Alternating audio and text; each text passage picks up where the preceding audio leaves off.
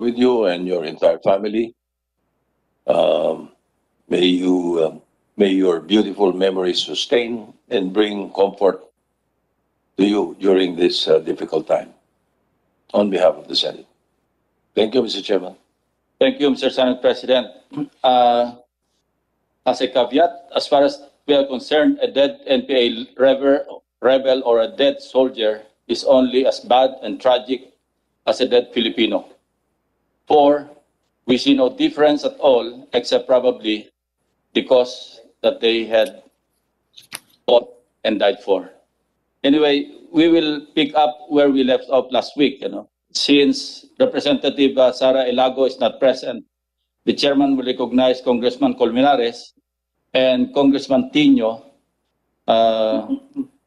But first with a question, because this was left hanging, or this still hanging. There were allegations made by some resource persons, particularly the rebel returnees, Miss Ivy Corpin and Joy Sagino. He is not around, he's not present. Okay.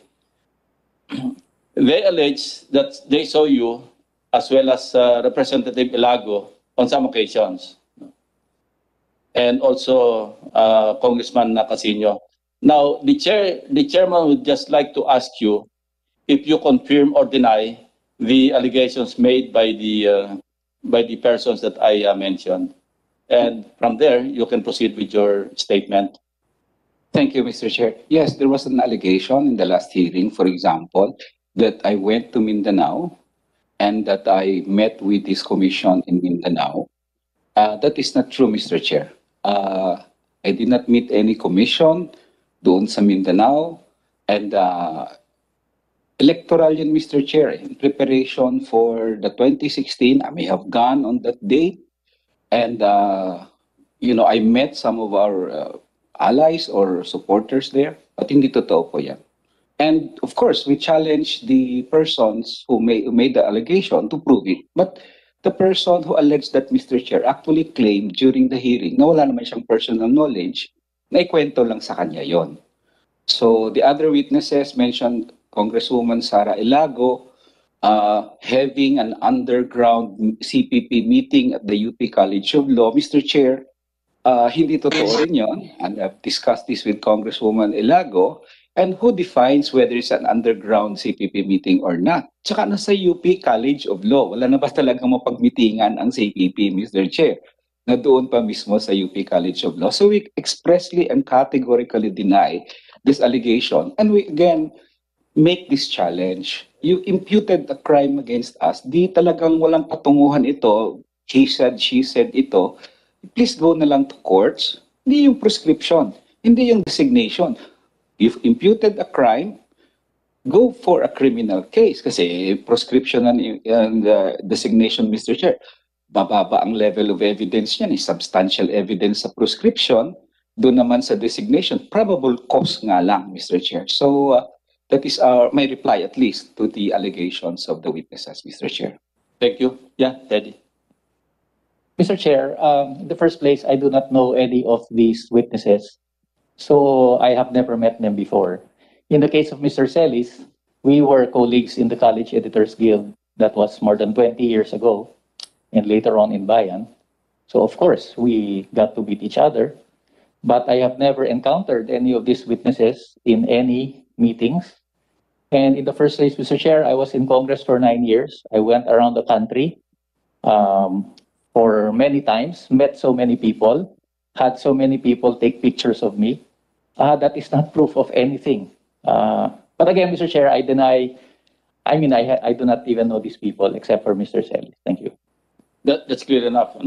It's unfortunate na wala rito si Representative Lago because ito yung sa TSN, and just for the record, November 24, 2020, 2:04 or 2:04 p.m. Ito yung portion lang. So, portion ng testimony ni Mr. Joy Sagino or Saglino. On the right side also, Mr. Chairman, that was January 2018, I was with Representative Sara Ilago. So the activity that time, Mr. Chairman, is the Kabataan Party List aims to conduct a student consultation of the students and student publication of Cotabato City State Polytechnic College. So that time, Mr. Chairman, I was there. I was with Congresswoman Sara Ilago. Also at the middle is Angelica Reyes, the National President of Kabataan Party List. At the back of the car, Mr. Chairman, were cadres of the Communist Party of the Philippines operating in Cotabato City, and so forth and so on. So, yes, you may now proceed. Oh, it's my turn, Mr. Chair. Salamat, Mr. Chair, and thank you for the opportunity. But later, pagka si Congresswoman Ilago would be willing to be at least virtually present, she can refute or reply to this allegation. Yes. But yes, Before answering, before my statement lang, Mr. Chair, pictures kasi, Mr. Chair, if you're running for an election, you have pictures eh. For a witness to say, oh, these are CPP cadres, parang leap of conclusion yan, Mr. Chair. But in any case, maraming salamat, Mr. Chair. At magandang umaga po sa ating SP President, kay Senator Ping, sa ibang mga senador na nandirito ngayon sa defense sector, Mr. Chair. Magandang umaga led by Secretary Lorenzana. Magandang umaga po sa inyong lahat.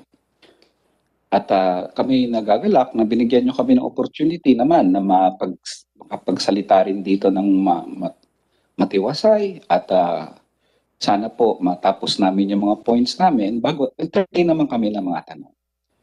Ang sabi po ng mga biktima dito, red tagging ito. Ang sabi ng NTF-LCAC, hindi, truth tagging ito. Ang problema, Mr. Chair, is this. Ang katotohanan, ang truth, pinapatunayan mo yan sa ebedensya, sa testigo mo at sa dokumento mo. Ngayon, matindi at effective yung aming rebuttal sa mga witnesses nila at dokumento. At dahil doon, nag-shift po sila doon sa belief namin. Do you condemn? Do you not condemn? Mr. Chair, it is about our political beliefs. Hindi naman pwedeng ikulong yung tao kung iyon ang paniwala niya. Halimbawa, Mr. Chair, condemn the armed struggle. Kung ang tingin namin as a matter of belief and principle, ang aming belief, ang armed struggle is a legitimate option of the Filipino people or any peoples around the world na recognize siya ng international humanitarian law. Recognize mismo yan ng Philippine government, Mr. Chair, in the Karil. So, yan ang opinion namin. It doesn't mean na kung may ganon kaming political beliefs, CPP front na kami, CPP members na kami. Halimbawa, Mr. Chair, merong mga tao na ayaw kondinahin ang RAM nung panahon ng martial law dahil tingin nila legitimate ang issue ng RAM, legitimate ang mga dahilan kung bakit nagkaroon ng armadong aklasan sa panahon ng martial law. Does that mean member sila ng RAM? Does that mean nag-conspire sila to oust a president? Hindi Mr. Chair eh.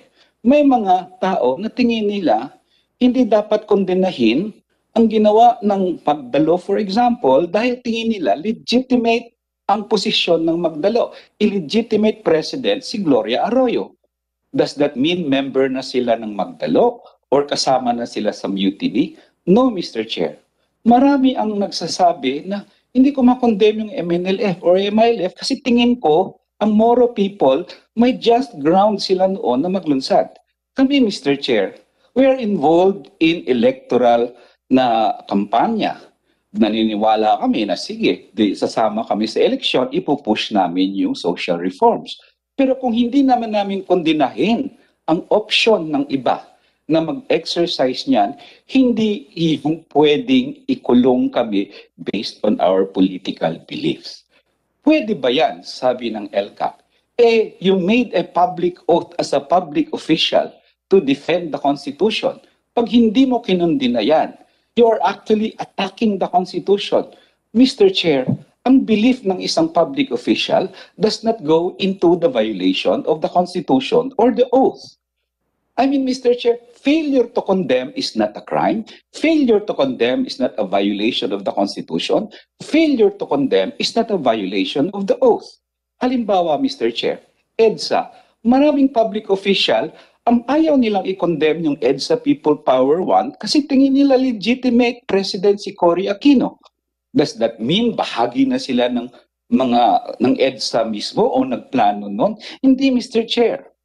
Makabayan, dinidefend namin ang konstitusyon, Mr. Chair. Ilang tsa-tsa na yan ang niratsyada nila sa Congress. Nilalabanan namin yan kasi tingin namin ang tsa-tsa na yan ay magbabaliwala sa napaka-importanteng mga probisyon ng konstitusyon. Ilang beses na kami nagsampa ng impeachment complaint sa mga presidenteng tingin namin nilapastangan ng konstitusyon. Kaya mahirap kaagad mag-conclude ang NTF-ELCA na porket ganon ang paniwala namin, ay they should send us to prison. The Constitution says political beliefs cannot be a cause or a ground to imprison anybody. I-believe niya yan ngayon, Mr. Chair. Naribat na namin yung political belief, sabi nila, may mga witnesses kami na nagsasabi na miyembro sila ng mga CEGP halimbawa, tapos nagre-recruit sila for the NPA. Mr. Chair, karanasan nila yon.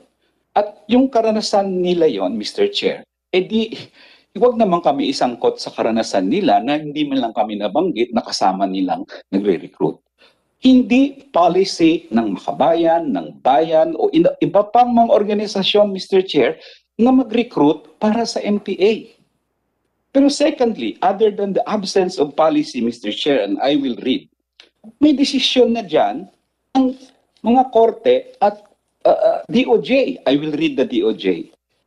Sabi ng Department of Justice nang dinismiss itong same allegations, same witnesses, same documents, ang sabi ng DOJ, in fact, their allegation that an akbayan recruits minors to become members of the CPP-NPA remained unsupported by any evidence and would not suffice to determine the existence of probable cause.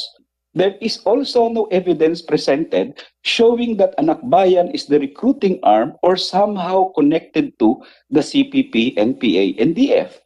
The DOJ also said the complainants failed to present any evidence that would connect the respondents to CPP-NPA.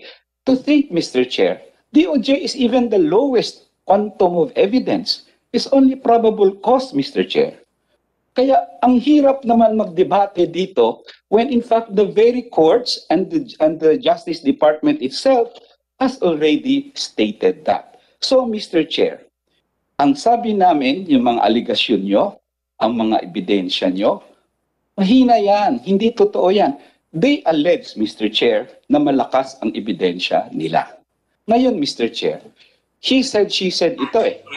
Sabi namin, mahina, sabi nila malakas. Kung tingin nila po malakas, saan tayo pupunta dito? Hahayaan na ba natin silang mag-red tagging? Just because they insist that their evidence is very, very strong, Mr. Chair? Of course not. There is no occasion, Mr. Chair, when red tagging can be allowed. If you really think na mas malakas ang ebidensya mo, go to courts. Go to the courts, Mr. Chair. At ang challenge nga namin sa ila, you imputed the crime, you file a criminal case. Prescription lang ang aming kaya. Mahirap yon kasi mababa ang level of evidence doon. How can you insist that your evidence is strong when the Senate Chair himself asked them, Colonel Monteagudo, and he was asked, bakit daw hindi kayo pumupunta sa korte? We're building up a case. My God, Mr. Chair, i-red tag mo as if Bible truth ang sinasabi mo, pero nagbi-build up ka pala ng case. So, Mr. Chair, ito ngayon yung problema natin. Kailan pa papayagan talaga ang red tagging? Sa aming pagtingin, Mr. Chair, there's no occasion na you allow it, Mr. Chair. Walang standard, walang arbitrarya, kahit sino pwedeng i-red tag nila based on their belief na may evidence. Ang problema, Mr. Chair, they insist dito sa Senado, ginagamit nila ito to red tag us further. Kami na nga na biktima, kami pa yung binibira nila dito. Dapat nang tanong namin sa kanila, totoo ba yung truth tagging ba ito, yung sinabi nyo, na yung Swedish Red Cross, yung Oxfam International, ay CPP fronts? Yun ang tanong sa kanila, yung truth tagging ba ito, or kasinungalingan? Totoo ba ang sinabi nyo, truth tagging ba ang sinabi nyo na ang CPP ang Liberal Party at ibang mga oposisyon kasama doon sa House Duterte Red October plot. Yun ang tanong sa kanila. Totoo ba yan o haka-haka nyo lang? Ang tanong sa kanila, Mr. Chair, totoo ba? Truth tagging ba? Yung sinabi nyo, mga obispo na to, mga kung sino-sino, bahagi yan ng House Duterte Matrix. Pero ang gusto nila, Mr. Chair, hindi doon pupunta sa kanilang kiniklaim na truth tagging, kundi pupunta dito, kami na nga ang biktima, Mr. Chair. Tapos kami pa yung bibirahin nila dito sa harap ng Senado. So ang tanong, Mr. Chair, is this. Saan ang ending nito? Sabihin namin mahinang ebidensya, sabihin nila malakas. Pero ako, Mr. Chair, they have all the option. It's their right. Ang sinasabi lang namin, pero wag naman niyo ituloy-tuloy ang red tagging. Kasi kung nadidismiss ang mga kaso niyo sa korte, pwede, mahirap naman ito, walang patunguhan ito. So Mr. Chair, sa posisyon namin, there is no occasion that you can allow red tagging or anyone can allow red tagging, Mr. Chair. Ang red tagging hindi solusyon, Mr. Chair. In fact, para sa amin, Mr. Chair, ang solusyon nga dito dapat is yung tunay na kapayapaan. Peace process, Mr. Chair. With all sincerity, Mr. Chair, gustong-gusto ko nang malutas na yung ugat ng rebellion dito, yung kahirapan, yung injustice, para magkaroon tayo ng kapayapaan. Hindi yan masusog, red tagging, red tagging. Sige, nagtagumpay, halimbawa lang, nagtagumpay sila sa prescription, designation, so matatapos na ba ang gyera? Hindi, Mr. Chair. Kasi ang gobyerno mismo ang nagsabi, ang solusyon nito, i-address natin ang roots of the conflict. Kaya hanggat hindi ma-address yan, may rebellion talagang mangyayari, Mr. Chair. May patay sa mga sundalo, may patay sa mga NPA, at lahat tayo ayaw sana nating matuloy ang gyera dito. Gift po natin yan sana sa susunod na henerasyon na magtulong-tulong tayo para pag-usapan ang usaping pangkapayapaan, a just and lasting peace, Mr. Chair. Yun ang tingin kong solusyon at hindi yung red tagging, Mr. Chair. Maraming salamat po. Mr. Senate President is recognized. Mr. Chairman,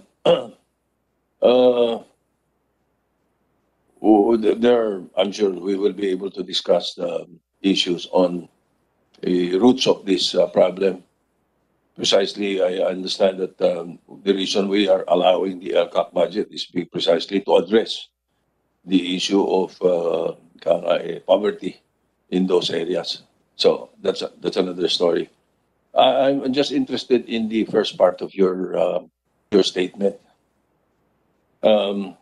Based on the statements, Mr. Chairman, there is a question begging to be asked.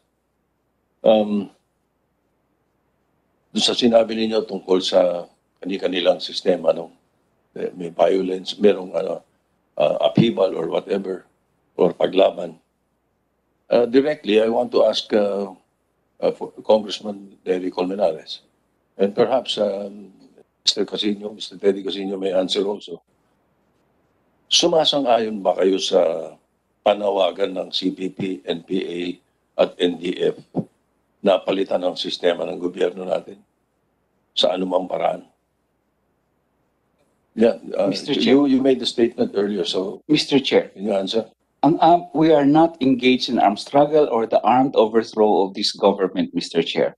We do not advocate that, Mr. Chair. Ang tingin namin sa eleksyon kami. Ngayon, may ibang tao, Mr. Chair, na ang tingin nila, only the overhaul of the entire system is the solution.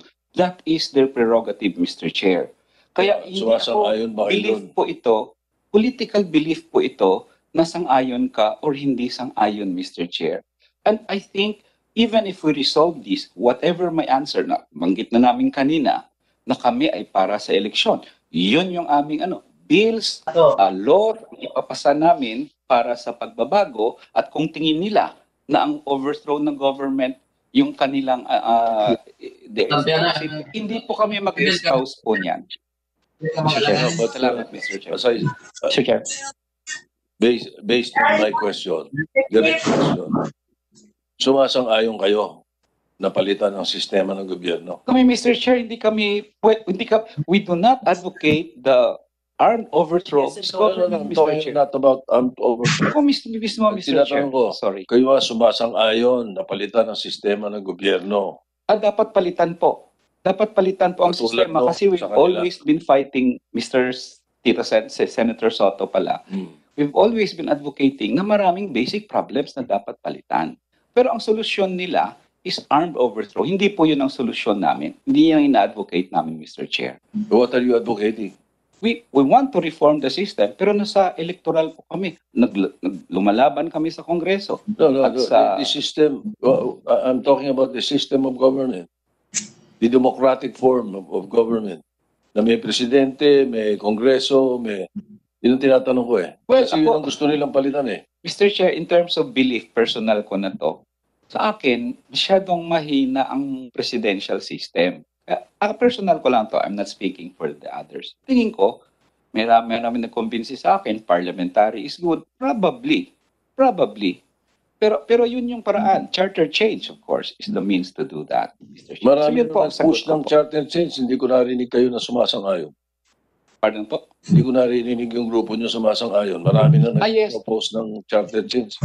Tama po, Hindi kayo sumasang-ayon. Senator SP, tama po. Kasi ang lahat ng chat-chat nila, kinakargahan nila ng self-serving provisions.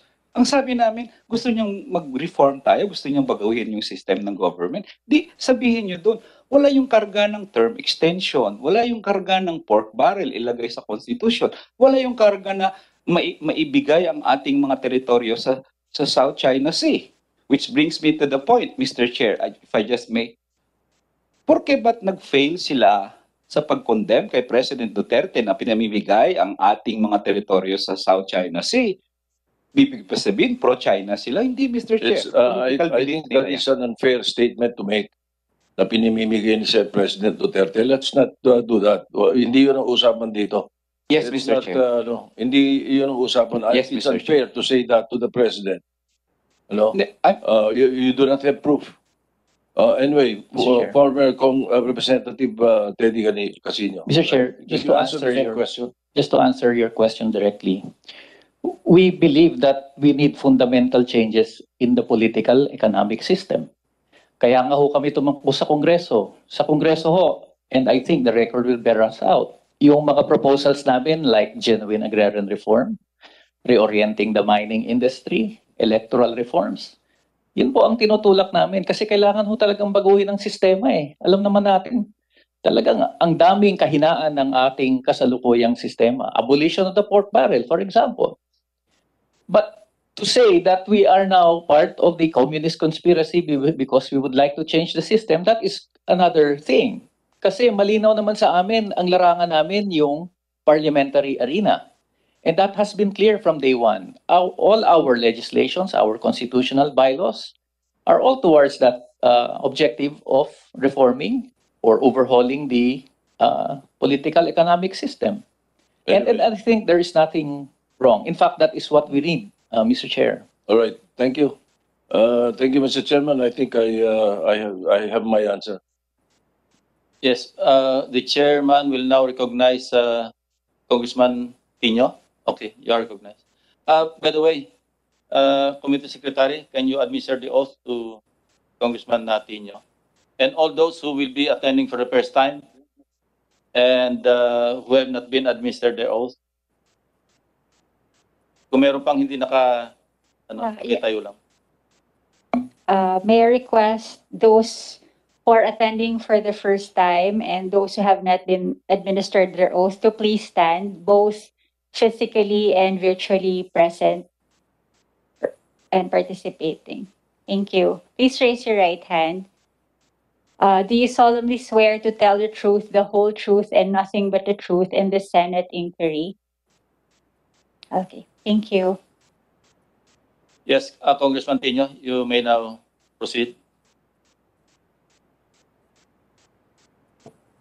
Maraming salamat po, Mr. Chair. Magandang umaga po sa inyo, sa Senate President at sa lahat ng narito. Humaharap ako bilang kasalukuyang Pangulo at dating kinatawan sa Kongreso ng ACT Teachers Party na kabilang sa Makabayan Bloc.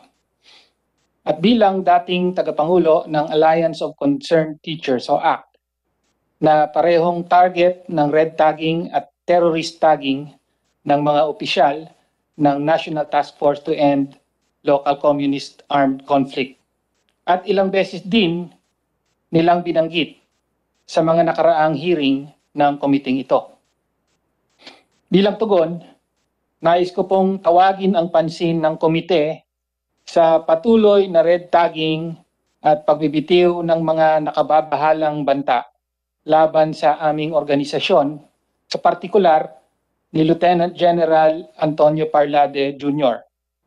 Sa isang artikulo na lumabas sa Manila Times noong November 26, 2020 o 2 araw matapos ang nakaraang hearing na pinamagatang Who Are Friends and Who Are Enemies of the State.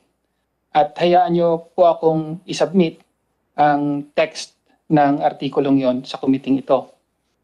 Una, sa artikulong ito, patuloy siyang nagbabato ng wild and baseless na mga akusasyon laban sa maraming mga progresibong organisasyon, ngunit magfo-focus ako sa sinabi niya tungkol sa ACT. Quote, "The NPA goons threatened the Department of Education as they recruited Association of Concerned Teachers members from among innocent teachers." Unquote. Hindi po NPA ang mga organizer ng ACT. Hindi namin kailanman pinagbantaan ang Department of Education at malaya at kusang loob na sumasapi sa aming unyon ang mahigit 100,000 mga guro at kawani sa sektor ng edukasyon sa buong bansa. Walang anumang ebidensyang inilatag si General Parlade sa kanyang aligasyon.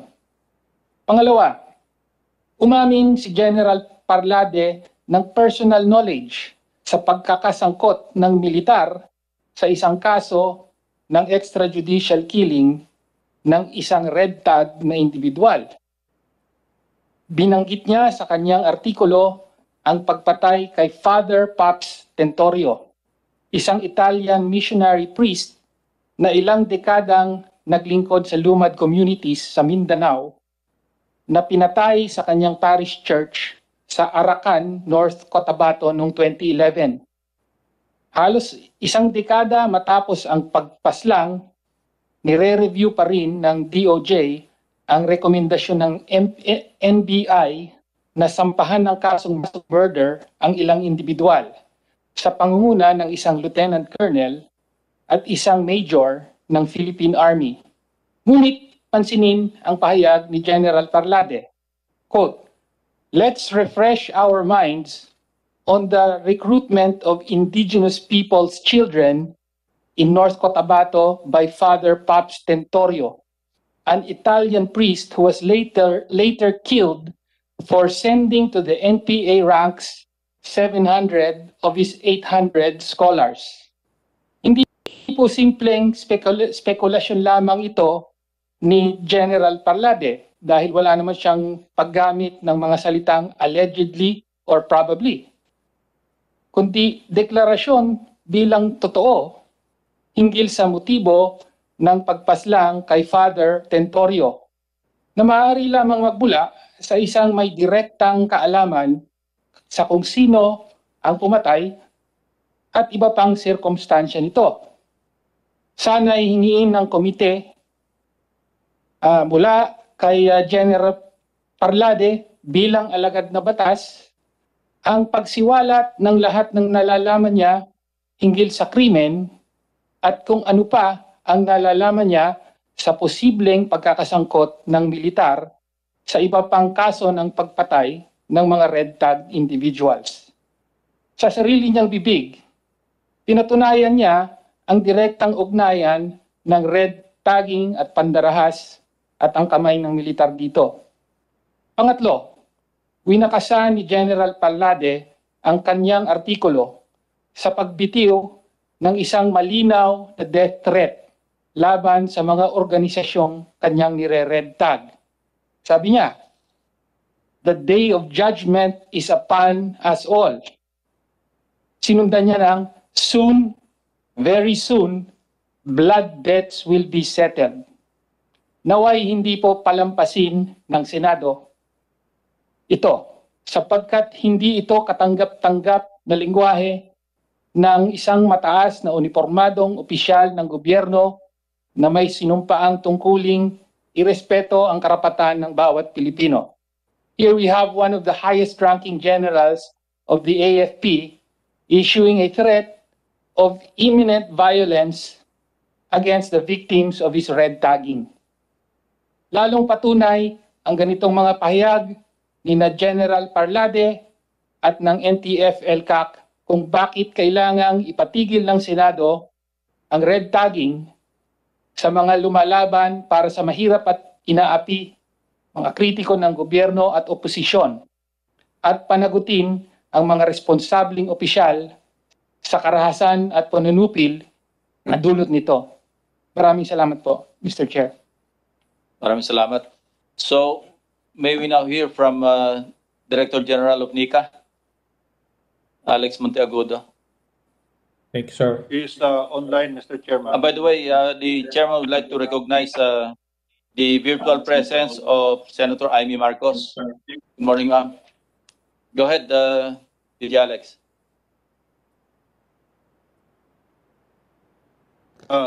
Mr. Chairman. is also online, Mr. Chair. Mr. Chairman, Senate President, honorable members of the committee, good morning. Before I proceed, may I request the chair's permission if we could offer a moment of silent prayer for two women, Miss Rochelle May Bacalso, alias Ruth and Justina Blate, and Jeveline Colamat, daughter of Representative Efia Colamat, who passed away over the weekend. Mr. Chairman, with your permission. Yes, the chair has your permission. May I request everyone to stand for a moment of silent prayer, Mr. Chairman.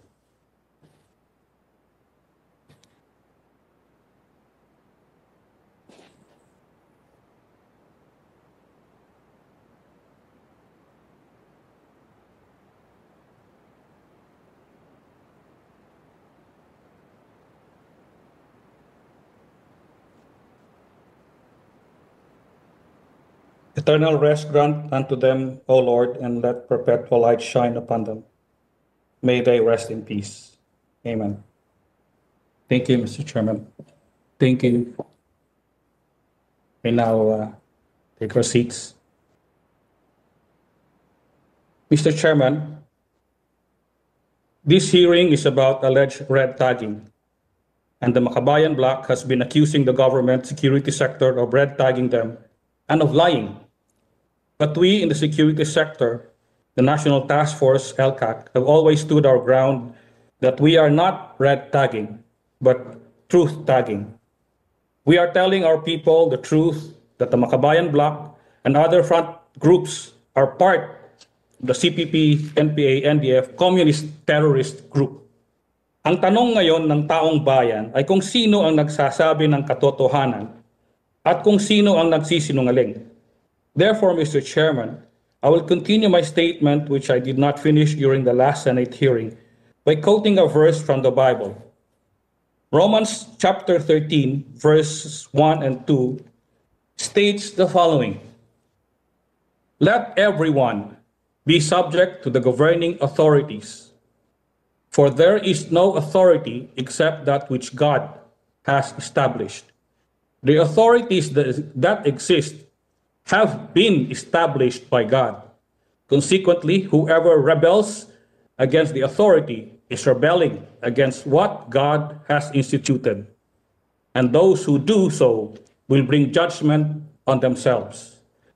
Sa ating pong sariling wika, ito ang nagsusulat. Ang bawat isa ay dapat magpasakop sa nakakataas na kapamahalaan, sapagkat walang kapamahalaan maliban doon sa nagmula sa Diyos. Ang mga kapamahalaang iyon ay itinakda ng Diyos. Kaya nga, ang sinumang sumasalungat sa kapamahalaan ay tumatanggi sa batas mula sa Diyos. ang mga tumatanggi ay makakatanggap ng kahatulan sa kanilang sarili. For us Christians, we hold the word of the Lord as written in the Bible as our gospel truth. It is our compass that not only guides us in the right direction, but enables us to see the truth from all the lies and deceptions around us. Yet, a Benedictine nun in the person of Sister Mary John Manansan claimed during the last Senate hearing that if Jesus were alive today, he would take action on poverty. Mr. Chairman, her words are not written in the Bible and is in fact derived from liberation theology, a Marxist interpretation of the gospel, which has been opposed even by the Vatican.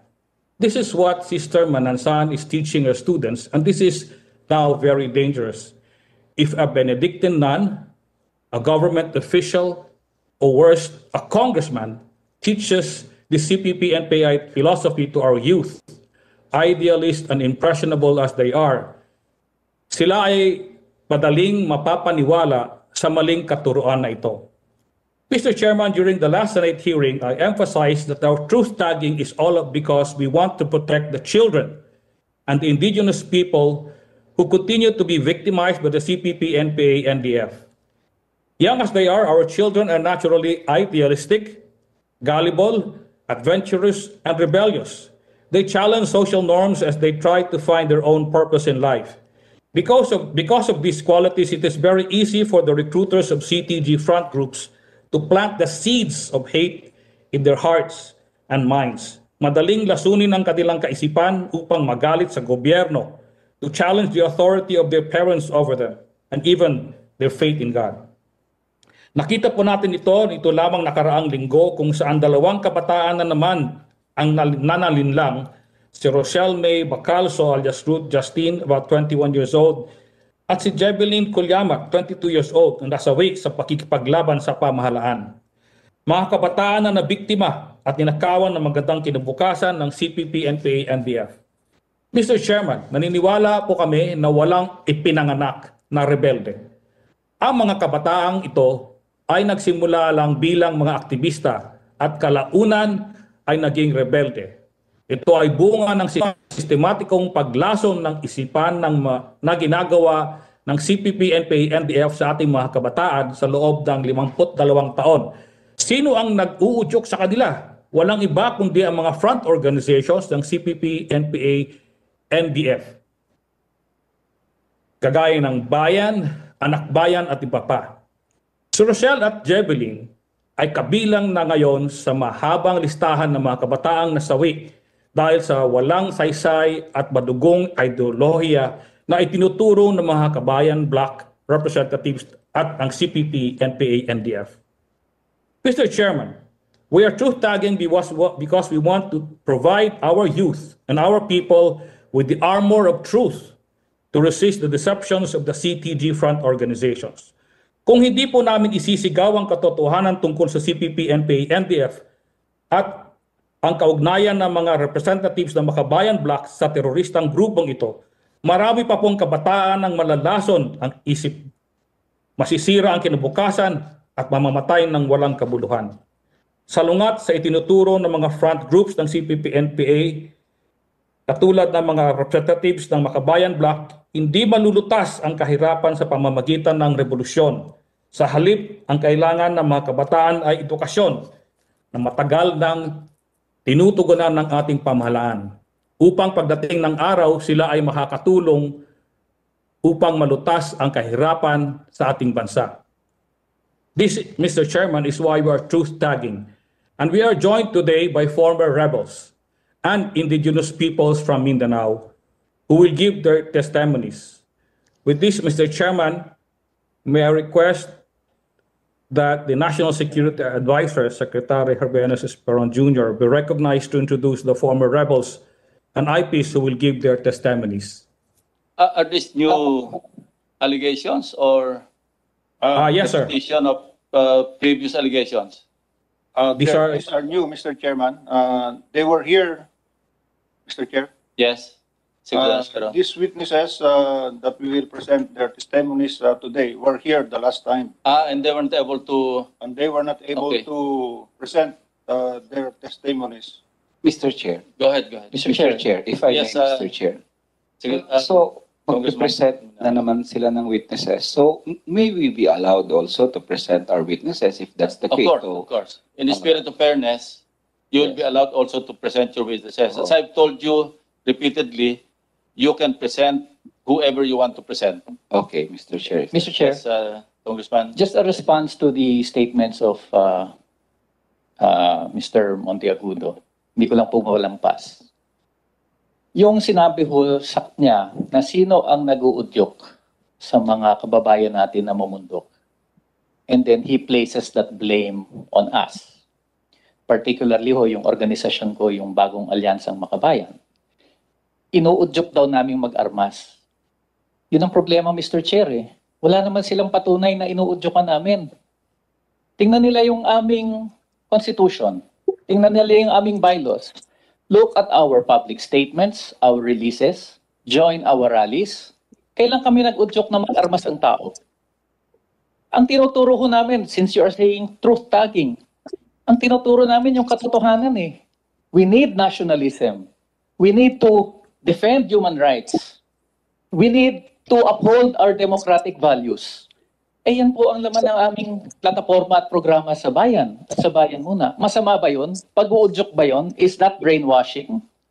Eh kung ganun ho, aba, malaki po ang problema niyan. Parang sinasabi niyo, wag na tayo magturo ng pagiging makabayan at pagiging demokratiko at pagtatanggol ng human rights dahil yung mga tinuturuan natin yan, eh namumundok. E tulad po ng nasabi ko, Mr. Chair, mas maraming membro namin ang hindi namumundok. Marami ho membro ng gobyerno eh. Marami hong League of Filipino Students, police ngayon. So, ano pong, bakit ho yung mga organisasyon namin ang inyong pinag-iinitan? Hindi nga kami nag-aarmas. Tinataniman nyo nga kami ng armas. And the problem, this is not just red tagging, Mr. Chair, as we have repeatedly said and what our witnesses have said the last hearing. Namamatay po yung mga miyembro namin dahil dito. Paghihinalaan, sisiraan yung pangalan. Tapos, mangyayari, patay na. Kahit mga abogado, mga human rights defenders like sila Sara Alvarez. Hindi ako nag-uudyok yung mga yan na mag-armas. The problem is, on the basis of their theory, without even presenting evidence, yun ang gusto nilang itanim sa isip ng publiko, mismong Department of Justice na nga ang nagsabi, wala namang kinalaman yung anak bayan sa pagre-recruit. Ni walang ebedensya, and yet they are here in the Senate. Ginagamit ho nilang plataforma ang Senado para magbato ng ganitong mga walang katuturan at walang ebidensyang statement. Show us. Sino bang NPA na-recruit ko? Sino bang na-NPA na-recruit ni Neri? Ni Congressman Tino? Doon tayo mag-usap, hindi yung magbabato kayo ng kung ano-ano. Mr. Chairman? Can you answer directly Mr. that Chair. question? Sino yung na-recruit na nilang NPA? For example, Congressman Colmenares or Congressman Teddy Casino or Congressman Tino. Can you name at least one NPA member na sila yung nag-recruit? Mr. Chairman? Very important. Mr. Chairman, the testimonies of our former rebels will show that there is recruitment by the organizations that they lead. And therefore, it may not be personally Mr. Casino or Mr. Colmenares, but it is their organization. And that is the subject of our presentations, which we have condensed into more or less 30 minutes for several witnesses, so that there will be clarity of recording, of documentation, instead of going through some So, statements Secretary that go Speron, on can and you on. state categorically before this committee na walang directly and personally ni-recruit sina Congressman Casino, Congressman Colmenares, and Congressman Tino, and si Congressman Zarate and Congressman Lago, wala silang directamenting na recruit na naging NPA? We have not alleged that, Mr. Chair, Okay. but we are saying that their organizations are recruiters. Yeah, that's clear enough. So, would you Mr. like Chair. to... Mr. Chair. In the last hearing, sinabi ni General Monteagudo, that Bayan has 2 million members. Yun ang problema. They allege that the organization itself is recruiting. Mr. Chair, assuming totoo yung sinasabi nila that we have 2 million members, Bayan muna has how many? Probably tens of thousands of members. Ibig sabihin ba yung mga miyembro namin, hinihinala nyo ng mga recruiter ng NPA? Is it just, is it fair for you to now allege that our members are NPA recruiters? Eh yun ang sinasabi nyo eh. Kaya nga sinasabi Mr. Chair, be specific. Do not make sweeping generalizations kasi delikado dyan yung mga miyembro namin eh. Si Sara Alvarez, pinatay na nga. Si Jory Porquia, pinatay. Mr. Chairman. They were Mr. not Chair. even given the chance to refute. Anyway, the point, Mr. Chair, is Okay. Precisely itong mga sweeping statements na ganito, na yung organisasyon nyo ang nagre-recruit, yun ang delikado because that tags every one of us. I'm going to that. Ano? I'm Thank you, getting Mr. there. Chair. Ang sunod na tanong, can you name any member or officer of their organization or organizations na directly nakapag-recruit based on evidence or testimonies na direktamentang nag-recruit para maging NPA? So anybody can answer? Yeah, Mr. Chairman. Probably I'll recognize first General Parlade, kanina pa tumataas ng kamay. And then after that, we will allow you to respond. Thank you for taking our response, Mr. Chairman. They have delivered 10 minutes each, and now we were ready to Pakisagot mo deliver. na yung tanong ko. Yeah, we were ready to deliver our 30 minutes testimonies with clarity. But since there are questions, Okay, thank you for General Parlade, you're recognized. Thank you, Mr. Chair, Mr. Senate President. First of all, yes, we categorically say that we have Gabriela coordinator who has directly recruited at least 5. Yeah, can you name NPAs. names? Yes, Mr. Chair, Rina Kalintang. In fact, she has been waiting for her turn to be interviewed. She will be interviewed later, if you allow, including the recruitment of her son. So later we'll hear about her. Secondly, ebedensya ang hinahanap. Documented po. Documented ang sinasabi nating 5 taong programa ng CPP 2016 up to 2021. Ano po ang nakalagay doon? Babasahin ko, Mr. Chair. And I hope Nika has already received this document because we have sent this to the office of Nika and NTF LCAC. Nakalagay dito, 6.1, paragraph 6.1, 4.3. Palakasin ang kampanya sa hanay ng mga aktivistang estudyante at na pumunta sa kanayunan at sumapi sa hukbong bayan. Napakalinaw, sir. Napakahaba nitong dokumentong ito. Mauubos yung oras natin. But it is a direct... Mr. Chair, that is the CPP. That is not Bayan. That is not us. Yun nga ang problema eh. Dokumento ng CPP. I'm sorry, Mr. Chair. I'm not finished. Our presentation. Yes, I'm not finished, Will you Mr. please allow our Chair. presentation? we'll recognize you Mr. Chair? later, Congressman. This is the whole point. A while Right. ago, Let him Connect finish them, first. Mr. Chair. A while ago, Mr. Chair, if I may be allowed to finish. A while ago, may mga sinasabi si Mr. Tino and si Congressman Zarate na sinabi kong NPA organizer sila. No, hindi po. At sinabi ko, at inamin ko na AFP ang pumatay kay Father Pops Tentorio. Yun po ay salita nila. Walang nanggaling sa AFP. At blood deaths, of course, sinabi ko yun dun sa statement ko. Pero hindi ibig sabihin ng statement na yon na yung mga biktima ng NPA ay wala nang pwedeng gawin. Of course, pwede kayong kasuhan. Ngayon na alam na nila kung sino yung pwede nilang kasuhan. So we are not threatening, napapatayin kayo. No, interpretasyon yun na yun. And in fact, maybe this morning we will be able to call one of the Sparrow na nag-surrender na po sa atin.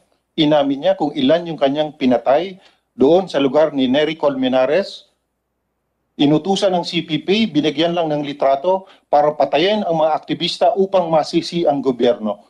Mamaya po, maririnig natin si James Durimon, aka Juros, siya po ay nakaantabay. Marami pa kaming ebidensya, pero ang sinasabi nila, ebidensya doon sa DOJ, hindi po yun ang pinag-uusapan natin. DOJ, matagal na yung kaso na yan. Eto ngayon ang ebidensya. Bakit hindi pakinggan ang ebidensya nitong mga former rebels na ito na nasa harap nyo? Kaya ang hindi ko po maintindihan, Mr. Chair, bakit pabalik-balik doon sa desisyon ng DOJ, samantalang eto, statement ito ng mga former rebels na nandito ngayon, naririnig nila, and yet bingi sila. Ayaw nilang tanggapin na ito ay mga ebidensya. Yun lang po muna, Mr. Chair. Ang dami pa nating ebidensya, ang dami pa nating pwedeng iwalat, pero palagay ko bingi ang ating mga I will nandito ngayon. recognize first Undersecretary Badoy, and after her, we'll get back to the three congressmen, former congressmen. Yes, Yusek. Mr. Chair, ang selan-selan nila sa karahasan daw, kunyari, di ba? Mga human rights violations at saka offended sila sa term na black threats. Pero hindi nila makondena ang karahasan ng NPA. Hindi sila offended doon. Ha? Bakit ganon, Mr. Chair? Di ba?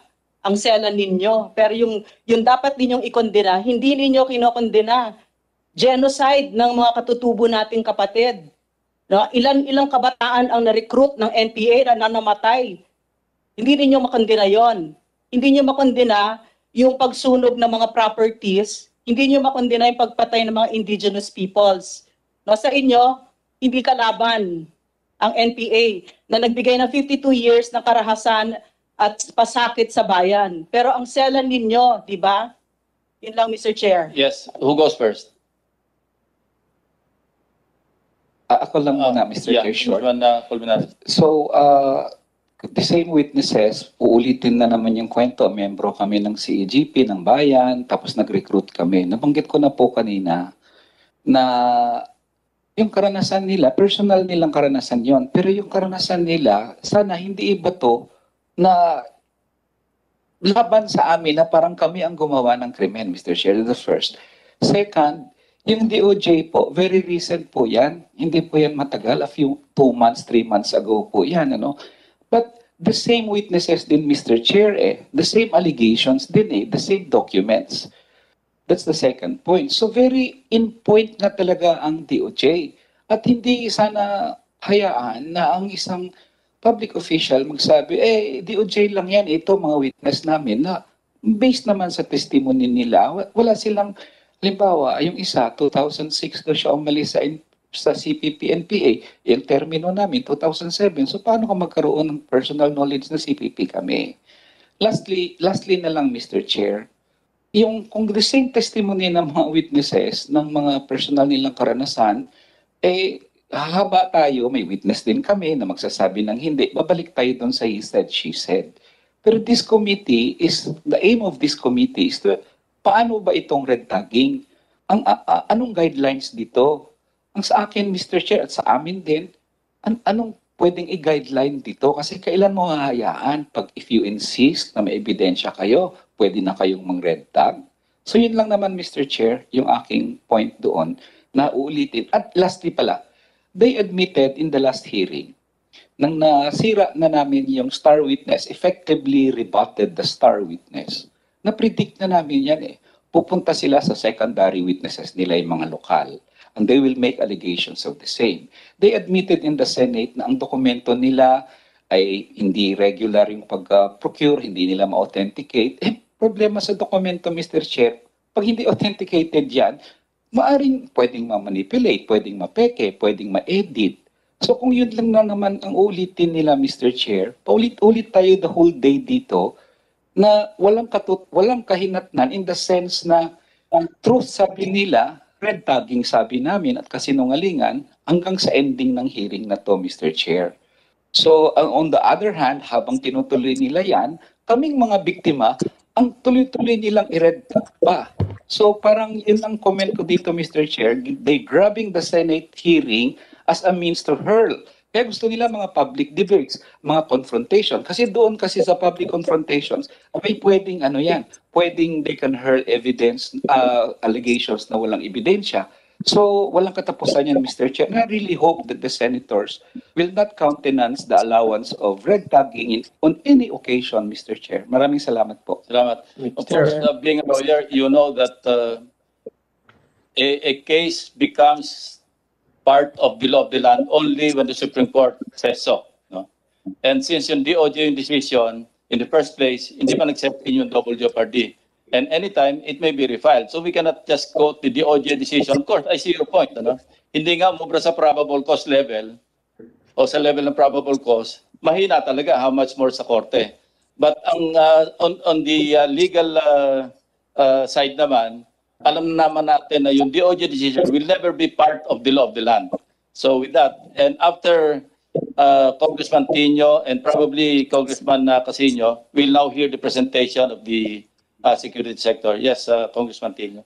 And just a reminder, no, if you want to be recognized, just raise your hand. Don't just butt in. Okay, thank you. Thank you, Mr. Chair.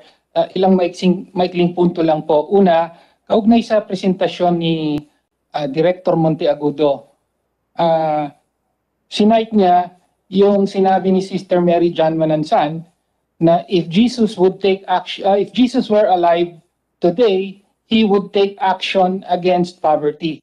No? Na ako nung napakinggan ko at siguro hopefully tayong lahat, walang controversial doon, no, to take action against poverty. And yet, pansinin niyo po, ang ginawa ni Director Monteagudo, sabi niya, yung statement ni Sister Mary John Manansan na yun, patuloy na liberation theology ito at nakaugnay na ito sa pagpapabagsak ng Estado. Nakikita niyo po yung lukso na ginagawa. At yan nga po ang problema namin sa red tagging na ginagawa ng NTF-ELCAC. Magsalita ka lang tungkol sa mga tunay na issue na kinakaharap ng maraming Pilipino, kahirapan, ay komunista ka na, terorista ka na. No? Kaya po, umaasa kami na pipigilan ng committee ito o titindigan committee ito para sa pagpapatigil ng ganito ka-irresponsable at delikadong mga pahayag ng mga opisyal ng NTF-ELCAC. Ano ba naman po ang problema sa Jesus would take action against poverty? No?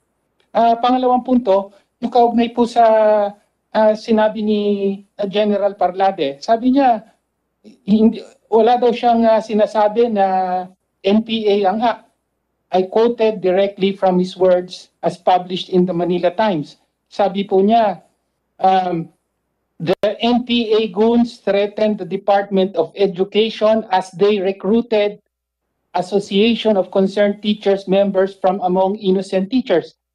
Ang sinasabi po niya, yung mga organizers ng act ay NPA at nananakot sila sa DepEd para makapag-recruit ng mga miyembro ng act.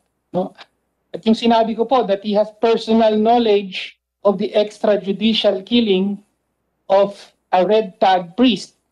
No? Sa kanya po nanggaling, sabi niya, and I hope this will be pursued. And Father Paps Tentorio was later killed for sending to the NPA ranks 700 of his 800 scholars. Those are his exact words. Paano niya nalaman yun? Paano niya nalaman yung motibo nung pamatay? Masasabi lang niya yan kung kilala niya yung pumatay. At ba sinabi kong may alam siya na militar ang nasa likod nito? Paano po yung NBI ang nirecommend nila na sampahan ng kaso kasama po ang isang lieutenant colonel at isang major ng Philippine Army? No? So, sana po, yan nga po ang yung mga nakaraang testigo na pinasalita po namin sa komite, yung nga pong sinasabi nila na may pattern po na ang militar nagre-red tag tapos may mga kaso na yung mga nire-red tag napapatay, pinapatay. And here is an instance where the statements of General Parlade seem to prove that point, Mr. Chair. Congressman Teddy, are going to say something? Then after Congressman Casino, you will now proceed with your presentation. Just a matter of procedure, Mr. Chair. If the state security sector will be presenting evidences, we also have some videos that were sent by. Definitely. I told you earlier that you are allowed and you are free to present anybody, whoever, na gusto niya i-present. Paano po ba ang sistema? Is this one after the other, or are like the last time they were given? Well, as long as it's some time related then and given? you are refuting the allegations made, then you'll be allowed to present your side. Fair is fair. In the same manner that you are now being allowed to refute them, and in the same manner that they were allowed by the chair, by this committee, to refute what you said. Because not all our witnesses are available online. Okay lang. Yung iba nasa probinsya kasi, so nag-record na lang sila. So, Anyway, when they're online, makikita naman sila sa screen din eh. kaya nga po, yung mga nag-videos po, can we just, how do we present that in the course of the hearing, or will we be given some time to It's up to you. to show it? If you will ask for another hearing just to present your witnesses, the No, just- committee will. Yes. In the Ngayon same po, hearing? dahil- Yes. Yes, because Yes. I already submitted the videos to the secretary, Okay. Mr. Chair. So, So, Secretary Esperon, are you ready with your presentation? Yes, Mr. Chairman, Go ahead. this subject here is on the matter of red tagging. We have always emphasized that we have not been red tagging them because they are red tagging themselves. Starting with the video clip, as we have shown, where Jose Maria Sison identified the organizations that are with them in what they call the National Democratic Revolution. They have also been red tagging themselves in gatherings, one of which was the International League of People's Struggles that they conducted in Hong Kong. They were all there, the organizations that we have been identifying as part of the CPP-NPA-NDF complex. And so these recordings that we will now present for clarity, Mr. Chair, will present Mr. Noel Legaspi, who will explain part of the organizational structure of the CPP-NPA. We have also testimonies from Lolita De Jesus about the Gabriela and Anak Pawis. For the Alliance of Concerned Teachers, we'll have Ibeline Corpin. And for the Kabataan, Mr. Joy James Sanguino, who is online, but as I said, this will be all pre-recorded. We will also have the testimony of Dato Limo Omos on the exploitation of IP communities to solicit funds from foreign funding agencies by CTG funding organizations. And finally, for this run, for this section, we will have Ruben Guevara, Ruben, a founding member of the CP of the Communist Party of the Philippines, who will also give a short testimony on the Communist Party of the Philippines. Mr. Chair, we would like to start with Mr. Noel Legaspi. We would like to share the screen now. Thank you.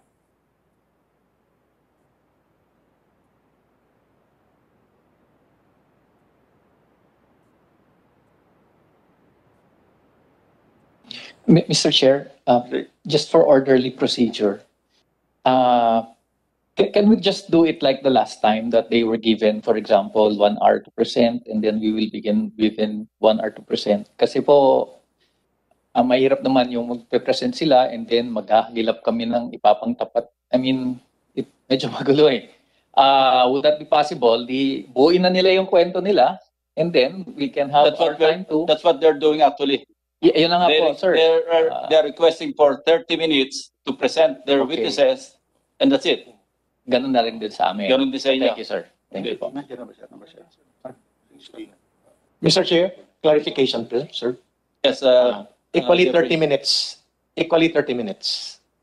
Not necessarily, not necessarily. Not necessarily, Mr. Chair, not necessarily 30 minutes, but because we thought that you will be... Unlike last time, we have all day, you know. Okay. Wala kasing session, mami, ang 3 o'clock.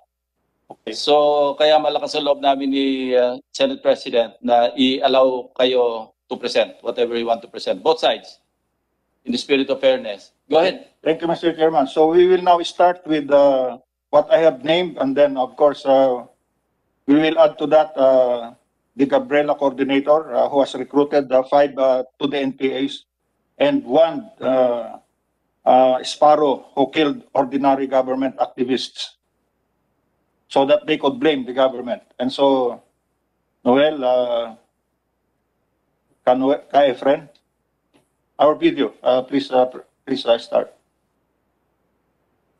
Very concise, very ano po itong mga nauna. Then we will go to the to those who will testify online.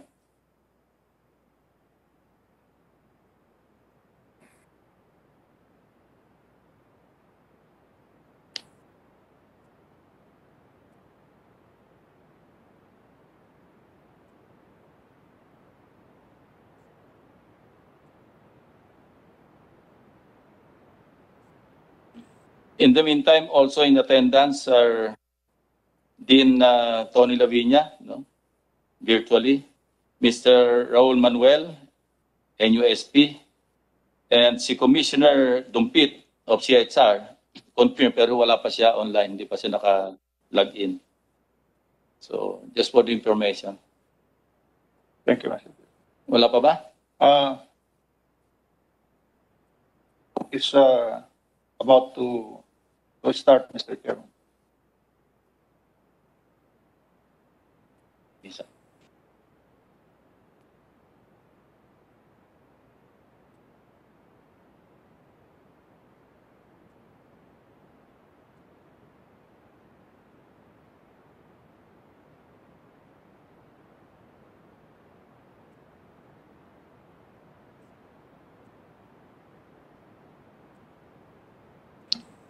Mr. Chairman, Yes. Yeah, sige. if the technical preparation of the Senate committee is yet underway, may we request to rebut on regarding the question that you have provided, asking us, kami sa nang sasagot doon eh, sino bang nirecruit nila at saan sila nang nirecruit Go ahead. habang nag-aantay. While hihinto ka lang pagka ready na tong video. Yes, okay, Mr. Chairman. Mga kababayan, Mr. Chairman, Mr. Senate President, hindi po totoong hindi involved si Teddy Casino, si Antonio Nino at si Nery Colmenares sa underground movement. Si Nery Colmenares po, hindi pa siya congressman, ay na-meet ko na siya sa Iloilo City 2001 April. Kasama po si sa Toro Campo at si Teddy Casino. Hindi po yun meeting ng Bayan Muna lang. Meeting yun ng Regional Urban Party Committee para pag-usapan ang pag-prepare para sa Bayan Muna. The first na pagsali sa eleksyon. Alam ko ang lugar, saan, ang training center, 3 sila. Ang pinag-uusapan at ang meeting mga underground personalities at mga open personalities ng bagong alyansang Makabayan. Because the chapter converted... Can you provide the details now? Sir? Can Yeah. you provide the W's? Yes, sir. W's now, right now. Yes, sir. Kasi you're making a serious allegation. Yes, very serious, sir. Yung when, where. Yeah. O sige. It's in middle of April, sir, before the Earth Day celebration. I cannot forget that time. Si Nery Colmenares ay speaker... April of what year? 2001. Si Nery Colmenares ay speaker, lecturer, tungkol sa propaganda operations sa Saan pagbubuo dito? ng Saan? alliance. Where? Iloilo City, sir. Where? In the city. Alam ko, sir, itatanggi na may-ari na ito. Hindi siya kasi involved. Don't assume that. Where in Iloilo City? In Arevalo, sir. Arevalo, Daroca Training Center. Alam mo, these are details of the truth Yes. that will test your credibility. Kasi Yes, sir. pag sumablay ka rito, bagsak yung credibility mo. Yes, sir. Tumama ka, bumbo yung credibility mo. Yes, sir. Kumpletuhin mo yung 5 W's. Yeah. Sige. Yes, sir. Daroca Training Center, Iloilo City, Arevalo. It's the favorite venue for underground gatherings because ang venue na ito ay tago at magandang venue. Nery Colmenares was there, Toro Campo and Teddy Casino. And they were there to meet the representative of CPP Regional Urban Party Committee in preparation for the electoral campaign design kung saan ang mga chapters ng bagong alyansang Makabayan at mga organisasyon nito ay itatransform ayon sa dokumento at directive ng CPP na i-transform to become chapters for the electoral machinery. So that meeting is not Bayan Muna meeting. It's a meeting of the Regional Urban Party Committee. Eric, baka deliberately dinidelay nyo yung preparation of video nyo. No, sir. Just go on, prepare it Sabi ko sa kanya, he should stop the moment the video is ready. Sir Chair, we will do that. Sige. Can I proceed, Mr. Chairman, Mr. Senate President? Tinatanong niya sino ang nag-recruit, sino man recruit niya. So of course, tama yung sagot kanina kasi ang recruitment namin ay organizational process. It's not an individual responsibility alone. But did I meet also Teddy Casino? Aside from the meeting in Arevalo, Iloilo City in 2001, meeting ng Communist Party ng mga kabataan pa kami. Yes, in Boracay. Nandun siya. That was a CGP convention. Ano ba yun?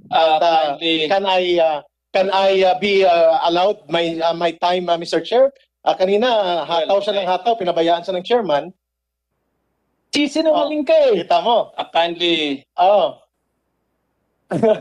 can we allow this, Mr. Chair? Congressman kasi. How can we allow this, Mr. Chair? Now you know, mga kababayan. Mr. Chairman, can I proceed? Teka, you provided the when, the who, Yeah. the where, Yes. yung how. Ito po ay pagtitipon ng mga propaganda officers, community organizers na sa ilalim ng Regional Urban Party Committee ng Communist Party sa Isla ng Panay. At ang representative doon ay si Teddy Casino, si Satoru Campo, at si Nery Colmenares. Saan pumasok yung recruitment? Ang recruitment pinag-uusapan doon, hindi lamang tungkol sa underground, kundi pagpapalawak ng alyansa. Ang recruitment, ang binabanggit doon is very clear. Kapag nagkaroon ng eleksyon, ang mass base ay dapat palalawakin natin. At gamitin natin ang eleksyon na ito bilang oportunidad sa tatlong pamamaraan. Pagpapalawak ng mass base, pagpapalawak ng underground, pagpapalawak ng alyansa. So what's wrong with that? Wrong ito, Mr. Chairman, dahil may underground recruitment ito. Ibig sabihin, ang kilusang lihim ng mga open organizations. How would you connect that to the recruitment para sumampa sa bundok para mag-NPA? The recruitment starts with the underground building. You cannot be recruited to the NPA, to the Communist Party, if you're not recruited into the underground component of the open So organizations. how many NPA regulars were recruited actually after that meeting? The NPA regulars, sir, will be waiting there in sa kabundukan, sa Tanong kanayunan. ko, ilan yung na-recruit on account of that meeting? Siyempre, sir, ang account of that meeting will proceed after ang implementation ng Ang meeting. tanong ko nga, ilan yung na-recruit I na can naging give the NPA? estimate, sir, based on my data, nung panahon na yon, hindi bababa po sa 100 ng mga kabataan ang na-recruit Can you name sa underground. Can you name Sa names? underground, sir, sa No, no, no, underground. no. Can you name names? Of course, sir, ang mga names na ito, sir, ay may mga pangalan kami, pero that is, may mga open names, may mga underground names. Kami po, sir, nag-operate. Ang tanong ko sa iyo, magbigay ka ng mga pangalan na talagang totoong naging NPA Opo, sir, may after that meeting. marami Or po, sir. series of meetings after that. Yes, sir, marami po, sir, nag-NPA. Wala pa ba to? Okay. Sige. Yes, sir, thank you, sir. Ito na. Okay. Okay. Ayan na, sir. Later. Thank you, sir. Ay siyang namumuno sa This Pambansa is now Demokratiko Manuel, friend. na may dalawang anyo ng pakikibaka. Pangunahin ay ang armadong pakikibaka at pangalawa ay ang parlamentaryong pakikibaka. Ito'y higit na maililinaw kung makikita natin ang kanilang operational at organizational structure. Ang CPP ay mayroong tinatawag na National Congress na kung saan ito yung highest decision-making body ng CPP. At mayroong itong Komite Sentral na kung saan sa loob ng Komite Sentral naririyan yung Political Bureau at pagkatapos sa loob ng Political Bureau ay naririyan ang Executive Committee o Komiting Tagapagpaganap. Ang Komite Sentral ay mayroong 4 na mayor na National Staff Organs. Ito ay kinabibilangan ng National Peasant Commission, National United Front Commission, International Department, at National Organization Department. Ang National Peasant Commission ay siyang namumuno ng mga magsasaka, indigenous peoples, fisher folks, at mga manggagawa sa agrikultura. Kaya kung titingnan natin sa mga magsasaka, naririyan yung KMP, sa indigenous peoples, nandyan yung katribo, sa hanay ng fisher folks ay pamalakaya, at sa hanay naman ng mga manggagawa sa agrikultura ay ang Union ng mga manggagawa sa agrikultura o UMA. Sa National Organization Department naman, ito'y namumuno sa 3 pang bureaus. Naririyan ang National Youth and Student Bureau na ito yung nangasiwa, namumuno sa kabataang estudyante, kung kaya't mayroong LFS, mayroong CEGP, mayroong NUSP, mayroong anak bayan, at mayroong kabataan party list. Ang National Organization Department din ang namumuno sa National Women's Bureau, kung kaya't mayroong Gabriela at mayroong Gabriela Women's Party. NOD din ang namumuno sa National Trade Union Commission, kung kaya't mayroong KMU at mayroong kadamay. Kaya yung mga nangyayaring okupasyon ng mga bahay na ginawa ng kadamay sa Pandibulacan, tiyak, mayroon pong order yan mula sa NOD sa pamamagitan ng National Trade Union Commission. Kaya yung proyektong okupasyon ay trabaho ng partido yan at ginagamit na makinarya ang kadamay. Ngayon, sa usapin ng alyansa, ang sumisentrong staff na organo ng Community Central ay ang National United Front Commission.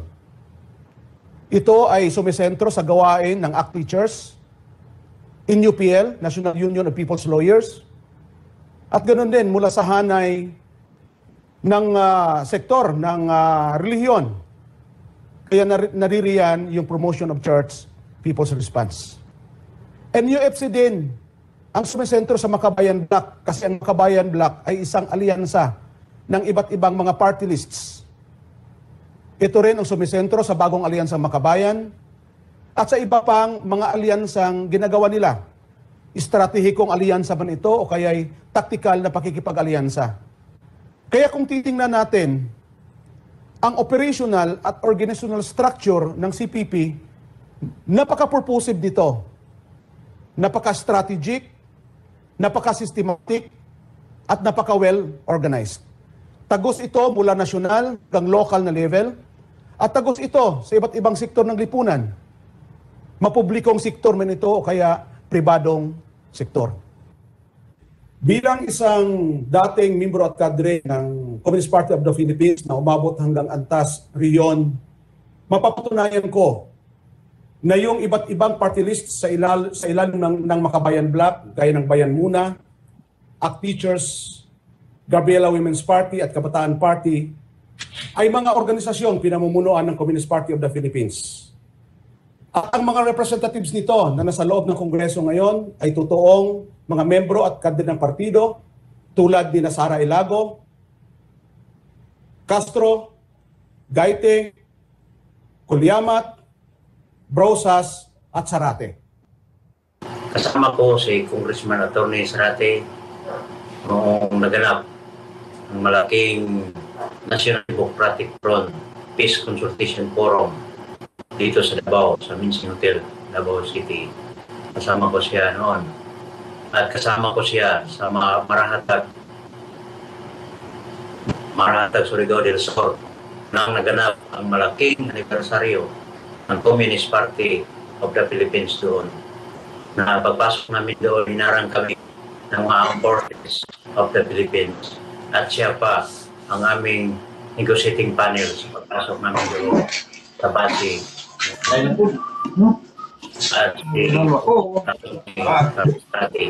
kasama video niyo pakibata na naganap ang malaking anibersaryo ng Communist Party of the Philippines noong December 26, 2010. At kasama ko rin dati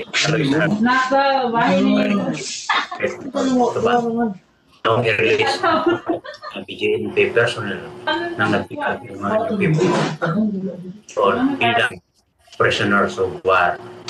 At kasama ko sa ibang mga forum si Congressman Sarate, mga peace forum.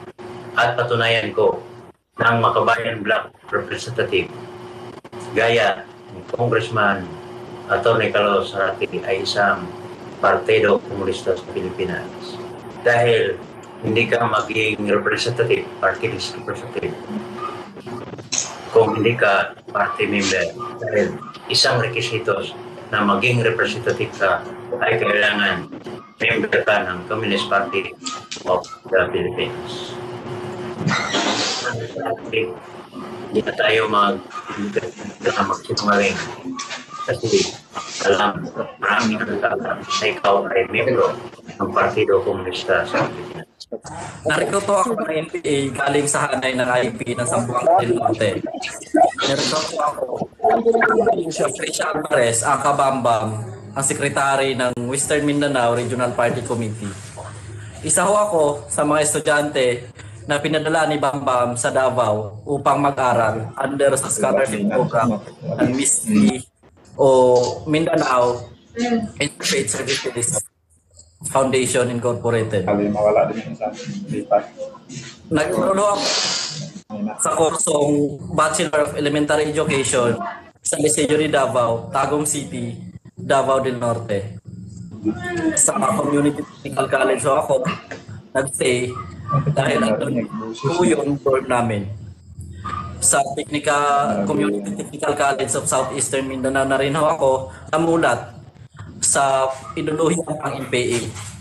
Doon na rin ako naging membro ng mga underground organization ng CPP-NPA gaya ng Kagoma o Katipunan ng Gurong Makabayan. Sa CTCS rin ako naging anak nakasapi ng Kilusan.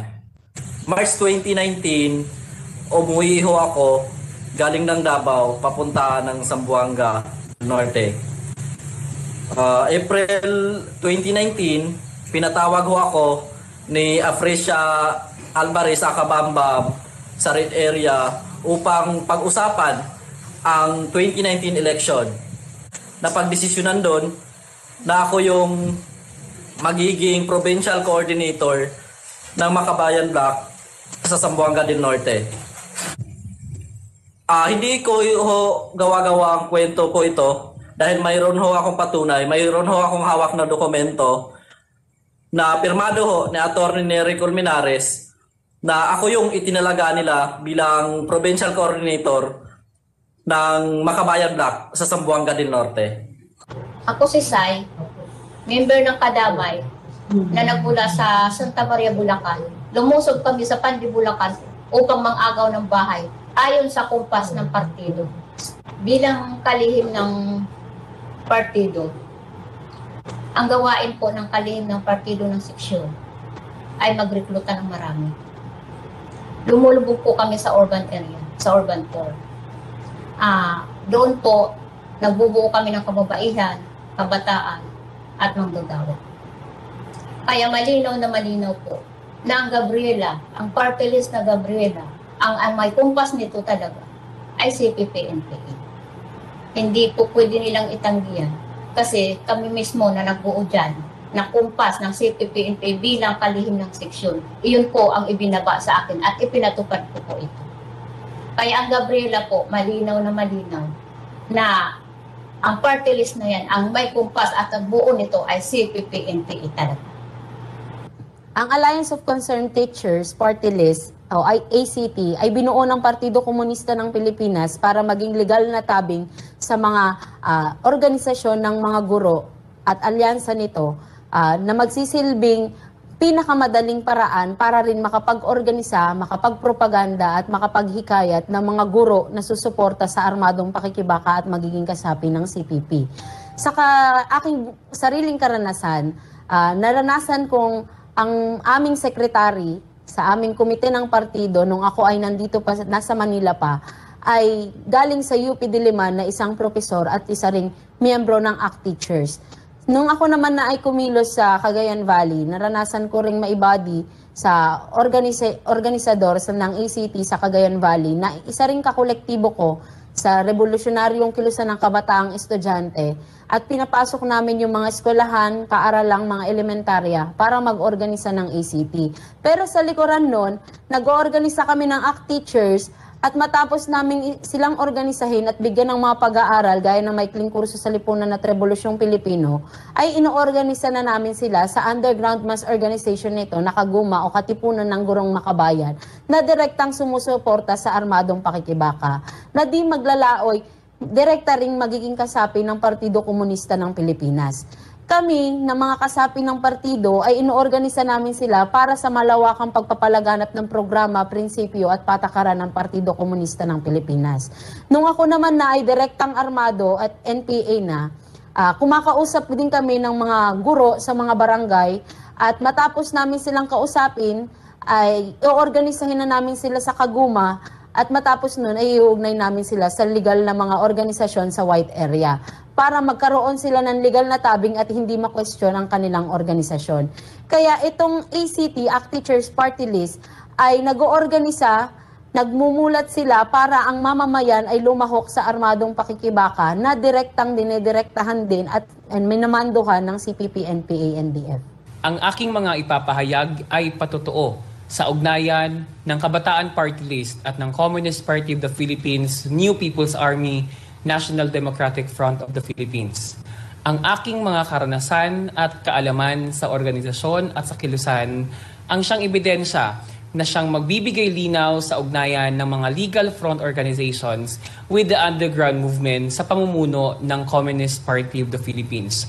Ako bilang dating leader ng Anak Bayan, leader ng League of Filipino Students at leader ng Kabataan Party List, kami noon ang nag-organize sa mga kabataan na sumapi sa aming mga legal organizations. At kalaunan, kami mismo ang pipili sa hanay ng aming kasapian kung sino ang pwedeng sumapi sa underground organization ng Kabataang Makabayan, kung saan kami ay nangihikayat ng mga kabataan at mga estudyante na sumapi sa New People's Army. At hanggang noon nga ay naging membro ako ng New People's Army sa Southern Mindanao Region. Ako ay naging secretary ng isang guerrilla front sa Guerrilla Front 20 ng SMR. Kami mismo ang direktang nag-oorganisa ng mga kabataan at mga magsasaka sa mga legal organizations gaya ng Anak Bayan, Comval Chapter, na kung saan nung nakaraang Senate hearing ay aking ipinresenta ang isang video ng Anak Bayan Comval sa loob mismo ng kampo ng NPA Guerrilla Front 20. At ang picture na kasama ko si Sara Ilago ay patotoo sa cooperation, coordination at collaboration ng Kabataan Party List sa ilalim ni Congresswoman Sara Ilago sa amin bilang mga kadre ng partidong kumikilos sa Cotabato City nung panahon kami ay nagkita at nagpulong at nag-usap noong January 2018. Kasabay din dito ang mga ebedensya, ang mga minutes ng mga meetings na aking nadaluhan ay aking sinumite sa Senate bilang patotoo at mga ebedensya na hindi pwedeng itanggi ng Makabayan Bloc, lalong-lalo na ng Kabataan Party List. Dahil uulitin ko po na ang Kabataan Party List kasama ang kanyang mga organizations gaya ng Anak Bayan, League of Filipino Students, CEGP, NUSP at iba pa. Sila po ay mga front organizations lamang ng Communist Party of the Philippines at recruiter ng mga kabataan para maging kasapi ng NPA. Ako po si Ann Magabin. Nalaman ko po na may Seanet hearing hinggil doon sa red tagging. At saka napanood ko yung nilalaman at statement ng magkabilang panig. Kaya na-encourage po ako na gumawa ng reaction paper based doon sa naging karanasan ko sa loob ng CPP-NPA-NDF. Ito po yung pahayag ko po, 4 na pahina po, at lalagdaan ko po ito mamaya. Gusto ko lang po ipaabot na ito ay voluntaryo pong ginawa. Wala pong humingi sa akin na gumawa ng statement doon sa sinasabi ng mga former rebels po. So ito pong statement ay karanasan ko po. At wala pong nagpilit sa akin na gawin ko to. So lalagdaan ko na po ngayon itong statement ko.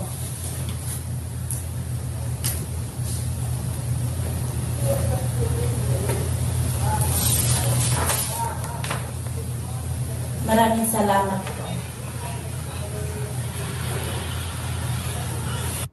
Mga kababayan, the Communist Party of the Philippines has left a broad trail of blood in the landscape of our land. Ito po ang pahayag sa isang column ni former Ambassador Rigoberto Bobby Tiglao na nagpapahayag ng kanyang mga naging karanasan bilang former cadre in the early 70s ng Communist Party of the Philippines himself. Napakahalaga po ng punto na ito para sa ating mga kababayan at buong sambayanang Pilipino. For the last 50 years, 50,000 buhay ang nawala dahil sa walang katuturan, walang katapusan, vicious cycle of armed violence na pinapakalat ginagawa ng CPP-NPA-NDF sa buong kapuluan natin. Malinaw na ang kanilang layunin ay hindi nagbabago. Sa pamamaraang nagkukunwari na gamit ang legal na mga organisasyon kunwari nila, including ang kanilang party list at ang kanilang armadong grupo na pinamumunuan ng Partido Komunista, ang NPA, malinaw mga kababayan na ang kanilang layunin ay ibagsak ang ating pamahalaan, isulong ang armadong tunggalian at dumanak ang dugo sa pamamagitan ng karahasan, aagawin ang kapangyarihan at itayo ang isang sistemang naglalayong palaganapin ng komunismo sa ating bayan. Very clear. Yan ang tinatawag na democratic revolution nila. Simply put, ito po ang sinusundan nila Teddy Casino, Sara Ilago, Carlos Zarate, Nery Colmenares, and the rest of the CPP representatives na pumunta sa kapulungan ng Senado only to bring lies and alibi and to continue the deception and manipulation. Ang kanilang paggamit ng sistemang legal, democratic process, ang pagpasok sa constitutional provisions and using all means that will appear legal habang nakatago ang kanilang sistema ng recruitment sa underground. Ito po ang napakadelikadong sitwasyon na sa matagal na panahon hindi na ibubunyag. Thank you sa kapulungan ng Senado. Ito'y nakikita ng buong bayan ngayon. Sapagkat ang underground building, ang pagbubuo ng linya ng NPA upang makakuha ng suporta mula sa urban areas, university, colleges, at maraming area pa sa mga sentrong bayan, itong tinatawag na red area, white area, red area interplay. Ang tawag sa prosesong ito ay revolutionary dual tactics. Iniikutan ng batas, binubutas ang batas, ginagamit ang batas upang pahinain ang ating pamahalaan, including ang pag-infiltrate sa ating opisina at mga bureaucratic processes, including Congress. Ang pagpapahayag na ito ng naming mga former cadre, former leaders, members ng CPP-NPA-NDF ay tatlong basihan. Una po ay lumalaganap ang pagdudugtong ng mga testimonya, preponderance of evidence, testimonial evidences. Buhay na patotoo sa direktang eksperyensya, paglalahad ng karanasan at pagdadala ng aming sariling mga dokumento na nakuha pa namin ng kaming kumikilos pa bilang leaders ng CPP-NPA-NDF. And ito po'y bahagi ng aming redemption. Pagtutuwid sa naging kasalanan namin kung bakit kami naglalantad, nagbubunyag at naglalahad. Samantala po, malinaw naman ang naging ginawa ng CPP-NPA-NDF. Ipinadala nila ang kanilang mga representante na nagkukubli at nagmamaskara sa party list. At ano itong ginawa nila dito sa Senado? Una, sinabi nila na hindi nila kayang kondinahin ang CPP-NPA-NDF dahil ito daw ay isang grupo na naglulunsad ng rebellion at hindi kriminalidad o terorismo. Mali. Whatever they say, ang pagsusulong ng armado at marahas na pagkilos ng mamamayan at pagpatay ng kapwa Pilipino at pagpapabagsak ng ating democratically established government ay isang krimen.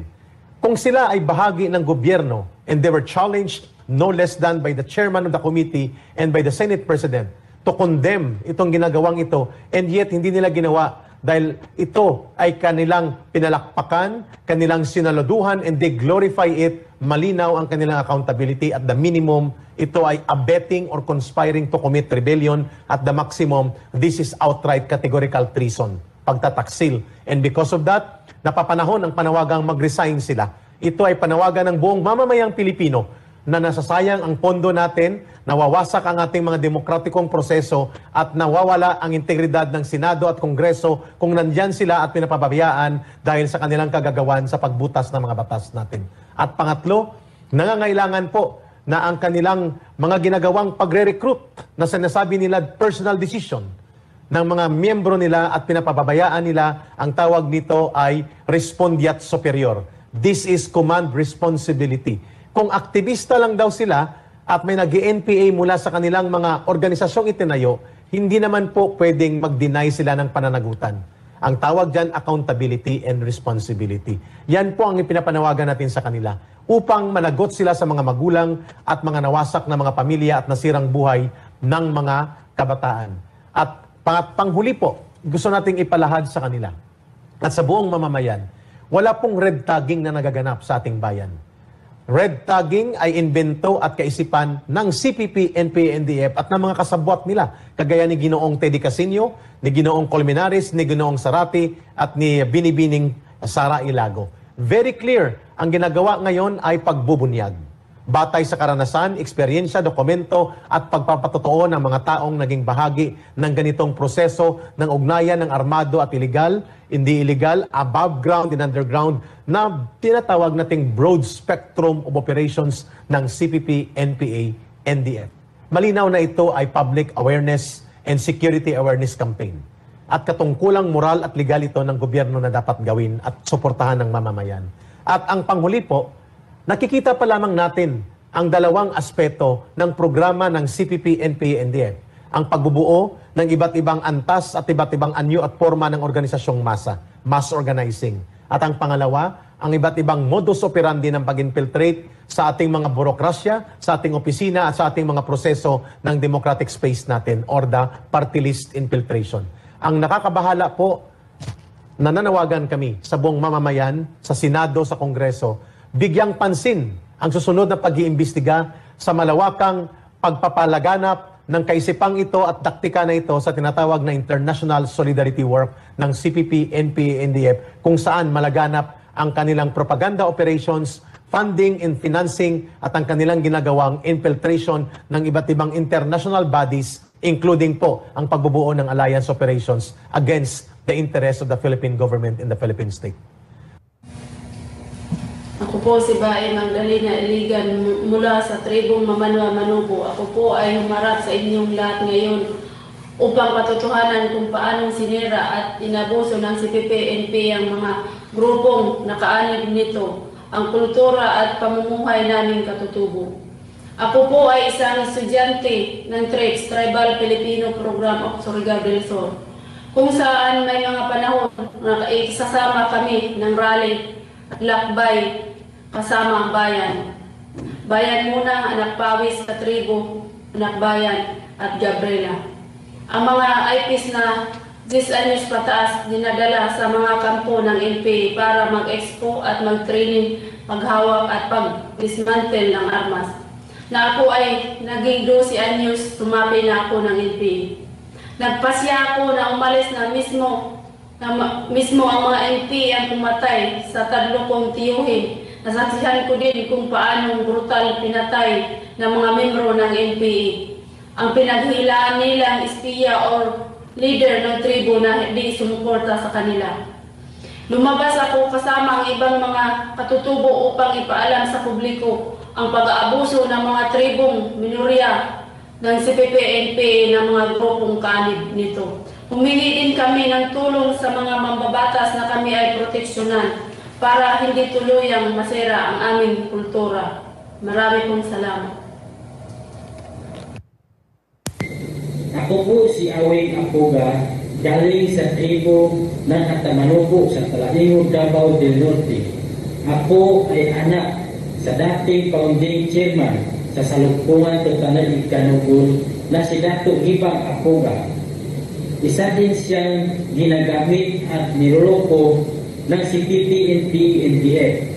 Ako po ay narito upang kusang loob na ibahagi ang aking kaalaman ukol sa CPP-NPA-NDF at sa mga organisasyon na kaalyado nito.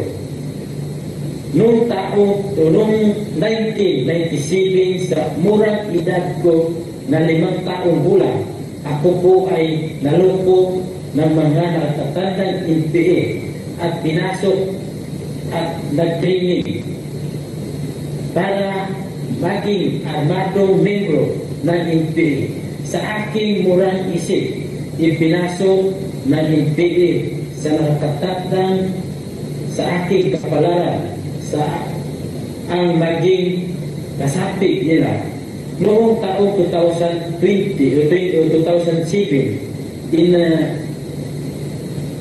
itinayo namin ang Salugpungan Tutanay Ikanugun Corporative kung saan ang utos sa amin nakatataas na NPA ay itinanim sa bawat pagtuturo ng paaralang ito. Ang galit sa bawat puso ng mga estudyante, galit laban sa pamahalaan, galit laban sa komunidad. Unti-unti po nilang minalayo ang aming loob sa aming tribo at nilalapit sa armadong pakikibaka. Tinuruan din namin ang mga IP student kung paano humawak ng armas, mag-asimbol at dismantle at sa ideolohiya nina Marx, Lenin at Mao. Ang mga estudyante ng salubungan ay pinasaligin sa mga ralis laban sa gobyerno kasama sa bayan muna, LFS at anak bayan. Sa aking palagay,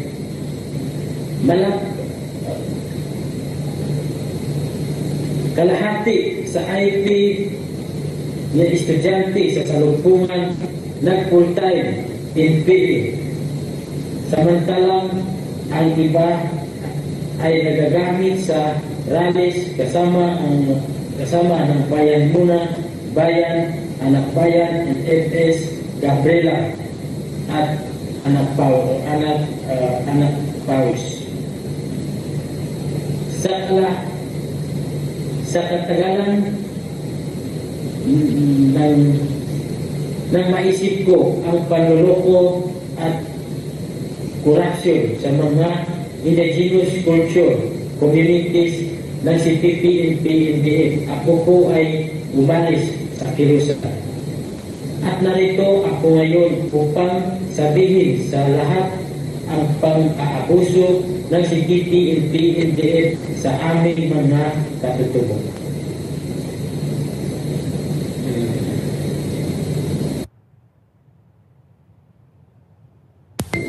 Ako po si Dato Lito Omos, isang tribal leader ng Tribong Mangguangan. Kasama ko po sila Giovanni, Jarog, si Jolan Digaynon at saka si Mili Digaynon, na galing naman ng Tribong Ubanubo at Mandaya. Kami po ay narito upang ibahagi ang aming mga karanasan sa ginagawang pang-aabuso, pagsasamantala sa aming mga katutubo ng CPP at mga organisasyong kaanin dito. Ako po ay dating representante ng sektor ng katutubo sa Bayan Mindanao at kaanib ng CPP-NPA. Nang mga panahon na ako ay aktibo pa, ako ay pinadala ng NDF sa Europe upang humingi ng mga tulong pinansyal sa mga organisasyon para sa mga programa ng CPP-NPA-NDF. Subalit mula sa mga natalap naming suporta, 60% po ito ay napupunta sa kaban ng CPP-NPA-NDF at 40% lamang para sa mga proyekto ng mga organisasyon na aming nag-propose dito. Ang masakit pa dito, kami ang nag-liquidate ng buong pondo.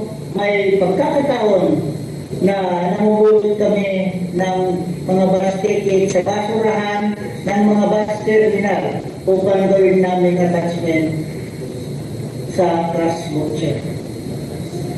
Ito sila Giovanni, pero Jolan Digaynon at Mili Digaynon ay biktima rin ng panluloko sa CPP-NPA-NDF. Sa kagustuhan niya makapagtapos at ng pag-aaral, sila Giovanni, Jolan at Mili ay nagpa-recruit kay Jolito Jaro at naging estudyante sa Mindanao Interfaith Service Foundation Incorporated o MISTE.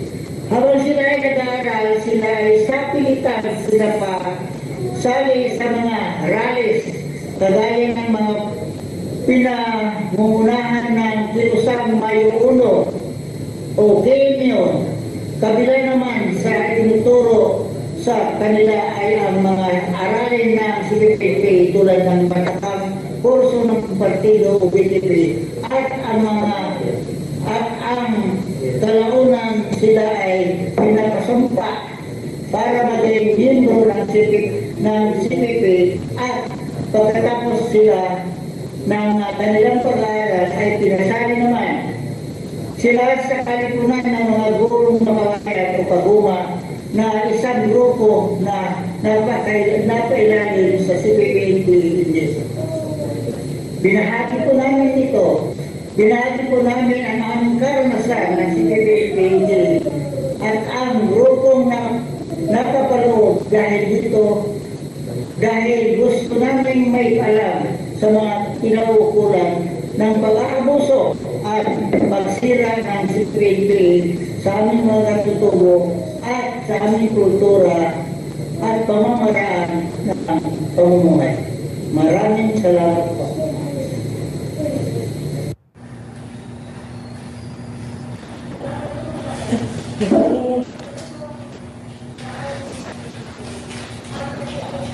Magandang araw po sa inyong lahat. Ako po si Julito Diarong, isang manubo. Narito po ako sa Senate hearing para ibahagi sa publiko ang aking nalalaman ukol sa CPP-NPA-NDF at ang mga grupong kaalyado nito.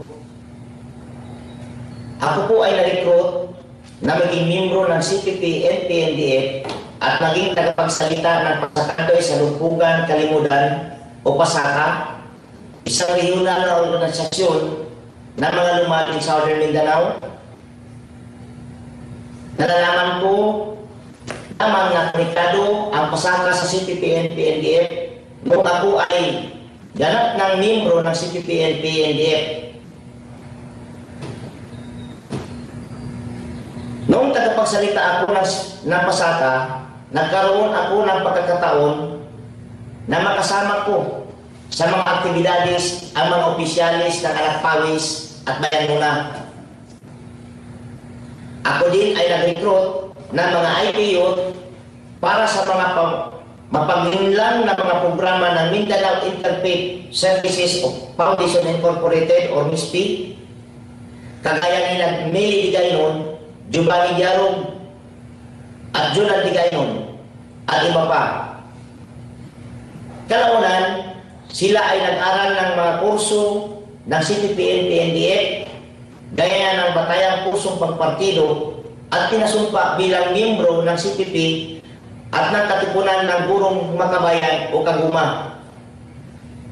Ako ay nagpasyang umalis sa CPP-NPA-NDF noong 2017 dahil napagtanto ko na walang patutunguhan ang aming pinagalaban, lalo na naranasan kong ginagamit lang ako sa propaganda ng CPP-NPA-NDF.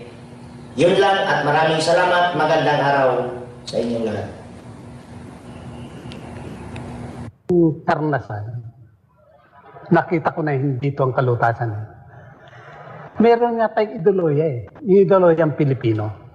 Likas na ideolohiya na naniniwala tayo sa Diyos at tayo ay makatao, may pagpapahalaga tayo sa buhay, may pangunahin natin, nakabase tayo sa pamilya.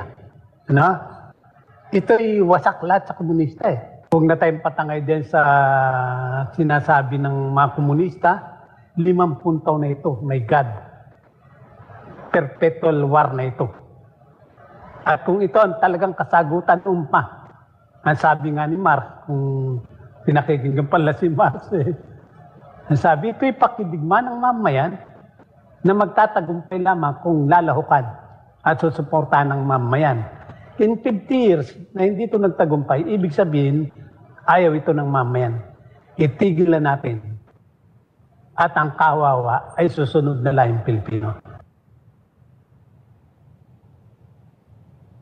Are you done?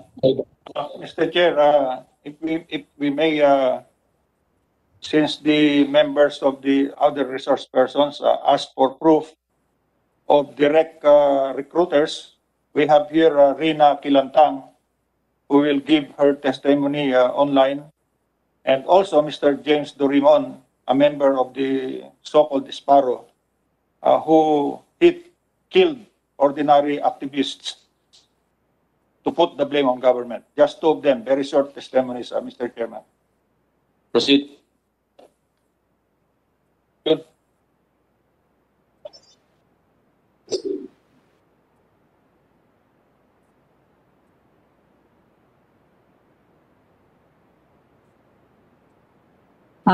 Magandang umaga po sa lahat ng mga mambabatas. Ako po si Rina Kilantang, 40 taong gulang, may asawa at naninirahan po sa probinsya ng Masbate.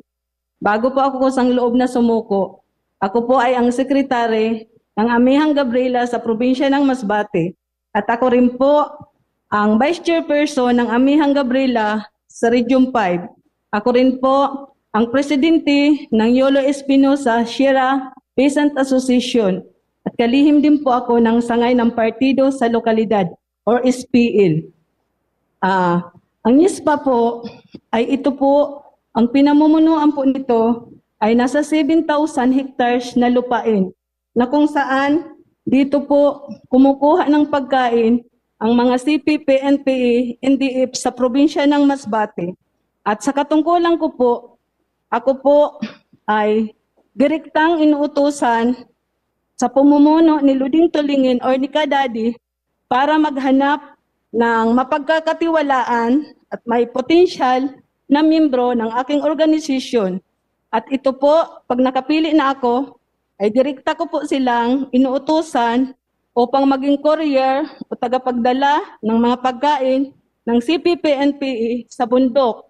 At sila din po ang nagsisilbing mata at tainga ng aming mga tinatawag na kalaban, lalo na po ang kasundaluhan at kapulisan. At dito po, nagre-recruit po ako ng mga kasamahan ko. Sa katunayan po, marami po akong na-recruit na maging SPL at marami din po akong napapasampa bilang nagdadala po ngayon ng armas. At ito po, sina Sammy Nunez, dating barangay kagawad ng barangay San Antonio, Jubin Atibagos, Jory Atibagos, Romil Dakdak, at Junri Francisco, sila po ay mga CPP-NPA na ngayon na nasa kabundukan at nag-ooperate sa probinsya ng Masbate sa pamumuno ni Luding Tulingin or ni Daddy, KP4 ng probinsya ng Masbate. Dahil din po sa aking katungkulan, pag may mga patawag po sa region at nasyonal, ako rin po ang direktang inuutusan ni Kadadi para dumalo sa mga pagpupulong na yun. Sa katunayan po, noong 2015, nandoon pa ako sa Congress ng ika-12 Congress ng Gabriela, ginanap po sa Quezon City. At nitong 2019, nagkaroon naman po ng Congress, ang 13th Congress, doon din po ginanap sa Quezon City. Ako po ay nandoon at kaya ko po yung patunayan, may ID po ako na nagdalo po ako doon. At ang isa ko pong naging karanasan at masakit sa pagre-recruit dahil ang sarili ko pong anak ay na-recruit ko po mismo para maging isang tagapagsalita at ng organisasyon sa probinsya ng Masbate. At siya rin po ang ginawa ko pong taga-organize ng kabataan sa probinsya ng Masbate. Sorry po. Kaya po, yan po ang masakit na naranasan ko dahil ang buhay ng sarili kong anak ay nadamay na po. Kaya nung nag-isip po ako na bubama, kinausap ko po ang aking anak para sumama po siya sa akin. Dahil po sa loob, nakita ko po ang hindi magandang nangyayari dahil isa po sa mga kasamahan ko ang pinatay mismo doon. Hindi naman po dapat napapatayin dahil siya po ay napagbintangang intelihensya ng panag ng gobyerno. Doon po mismo kitang-kita ko pinatay po. Kaya nagdesisyon po ako na mubaba kasama ang aking anak. Ang mga katungkulan ko pong ito ay hindi ko po ginusto. Ito po ay napagkasunduan ng larangan ng probinsya ng Masbate dahil ako po ang gusto nilang mamuno dahil sa pinakita ko po na lakas ng loob sa pag-organisa, sa pagpasampa. Marami po akong napasampa, SPL at NPA. Sa ngayon nag-ooperate. Yan lang po. Maraming salamat.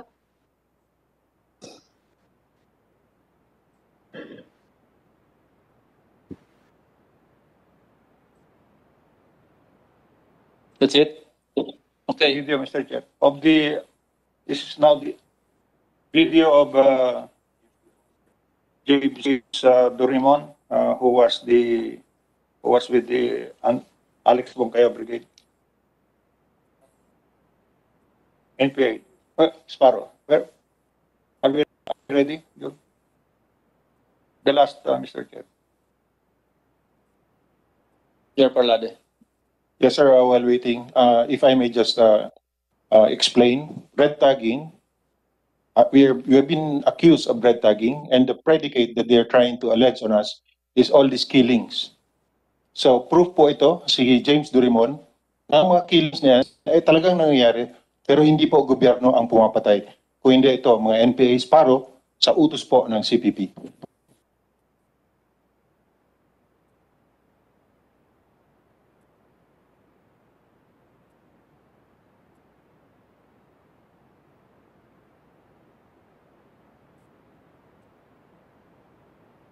And by the way, sir, si Nery Colmenares po, taga Negros yan.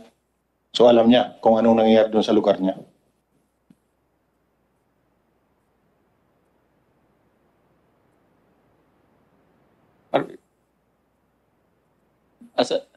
Okay. While waiting, I'd like to say that the DOJ case that Nery Colmenares has been saying was dismissed has not been dismissed. It is under appeal before the Secretary of Justice. In fact, 5 other cases of a similar nature are pending. These are the cases of kidnapping, human trafficking, child abuse, among others. This does not include the more than 10 cases of indigenous children in Haran, including slavery or forced labor, trafficking, and child abuse. None of these cases have been dismissed. The cases that have been dismissed were the cases of red tagging that were filed against the president and against officials of the NTF LCAC, and because the courts have been, the decision was that very clearly, there is no such thing. Duly noted. Duly noted. Corpus. Thank you. Lapa. Thank you, Mr. Chair.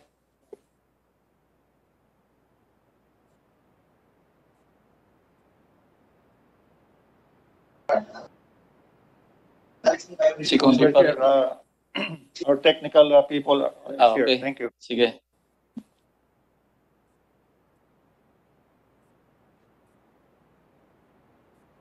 Go ahead. Tuloy niyo. Tuloy niyo.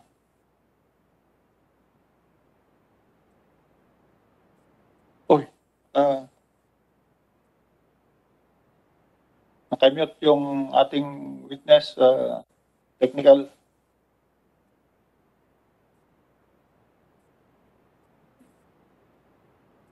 Ayun, no, nagpapakita yung picture, but mukhang nakamute. Advice? Sabi? Yun.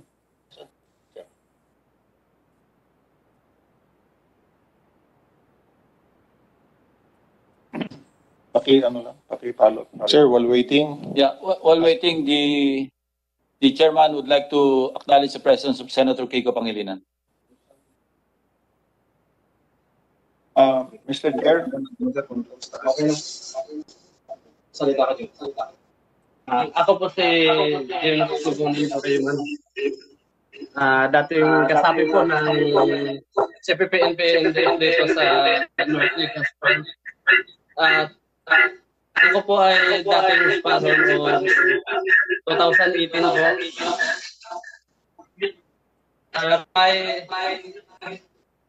Gaano po kami sa trabaho namin pag inutos ni Charity Amakan. Pag meron ng order na pinapataba na kailangan na namin trumabaho, ano na yung itang sinasabi nila. So, yan yung pinapatupad po namin. Dahil katunayan nga po, minsan, ginagamit po namin yung uniforme ng mga pulis sa ating kasundaluhan po. Dito po namin na sa area ng Don Salvador Medellito. Na ginamit namin yung uniforme ng ating kasundaluhan.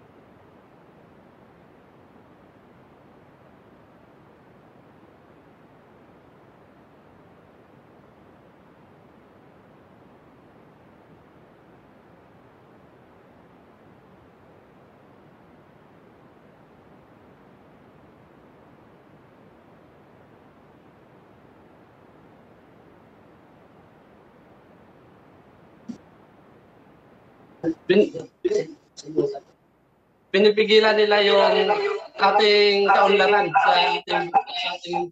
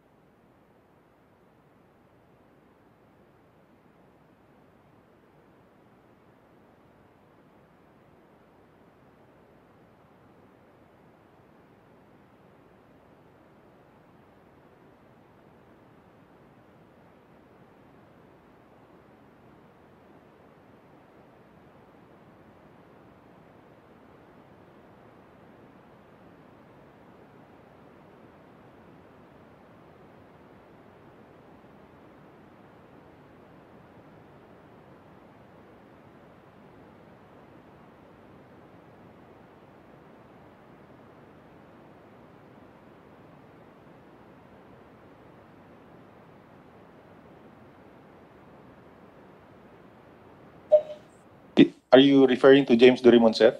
Si Sandy Aison, yung kanina.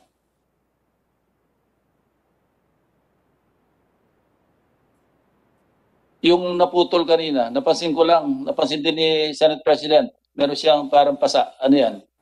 I'm sorry, Mr. Chair, pero pwede natin siyang tanungin. Matagal na pong siyang nag-surrender yan at voluntary po yung kanyang pag-surrender. Kaya I'm very sure hindi po yan nasaktan na po nabugbog. Yeah, Thank you, sir. ano lang, curious lang yung chair, napansin lang namin. Wala pa rin.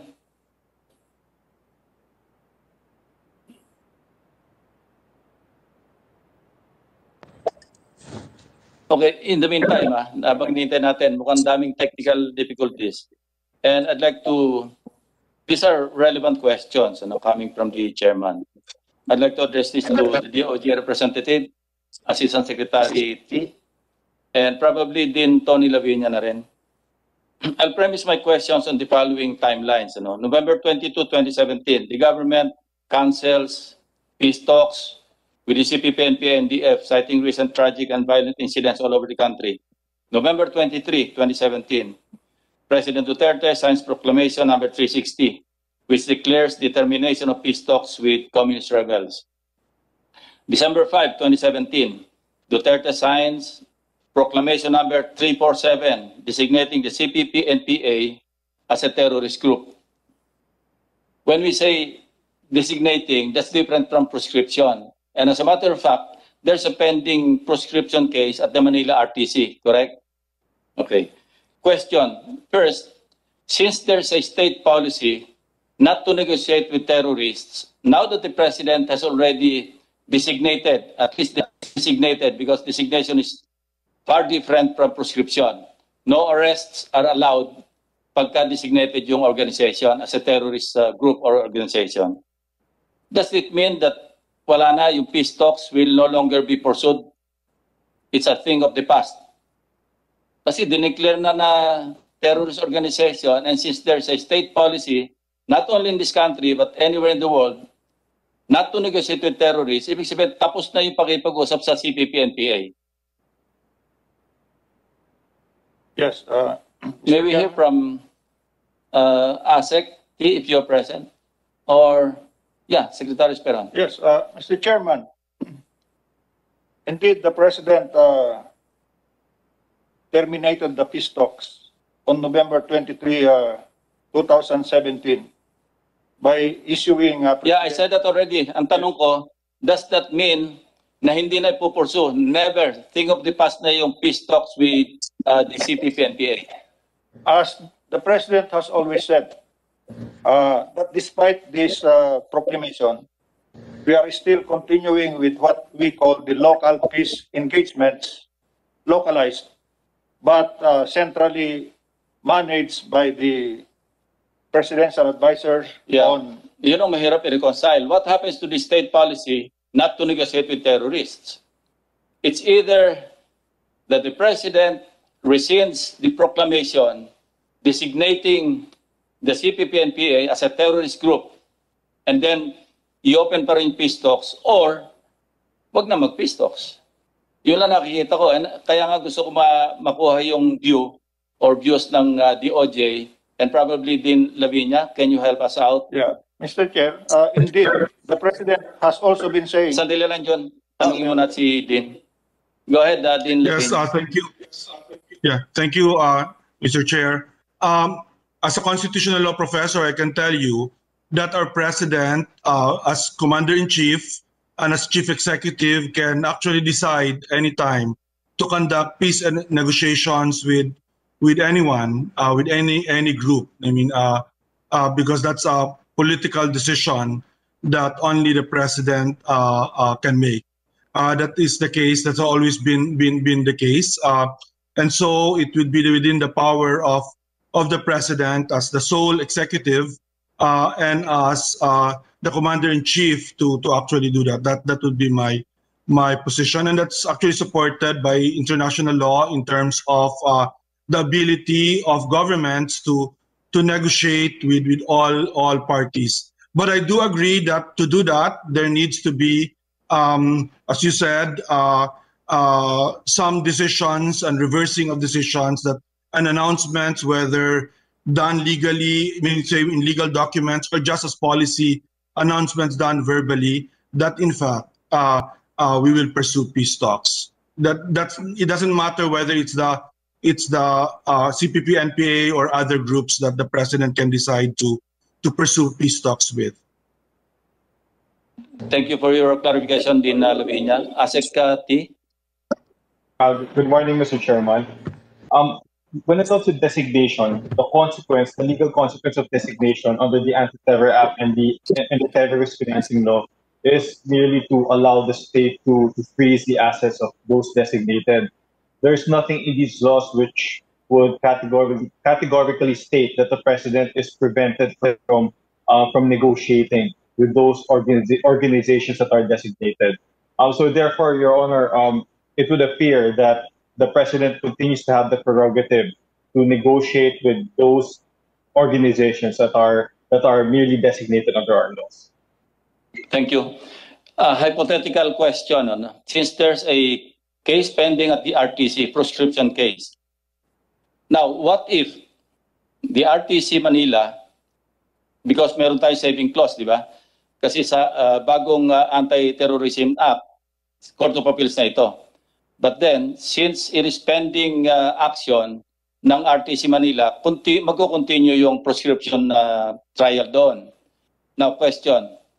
Assuming that the RTC Manila rules that the CPP-NPA is a terrorist organization or a proscribed terrorist organization, would that be a point of no return as far as peace talks are concerned? Hindi pa rin. Your Honor, when it comes to sorry.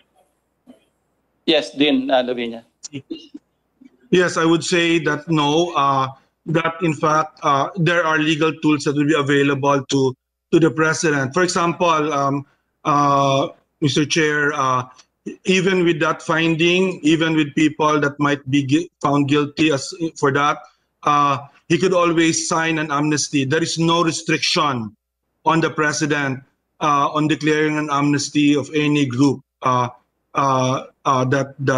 take up arms in the Philippines. We've seen that with the reform of the armed forces movement. We've seen that we're seeing that now with the MILF, with the MNLF. The important thing is that there is a genuine agreement for a political settlement. Thank you, Dean. Ang concern lang is the state policy not to negotiate with terrorists. Kasi pagka proscribed na yung organization as a terrorist organization, that's a different matter altogether. Because while due process will still be observed. Kasi designation, sabi nga ni ASEC T, at sinabi ko rin, being the sponsor of the Anti-Terror Act, different from proscription. No arrests could be made or may be made pagka designated lamang. Pero pagka proscribed, pagka knowingly and voluntarily sumapi ka pa rin o nagpatuloy kang kasapi ng CPP-NPA, assuming that it's already proscribed as a terrorist organization, then, of course, meron due process, DOJ, ipoprove yung probable cause na miyembro ka talaga knowingly and voluntarily. Pagdating sa court, at merong probable cause, mag-i-issue ng warrant of arrest. No? So, my question goes back to that basic issue ng state policy against terrorists. How do we reconcile that?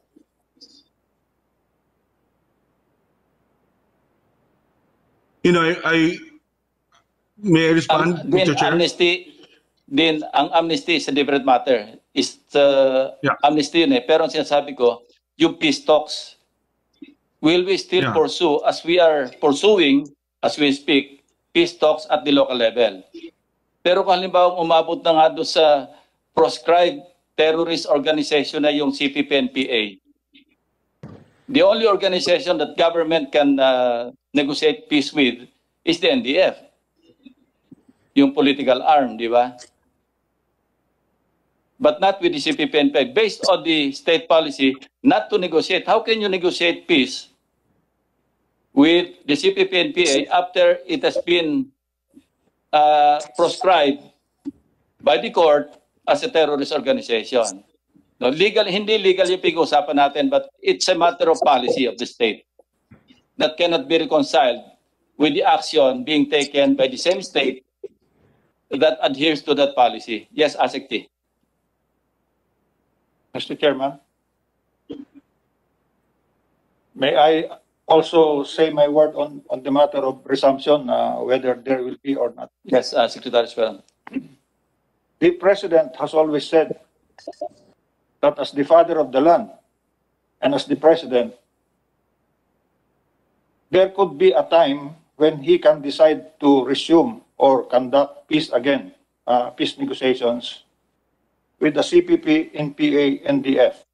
It becomes a political decision when, if they are already proscribed and the President nonetheless decides to resume negotiations, it will be, as he has always said, because he does not want further fighting. That time has not come yet, and therefore we are addressing the problem. And if indeed they are proscribed as terrorists, then government will address them as terrorists.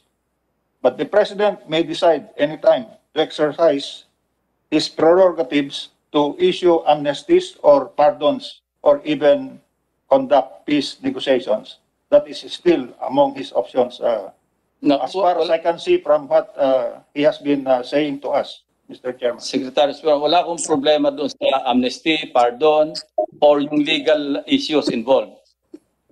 Ang tigluto ng questions ko, yung state policy not to negotiate.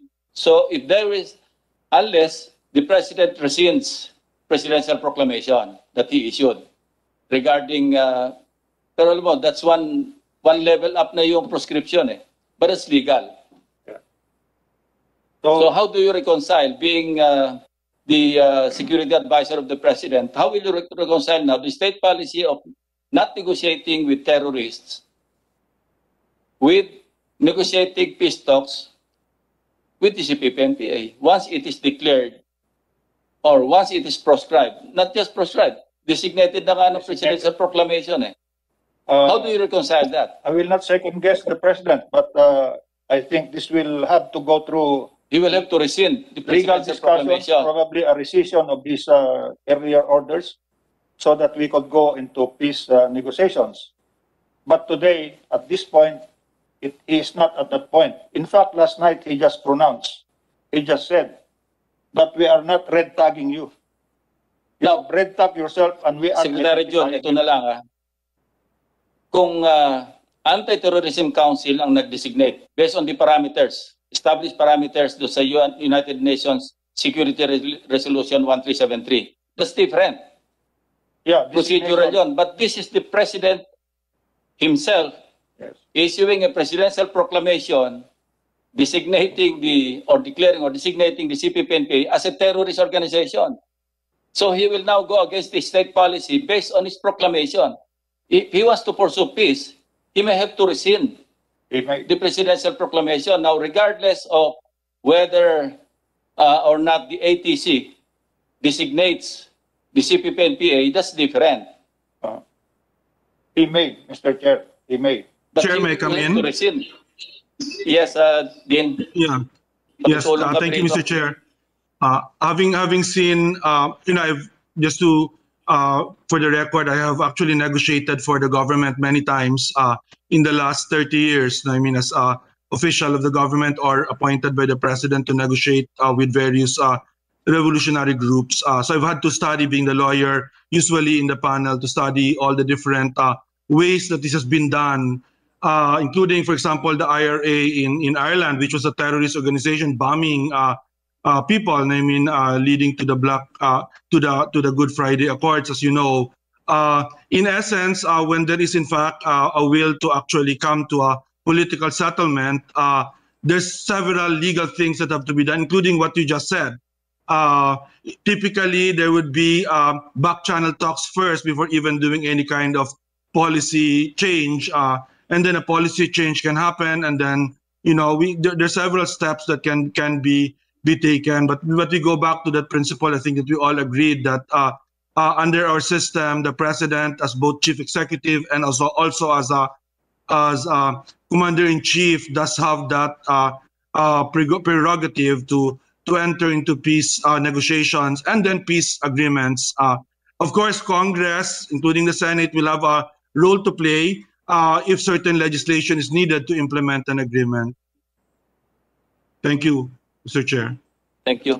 Asekti. Yes, Director General Monteagudo. Thank you, Mr. Chairman. May I just add, Mr. Chairman, that at the moment the president has really shelved the idea of peace talks with the CPP-NPA. This is because, as we showed in the video, the last session, the CPP-NPA-NDF only use peace talks as one of their means to overthrow the government. Should the president has designated the CPP-NPA as a terrorist organization. While we have localized peace engagements right now, the localized peace engagements is actually a means for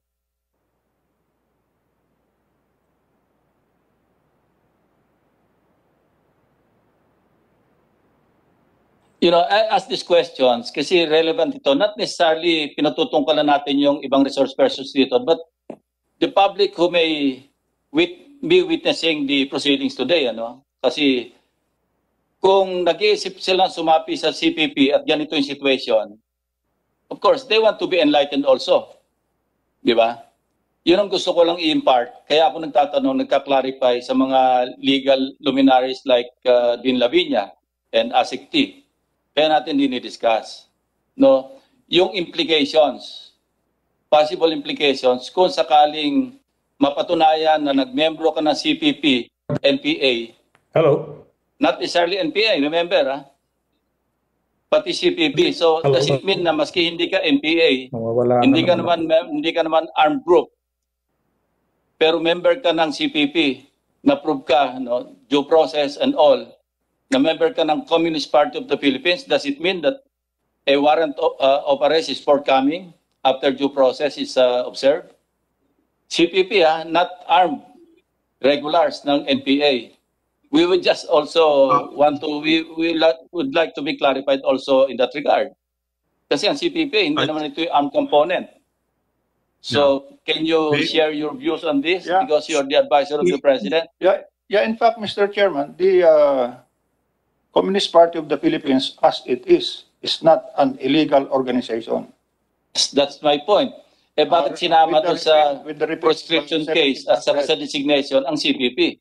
But when that organization undertakes organizations that are activities that are violative of the revised penal code or of the provisions of the Anti-Terrorism Act, then they become subject to different.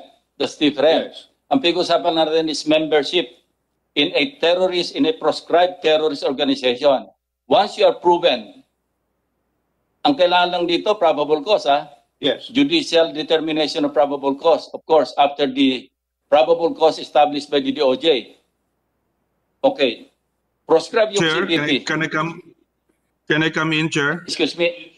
Yeah, excuse me. Tapusin ko lang yung point ko. Okay. CPP-NPA. So, member ka ng CPP but you're not a member of the NPA. Proscribe ngayon yung CPP-NPA as a terrorist organization.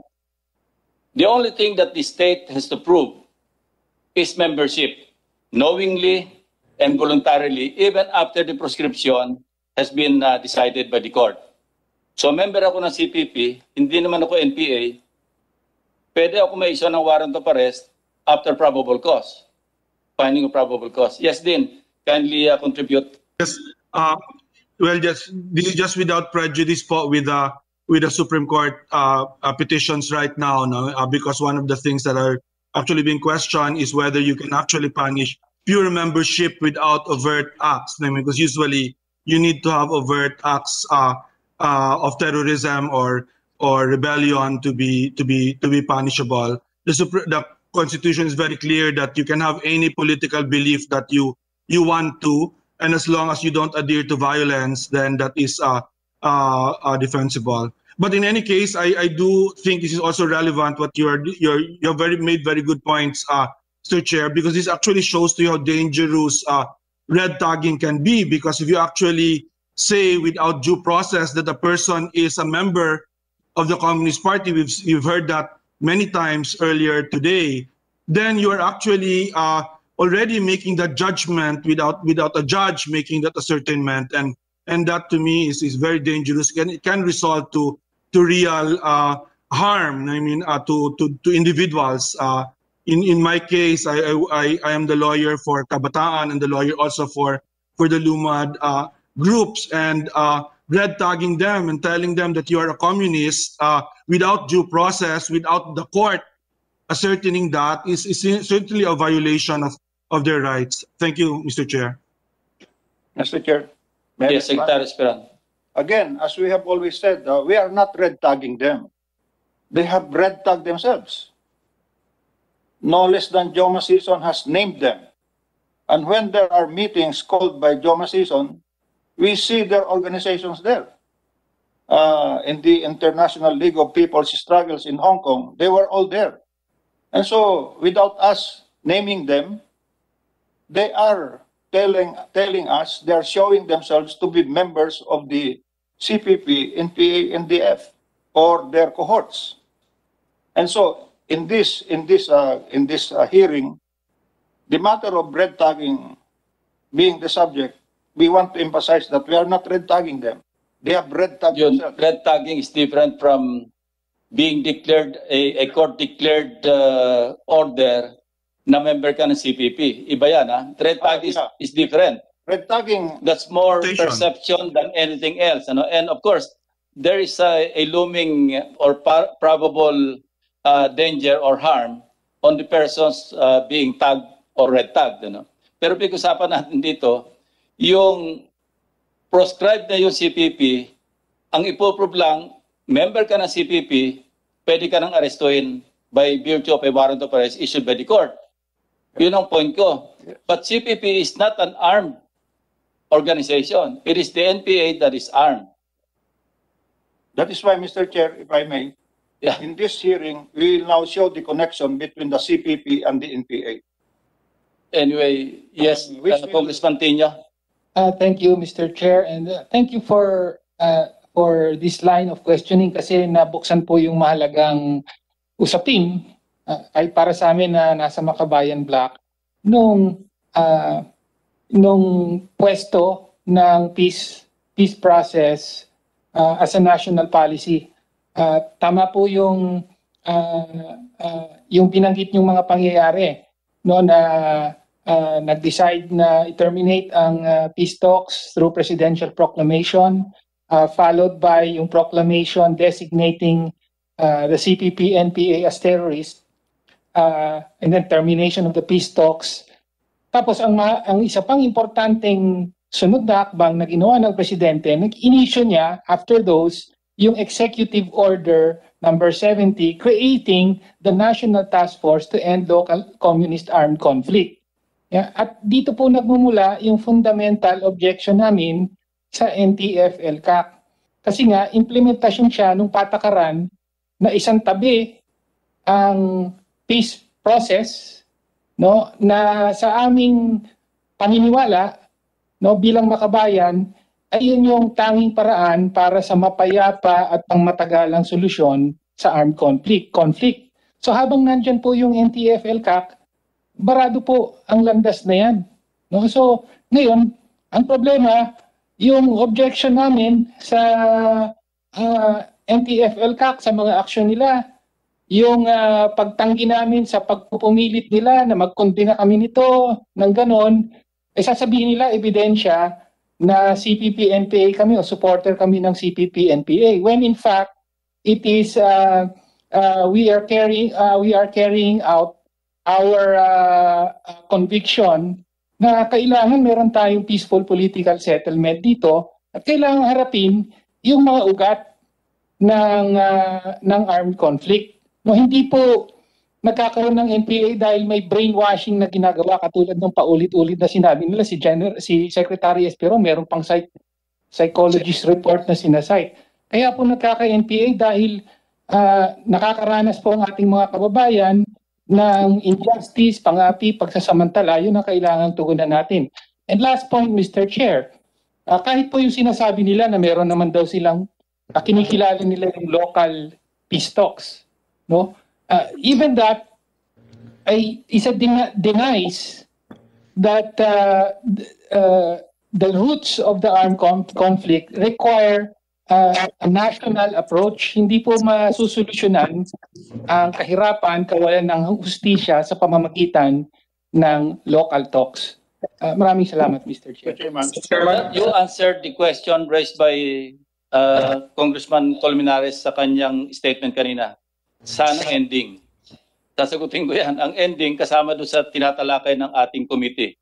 By way of legislation, ano yung magandang paraan para suriin yung ugat? Kasama yan. So yun ang kanina I was about to answer your question but sinagutan ni Congressman Tino. Kasama yan doon sa tinatalakay. This is not for show. This is not to, to parade witnesses. This is not to condemn the Makabayan Bloc. This is exactly for that. Yun ang long term. Of course, yung ating short term ending nito, we will come up with the committee report that may or may not be adopted by the Senate in plenary or may be adopted with amendments. Yun ang short term. But yung long term, ano yung pwedeng maisip namin ni na Senate President ng mga kasamahan namin na by way of legislation, pwede nating talakayin ang lahat ng pag-uusapan natin dito. So, yeah. General Parlade. Short reaction lang, Mr. Chair. It is not true that CPP members are not armed. Lahat ng nahuli namin, especially top CPP members, are armed with pistols though. And many of the CPP members are running NPA outfits. As front secretaries, palaging kasama nila yan yung mga armado. And we have here witnesses, ayan, mga cadre po, na magsasabi kung paano talaga ito. Cover lang nila ito. But maybe we can ask Noel. Yes, sir. Yes, sir. Yung NPA, malamang sa hindi, CPP yon. Ang sinasabi ko, CPP ka, but you're not necessarily NPA. No, sir. I'm sorry. Are you saying that you're automatically a member of the NPA pagka CPP ka? Some of the NPA leadership. Ang sinasabi ko nga, hindi ka automatic na NPA pagka naging CPP member. Because after all, sabi nga na ni General Speron, ni Secretary Speron, ang CPP recognized naman yan eh. Meron nga ang Communist China, hindi ba? Mr. Chairman? Political yan eh. Yes, sir. Mr. Chairman, clarification one. Yes, Canuel. Okay. Mr. Chairman, nais ko lang pong banggitin yung Article 10, Section 1, Paragraph 2 po ng CPP Constitution. Ito po yung nakalagay. In principle and in practice, ang CPP po ang namumuno sa dalawang yugtong revolusyon. Pambansa Demokrateng Revolusyon, na yun ay may dalawang forma po ng pakikibaka, armado at parlamentaryo. Ang CPP din po yung namumuno sa armado pakikibaka, United Front, mass movement, organs of political power, and eventually sa sinasabi po nilang People's Democratic of the Philippines. Ito po yung ipapalit sa gobyerno po natin ngayon. Malinaw po yun. Pangalawa, uulitin ko lang din po yung sinasabi sa Article 9, Section 4, Section 2, hinggil sa relationship ng CPP at saka ng NPA. CPP provides absolute leadership over NPA. So therefore, kahit hindi ka NPA pero membro ka ng CPP, you have the responsibility. Usapin po yan ang principle ng command responsibility. Kaya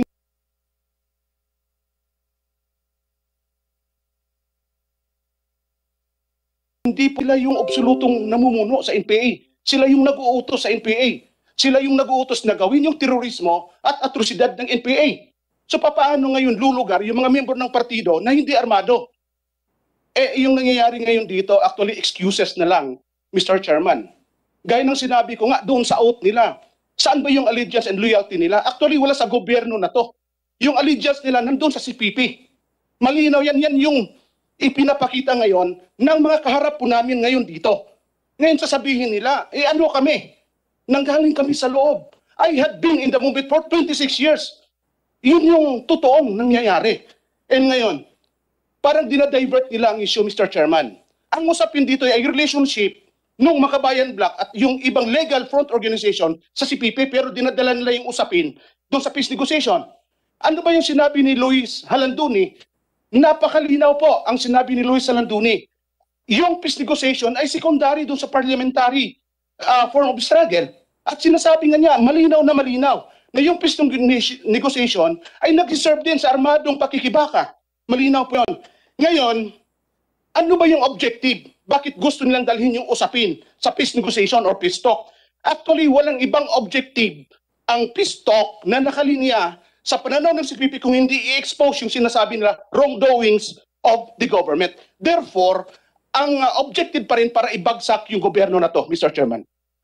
By the way, for the record, as far as I can recall, not one of the members of the Makabayan Bloc admitted that they're members of the CPP. Yes, Mr. Chairman. Pero those were denials. Those were denials and those were storylines. Itinuro po sa amin yan sa loob ng partido. Mr. Chair. Kasi ang burden of proof, you're saying that they are members of the CPP, you're maintaining, di ba? Mine-maintain mo na sila, Representative Colmenares, Representative Casino, Representative tapos sina Congressman Zarate, Congressman Ilago, and the rest of them, Makabayan Bloc. Ang contention ninyo, member sila ng CPP, ayaw lang nila aminin. Now, abogado si Congressman Neri, abogado si Dean Lavinia, abogado si Asekti.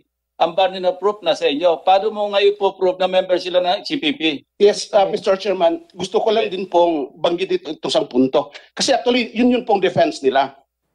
Si Attorney Colmenares, alam niya, abogado kasi siya eh. Okay. Sa totoo lang, yung truth na sinasabi, hindi naman sa lahat ng pagkakataon ay mabibigyan mo ng prueba doon sa dami ng ebedensya. Napakaraming may totoong nagkasala pero hindi napatawan ng parusa. Bakit? Dahil may kulang sa ebidensya, pero hindi ibig sabihin na hindi totoo yung nangyari. Alam din po nila yan kay abogado si Nery Colmenares. But that's how due process works eh. You have to ngayon, may I come in? This brings me to my next question. May I come in, Mr. Chair? After all, who wants to be recognized? Yes, Dean. Sige. Dean Tony. Very simple lang po. You know, as someone who's worked both in the Senate and the House, and not actually for Makabayan usually, but for many senators and many congressmen, I can say that the Makabayan group of parties have already been there for nearly 30 years in Congress. You remind that there's a huge body of legislative work, of laws that they have actually sponsored and passed. They have participated in impeachment proceedings, for example, with the majority party. So that's really not true. The no allegiance to the Philippine government, no allegiance to the Constitution. Because there's 30 years already of legislative work. I think it's a third group now. I mean, Congressman Zarate now is in Bayan Muna, and I think it's the third group from the original group that went into the parliamentary system. So it just doesn't bear evidence that these people are there to be like treason, traitors that are implanted in the system, because there's objective laws that have been passed by this group of legislators again and again for 3 decades already. 3 groups of legislators already, because they've been into 3 cycles of elections already where they served 9 years. So really, I think it doesn't pass what I call the laugh test, to say that they are there because they are not serious about governance, about legislation. Thank you, Mr. Chair. Mr. Chairman. I'm just thinking ahead din eh. Kasi may prescription case nga. I'm just thinking ahead. What if lumabas yung nag-decide yung Manila RTC or the Court of Appeals for that matter, under the new law? Nag-declare na nga na-proscribe na yung CPP-NPA, including CPP. I'm just thinking ahead. What will happen? Not just the peace talks, yung membership sa CPP, if and when proven na yung a certain individual is a member knowingly and voluntarily after the prescription case has been decided, na member siya ng CPP. I'm just thinking along that line. Mr. Chairman. If you follow. Mr. Chairman. Yes, Secretary Espero. Yes, Mr. Chairman. Of course, we recognize that they have been there as legislators for 30 years. But we also know that this CPP-NPA-NDF has been there also for 52 years, bringing about a broad trail of bloodshed across the land. Ito ang galing nila na magtago sa underground organizations. and legal organizations. Na akala mo, wala silang ginagawa, ganun pala meron silang underground. Kaya tuloy-tuloy ang kanilang trabaho, suportado ng underground yung legal organization and vice versa. Kaya tuloy-tuloy sila. They have the trick of making us or convincing us that they are not existent. And when they are found out to be existent, they deny and keep denying it. Number two, the second trick that they do is that they say that they are a good organization with good causes, as if they are the only organization that have good causes. Bahagi na rin yon ng kanilang pagtatago ng kanilang tunay na pakay. Yun ang overthrow ng democratic way of life and the democratic form of government. Mr. Chairman, ang EO70 pala, gusto ko lang idagdag, ay hindi nangyari noong 2017. EO70 was issued in December 2018. 1 year after they were proscribed, they were designated as terrorists in connection with the Terrorist Financing Act. EO70 takes two tracks. One is the political, social, and economic track, which takes care of the issues, including provision of barangay development funds and addressing agrarian problems and other injustices. The other track is peace, law and order, and conduct of support operations for development, including, of course, neutralizing their armed group. So, two tracks. Kaya itong ending the local communist armed conflict as a task force is exactly that. We want to end the local communist armed conflict because they have been here 52 years. Sabi nga ni Ruben Guevara, wala na mangyayari dyan. Hindi bumoto sa inyong taong bayan. This should not be a war that will take forever. We have our solutions.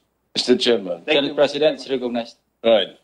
A question, again, that begs to be asked. How do you prove that someone is a CPP member? All right. Now, before we get the answer from you, if you have the answer, yes, indeed, action speaks louder than words. But is that proof? May allegation, may kilos siyang ganito. Is he already a member of the CPP? In much the same way as it goes against what Dean Lavinia is saying, hindi porki ang kilos mo ay pro ganito, hindi ka member ng CPP. Di ba? It cuts both ways.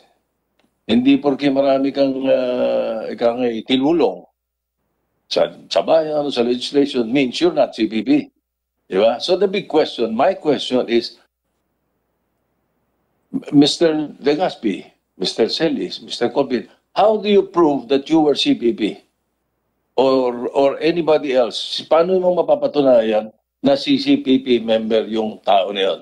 Alright. Without you admitting or confessing. Yeah. Paano ba ma-prove na kayo mga CPP dati, of course, no?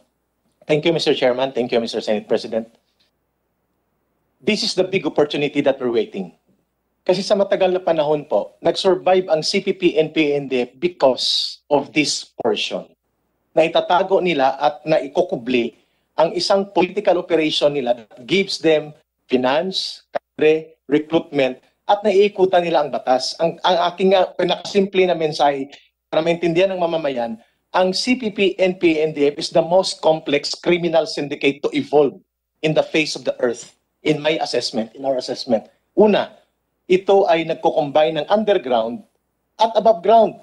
They are distinct in character but inseparable in operation. Magkaiba sa pamamaraan, ngunit hindi magkahiwalay sa pagpapatupad.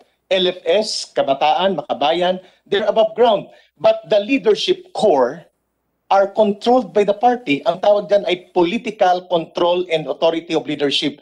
So ang lahat ng mga namumuno ng open organizations are also underground. Ang problema sa underground, iyan naiikutan niyang batas because wala siyang roster of members. Coded, sekreto, compartmentalized. You don't ask questions. Ako nakagamit ako ng 10 pangalan. Sila alam ko rin gumagamit ng mga iba't ibang pangalan, koda at alias kapag sila ay pumapasok sa mga guerrilla zones. It is normal. Ang binanggit ko nga kanina, the strength of the CPP is yun ang weakness ng batas. I think dapat pag-usapan ito ng Senate at ng House, ng Congress. Why? Because naiikutan nila ang batas, nabubutas nila ang batas, at nagagamit nila ang batas to weaken the government. Ang tawag dyan, at alam nila ito, revolutionary dual tactics. Only the CPP was able to do this kind of tactics. Hindi ito ginagamit masyado ng Bolshevik sa panahon ng Russia and China. Sa Pilipinas lang ito. Don't make conclusions. You're pointing to them. Hindi nga sila. Yes, sir. But don't point to them. Yeah, of course, Mr. Chair, thank you for the reminder. Ang ibig ko lang sabihin, mga mamamayan, mga kababayan, bakit kami naglakas loob, nagtaya ng buhay dito? Because this should be established. Where is the gap of the government and law enforcement? And where is the gap of legislation? Doon sa underground. Absence of anti-subversion law in 1992, ang CPP-NPA-NDF did not avail of the legal spectrum. They remained underground, they remained armed. Ang nagpaligal ay ang mga bayan muna, makabayan, at ang nag-participate sa eleksyon, hindi ang CPP-NPA-NDF. Ito po, sorry for this, Mr. Senator, Mr. Chair, Mr. Senate President, na miscalculate po ito ng Pangulong Ramos noon at ng grupo ng panahon nila ni General Almonte. Akala nila mag-implode at mawawasak ang CPP-NPA-NDF because of the internal rift. Ay magulang man si Joma, notorious, brilliant on the notorious side, nagkaroon ng rectification, nagkaroon ng peace talks. In the last 6 to 8 years, from 1992 to year 2000, nakarecover sila. Kung kaya nga nagamit nila pati ang batas natin, pinag-aaralan ba namin ito? Ang pinahanap sa amin ay papel. Ang sagot ko sa kanila, preponderance, correlation, and pattern of experience, testimonies, and practices will also form as evidence.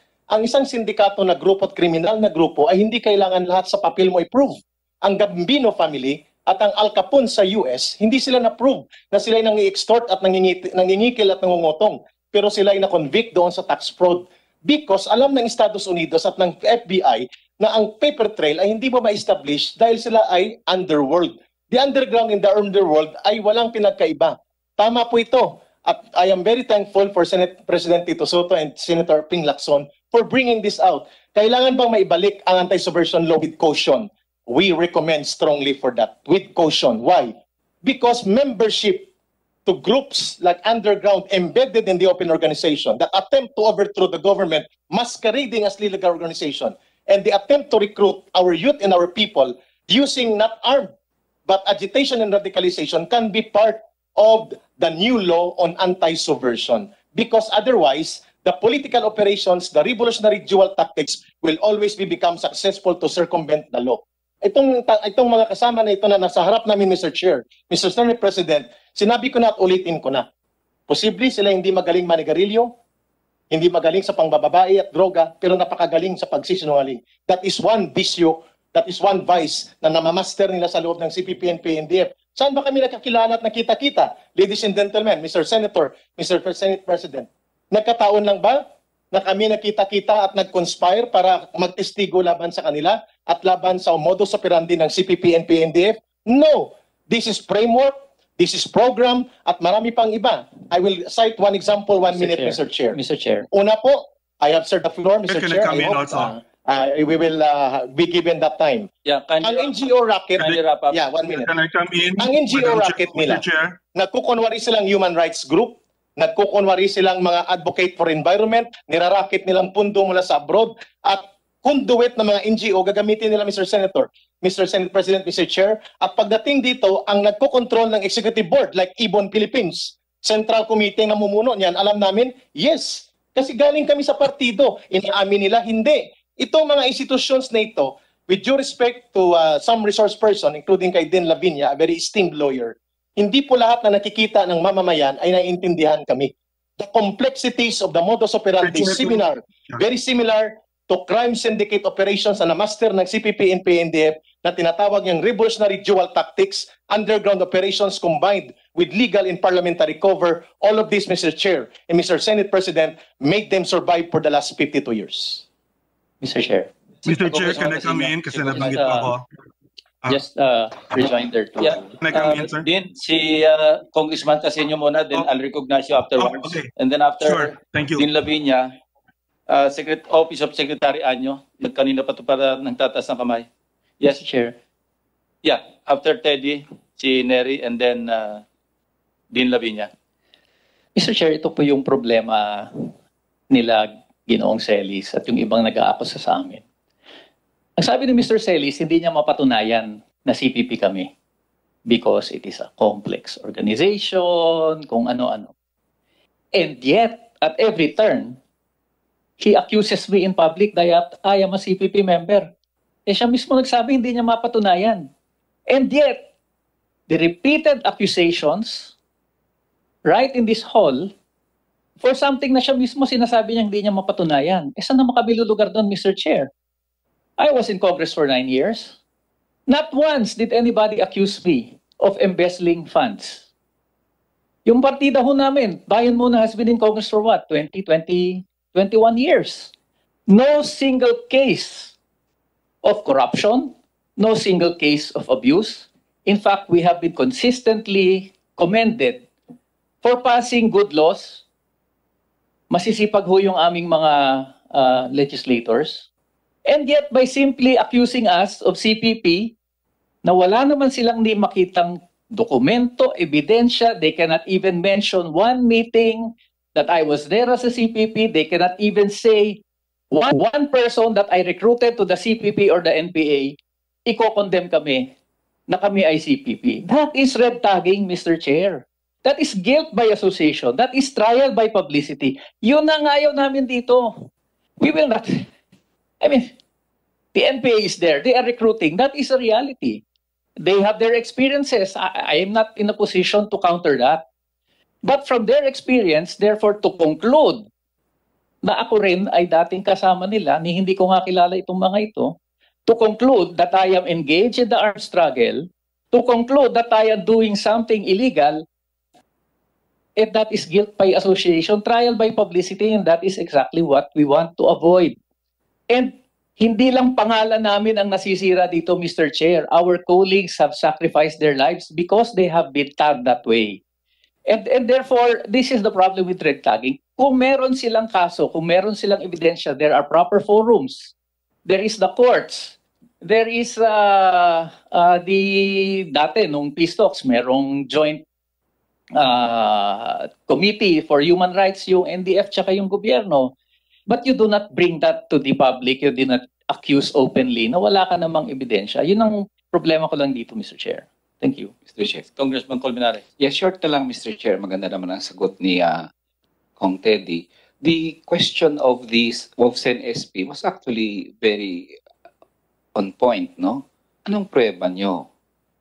Mabuti naman na kasing sagot nila, Mr. Chair, CPP-NPA kami, therefore, we know na si Teddy, si ako, etc., CPP. Sabi ko nga kanina, well, may personal knowledge kami, may kayo, siguro, kung totoo man yun, di may karanasan kayo, huwag nyo naman kami isangkot sa karanasan nyo. So, Mr. Chair, mabuti naman, inamin ng ating star witness natin, at ni Mr. Noel, na wala naman talaga silang ebidensya. Kaya ito yung nasa komite ngayon yung sa issue ng red tagging. Pero ang problema dyan, Mr. Chair, is yung level ng standard of evidence nila is if it walks like a duck, it talks like a duck, therefore it must be a duck. Mahirap yan, Mr. Chair, on the basis ng mga beliefs mo, mga political pronouncements mo, nobody should red tag anybody on the ground that of how he walks or talks. Yun ang problema, Mr. Chair. So in the end, tama na rin yung ni-raise kanina na point ng ang committee chair. So saan tayo papunta nito? Anong ending nito? Red tagging, ganito, you did this, you did that. Yung issue ng peace process, we did not really deviated or anything. It was a legitimate question from the chair. Hindi yan sa amin na i-avoid namin yung issue kaya peace process. No. It was a legitimate question from the chair and there were answers from the executive. So para sa amin, Mr. Chair, balik lang doon sa point kanina na sinabi ni Sen Ping na legislation ito posible to address the roots of the conflict. And which is, yun naman, ang aminado ang lahat. Mula pa yun, ilang presidente na yun, hindi mariresolve yung revolusyon sa Pilipinas hanggat nandyan yung kahirapan, hanggat nandyan yung injustice, etc. So kailangan step to the right direction dyan para magkaroon ng kapayapaan sa Pilipinas. At ulitin ko, Mr. Chair, with all sincerity, pwedeng sabihin ng AFP, ay kasi ano lang yan, tactic lang nila ang peace process to expand, etc. Sabihin naman ng NPA, CPP, o tactic lang nila ang peace process para sa counterinsurgency. But you have to start somewhere. At yung issue ng peace process is very important sa atin kasi ayaw ng nating lahat siguro naman na merong patuloy na giyera sa ating bansa na hindi nare-resolba ang ugat ng revolusyon dito sa Pilipinas, Mr. Chair. Maraming salamat po. Din Lavinia. Thank you, Mr. Chair. Actually, I was not going to comment on the other witnesses because I really don't know them. I would not have any basis for doing that. And certainly the government people, I respect a lot. I've worked with them and I will work with them in the future. But hindi ko pwedeng palampasin po si Mr. Salis nung sinabi niya na kiniticize niya personally a personal attack on President Fidel Ramos because I was the youngest undersecretary of Fidel Ramos in 1996 to 1998 and was assigned specifically to the two-peace process among other things. I was an environmental undersecretary at yung trabaho ko was to make sure na sa MNLF negotiations and then sa CPP-NPA negotiations that we will be able to deal with the environmental issues and the natural issues and the indigenous people's issues. Kasi ang laki-laki ng mga issues yun sa peace process in both sides na medyo maayos yung aming respond, which was to actually legislate IPRA, among other things, legislate new laws that would deal with those things. No? The reason, I hope you can call President Ramos if he's able to, but the reason for that thinking was, kailangan, di ba si President Ramos always says this, we are one team Philippines, kailangan tayo magkaisa. Hindi tayo pwede mag-away-away, magpapatayan. There are very big problems in front of us. Senator Ping, I was your big admirer and still is on disaster risk reduction kasi ang laking problema yan, nakikita natin nangyayari, di ba? And without a peace agreement on all the different fronts, di ba, we will be fighting so many fronts. No, I give lectures to a lot of military officials on climate change because that's my expertise, and I always tell them that, di ba, yung trabaho nyo will be about climate change. In 10 years times, yun na lang yung trabaho nyo. Kaya we cannot afford this kind of crusades that are directed at people without any evidence. And I would really stand by FVR's strategy of peace, which is based on Team Philippines. Thank you po. Mr. Chair. Secretary Anyo is recognized. Mr. Chair. Mr. Chair. Secretary Anyo is recognized. Thank you po, Mr. Chair. Magandang hapon po.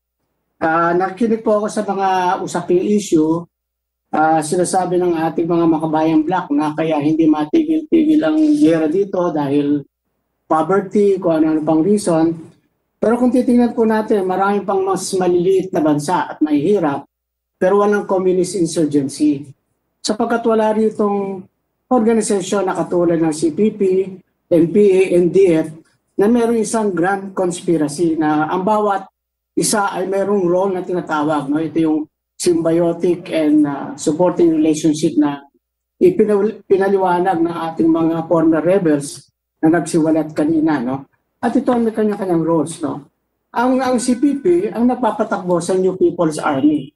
Bawat NPA formation, mayroong party branch, may party group, at may political officer.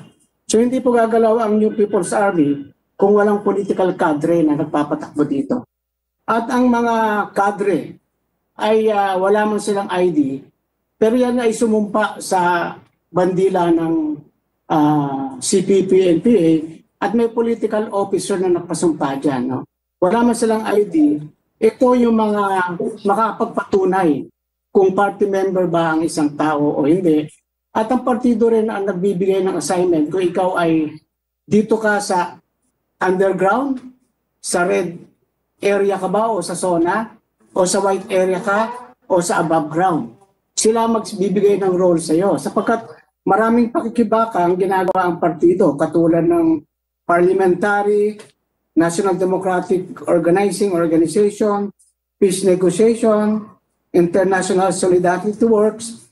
Pero lahat ito ay in support lamang sa armed revolution. Ito ang primacy talaga, yung armed revolution, which is to overthrow the existing government and replace it with a communist form of government.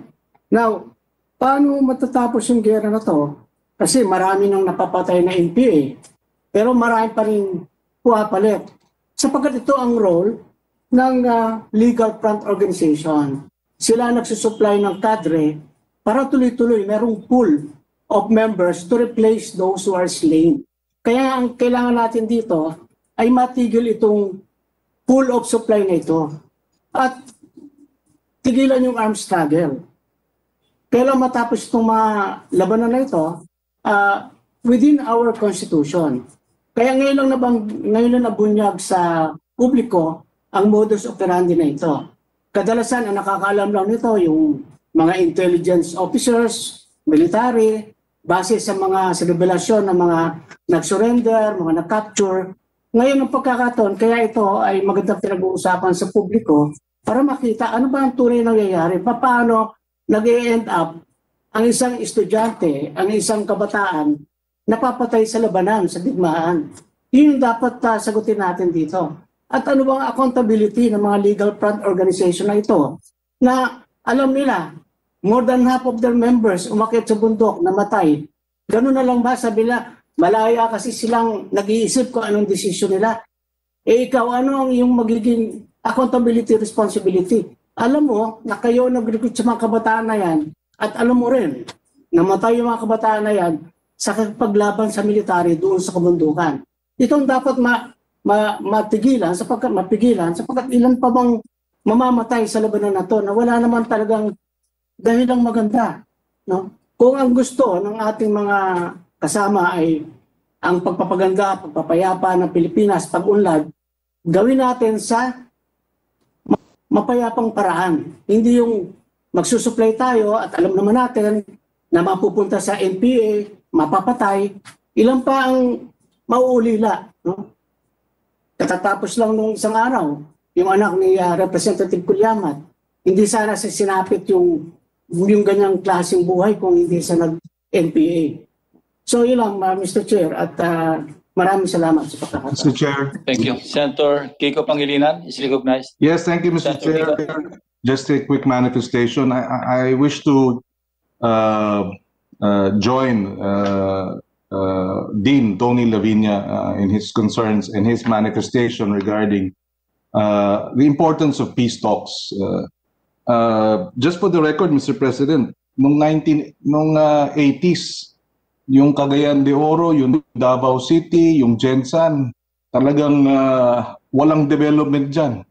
Up to the late 80s, early 90s, in fact, late 80s, mga mid-80s, yung Davao City, laboratory ng Sparrow Unit, ang tawag sa Agdaw, Nicaragdaw. Hindi po ba? Pero nung panahon nga ni President Ramos, the aggressive peace talks with the MNLF, with the MILF, with the CPP, even with the RAM. Hindi po ba? Napaka-agresibo ng peace talks ng panahon ni Presidente Ramos, and I share the view raised by Professor Lavinia. There were peace dividends that we were able to benefit from because of these aggressive peace negotiations.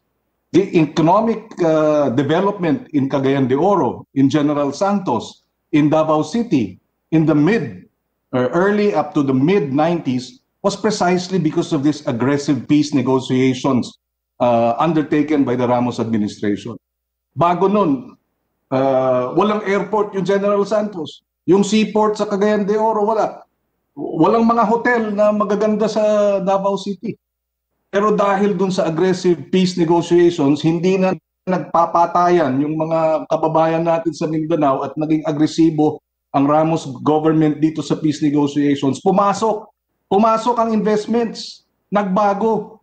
And if we pursue continuing aggressive peace negotiations, there will be a second, a third wave of economic development in these areas. Gaganda na rin ang Iligan. Gaganda na rin siguro ang Marawi, finally. But until we address this issue of aggressive peace negotiations, tigil putukan, palagay ko it's going to be a vicious cycle and we will never be able to duplicate that window of economic investments undertaken because of the aggressiveness of peace negotiations in the mid-90s. For the record lang, Mr. President, para lang mailagay sa konteksto din at historical context yung kainaman at kahalagahan ng hindi nagbabarilan at nag-uusap ng usaping pangkapayapaan. Mr. Chairman. Thank you. General Parlade, and then Undersecretary Badoy, and then Mr. Legaspi. Yes, sir. Just a rejoinder and a reaction to that usaping pangkapayapaan, Mr. Chair, Mr. President. We agree, of course, with peace talks. Maganda yung naging resulta ng peace talks with the MILF, MNLF, yung CPLA. But lahat po yan, yung mga organisasyon na yan ay nagbigay or nag-surrender ng kanilang mga armas. But these peace talks with the CPP, napakalinaw po yun doon sa Comprehensive Agreement on Socio-Economic Reforms. Wala pong demobilization doon. In fact, there's a role reserved for the New People's Army. Article 8 of the CASER, Comprehensive Agreement Socio-Economic Reforms, Article 11, implementation, for instance, the NPA shall participate in the agrarian reform, in the rural, agricultural, and industrial development. Samantalang nakalagay doon sa Article 8, the role of demobilized GRP military or AFP. So nakikita po natin ang direksyon ng peace talks na ito. Tanggalin po ang armed forces, may iwan ay ang mga engineering brigades to help the NPA in rural and infrastructure development. Ganun po ba ang peace talks na gusto natin? Napakahaba po ng CASER at doon nakapailalim yung iba pa nilang agenda. But to say that yung peace talks po ay dapat nating balikan, yung po ay malaking kalokohan. But anyway, Mr. Chair, I agree with the statement of Ka Eric. This is now the venue for us to understand finally this revolutionary dual tactics. Ito yung matagal nilang iniiwasan. Kaya din Lavinia, I'm sorry, but nagpabulag tayo dito sa mga agenda nitong mga ito. And this is a document, Mr. Chair, and we'd like to submit this. This is the 5 taong programa ng partido, 2017 to 2021. Paliwanag sa 5 taong programa. This is a document recovered from Vicente Ladlad during his capture. We will give you an authenticated copy if you want, but meantime, sir, we'd like to submit this, and this will explain ano yung sinasabi nilang legal, malalegal, at saka illegal na organisasyon. Yung sinasabi ko kanina, paragraph 4.3, ano yung sinasabi nila na itong mga progresibong miyembro na nasa sektor ng mga aktivista, hikayatin na sumampa na sa NPA dahil wala nang kalidad ang kanilang mga cadre, wala nang masyadong armado. At ito rin ang dokumento na mag-explain kung bakit ang dami-dami nang sumusuko sa hanay ng mga NPA. Ito po ay explanation nila, assessment nila during the series of plenums that they conducted, I think twice. At ito po ay gusto kong isubmit dahil po ang hinanap nila ay dokumento coming from the CPP or ebedensya, mga dokumento. Kasama po nito actually, sir, ay dokumento explaining or telling us that they were able to recruit 8,635 anak bayan members as I think September 2015. So as of September 2015, ganun po kalaki ang miyembro ng anak bayan na na-recruit nila. Age 13, 14, 15 hanggang 30. Documented po yun. So, Mr. Chair, I'd like to submit this, and I hope this will be able to help Senate in this inquiry. To finally solve once and for all this problem on thank you. On this revolutionary dual tactics and red tagging. Undersecretary Badoy, Mr. Legaspi, and then Director General Monteagudo, and then the chairman will allow the Makabayan Bloc to make their presentation so we can move on. Sige, point of order, Mr. Chair. Point of order. Mr. Senate President, I find it point of order, noxious. Mr. Chair. What is the point of order? Yes, Mr. Chair. I think it's unparliamentary language to manifest na after we express our concern about the urgency and the importance of peace talks, that one of our resource persons will say, yung peace talks na yung kalokohan yan. I think that is unparliamentary, Mr. Chairman. It is to say, therefore, that this representation's earlier manifestation is kalokohan. And I beg to disagree, Mr. Chair. Just for the record, Mr. Chair. Yes, well noted. Yes, Undersecretary Badoy. Mr. Chair, Mr. Senate President, I find it noxious, the narrative that's being forced down on us by Teddy Cosino and Nery Colmenares that there is no evidence. What are these people? What are the stories that we've heard? Well, what about those IPs that were murdered by tribal leaders, the tribal leaders murdered? Hindi ba ebedensya yon? Parang they've been silenced already at pag sinabi natin na walang ebedensya, parang pinatay mo na naman sila ng pangalawang beses. Diba na their stories didn't happen, but those stories actually happened. Rano massacre happened, and it directly connects the Makabayan bloc to the NPAs that they refuse to condemn, by the way. So please don't allow that, Mr. Chair, that there is no evidence. There is a lot of Undersecretary evidence. Badoy, everything will be under evaluation by the committee. Yeah, okay, but just Because for the we have record, yeah. Hindi pa naman tapos tong hearing, so everything will be consolidated and evaluated. Yeah, Mr. Chair, I say this because we don't come here for ourselves, but we come here for the victims. Now we're not here for ourselves, but for the mothers who are outside who've lost their children. No, and that they directly link the Makabayan bloc to the CPP-NPA-NDF. So there is a preponderance of evidence. Thank you. Mr. Legaspi. Salamat po, Mr. Chair. Gusto ko lang pong linawin yung konsepto po ng CPP hinggil po sa digmang bayan. Makakatulong po sa atin to para intindihin kung ano yung lugar po ng peace talks. Sabi po sa turo ng CPP, yung protracted People's War nila ay mayroon pong 3 integral parts. Ano po yun? Base building, agrarian revolution, and armed struggle. Ngayon, doon sa usapin ng peace talks, ang gusto lang po nilang mangyari, magkaroon po ng ceasefire. Ihinto muna sandali yung banatan. Pero yung base building nila at implementation ng programa nila hinggil sa agrarian revolution nagpapatuloy. Patutuhanan ko po, Mr. Chairman, noong 2016 hanggang 2017 na nagkaroon po ng peace negotiation ng gobyerno at ang CPP-NPA-NDF, to be exact po, 155 days yan. Anong ginawa ng CPP? Nag-i-expand ng territory. Doon po sa area namin, we were able to build 16 komiteng revolusyonaryo sa munisipyo. Shadow government. Equivalent po ng municipal government ng gobyerno ng Republika ng Pilipinas. Noong mga panahon na yon, hindi pa namin naabot yung Sultan Kudarat. But noong mga panahon na yon, we were able to expand Sultan Kudarat. Halos lahat ng munisipyo. At nakapagtayo pa nga kami ng district level of government. See? What year was this? Kailan ito? Noong 2016. 2016. Hanggang 2017 po. Minamaximize namin yung nagkaroon ng peace negotiation, 155 days yun. Kasi nga yung gobyerno may declaration ng suspension of military operation and may suspension ng police operation. So napakaluwag para sa CPP-NPA-NDF na magmaneuver. So we're able to consolidate and expand our mass base. And dyan pumapasok ngayon yung deception ng CPP using peace negotiation. Sa loob, tinatawanan namin yung gobyerno eh. Sinasabi namin, we are outwitting government. Kasi nga yung tingin ng gobyerno, pag sinabing peace negotiation, usapin lang po ng armed conflict. Hindi po naiintindihan ng gobyerno na pag sinabing... And you are stating this as a matter of personal knowledge because you were there? Yes, Mr. Chairman. And aside sa personal knowledge po, prinsipyo talaga, doktrina ng CPP yan. At yun pong nangyayari. And aside po dun sa usapin ng expansion and consolidation of mass base, ang isang usapin to, bakit kailangan tayong pumasok sa peace negotiation?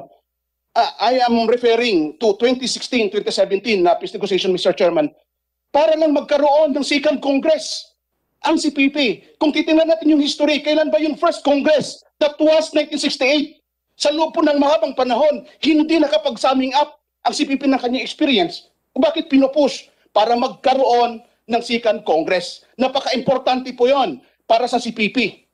At pangalawa po, magkaroon ng kasunod na plenum after 1991. Kasi after 1991, wala na pong plenum yung Committee Central eh. Nangyari lang after the Second Congress, and that was the month of December 2016 hanggang January 2017. So ibig sabihin, ginagamit lang yung usapin ng peace negotiation para isahan yung gobyerno. Yan po yung totoo, Mr. Chairman. And now, sa usapin... Before you continue, I have a question, Mr. Chairman. Say, Kanuel, ano? Mr. Legaspi. Sabi mo, during the time na nagkaroon ng peace talks, during the time of President Duterte, and I do remember that pag-upo niya, yan ay isa sa mga pinursu. Ano, sapagkat he knows that in Mindanao, during that time, there were some rebel groups that were supporting him. He knew that. So tumawag siya ng peace talks, di ba? Habang nagpi-peace talks, ang sinasabi mo ngayon, at ikaw ay participant, na habang nagpi-peace talks, nag-i-expand naman yung CPP on the ground doon sa mga lugar ninyo. Kasi bitaw ang military tsaka ang police, hindi nag-operasyon. Okay. Pero ang nakapikon kay President Duterte noon ay may mga NPA na umatake. Bakit? Ba't kayo umatake? May peace talks. Actually, ano sa kanila? Yes, po, Senate President. Actually, part pa rin po ng directives namin na kahit mayroong peace negotiation ay patuloy yung atake.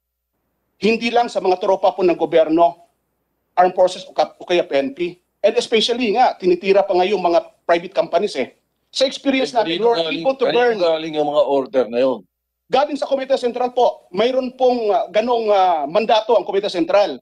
Kasi ang sinasabi nga, yung, say for example, yung panununog ng iba't ibang properties, ekwipo ng mga construction companies, transportation companies, ang sabi nga nila, hindi kasali sa usapin doon sa KASER kasi isang usapin ng nasa third substantive agenda yan. Kasi sa political na usapin yon. Ngayon, inatasan talaga kami ng Komite Sentral. Mayroong ipinalabas na memorandum sa amin na kahit during sa panahon ng peace negotiation ay i-implement yung batas hinggil sa revolutionary taxation. Kaya yung mga hindi nagbabayad, tinitira. Sa experience namin sa Far South Mindanao region, we were able to burn 7 buses. 6 na bus ng yellow bus at isang husky. At pagkatapos, hindi ko na nga mabilang kung ilang bulldozer, ilang backhoe, ilang dump truck, yung sinunog ng CPP-NPA-NDF sa panahon na nagkaroon ng peace negotiation. At mayroong pangangatake sa ilang military installations at mga PNP personnel na ginagawa yung trabaho nila para sa usapin ng security and peace and order sa mga particular areas. Pag sinabi mong central CPP, ano yun? Sila Joe Masison ba yun? Of course, Senate President, kasi si Joe Masison, siya naman ngayon siya pa rin naman yung chairman ng Committee Central. To my question, Mr. Chairman, nagtataas ng kamay si Ms. Corpin, may sagot ka rin doon sa tanong ko. Ay, dadagdagan ko lang po yung sa usapin ng peace talks kasi sinasabi nga po kanina na tuloy-tuloy po talaga yung expansion at yung pag-atake ng NPA sa panahon na may peace talks. Ang tawag po dyan na binaba na memo ng Komite Sentral hanggang sa mga larangang gerilya ay active defense na postura ng NPA.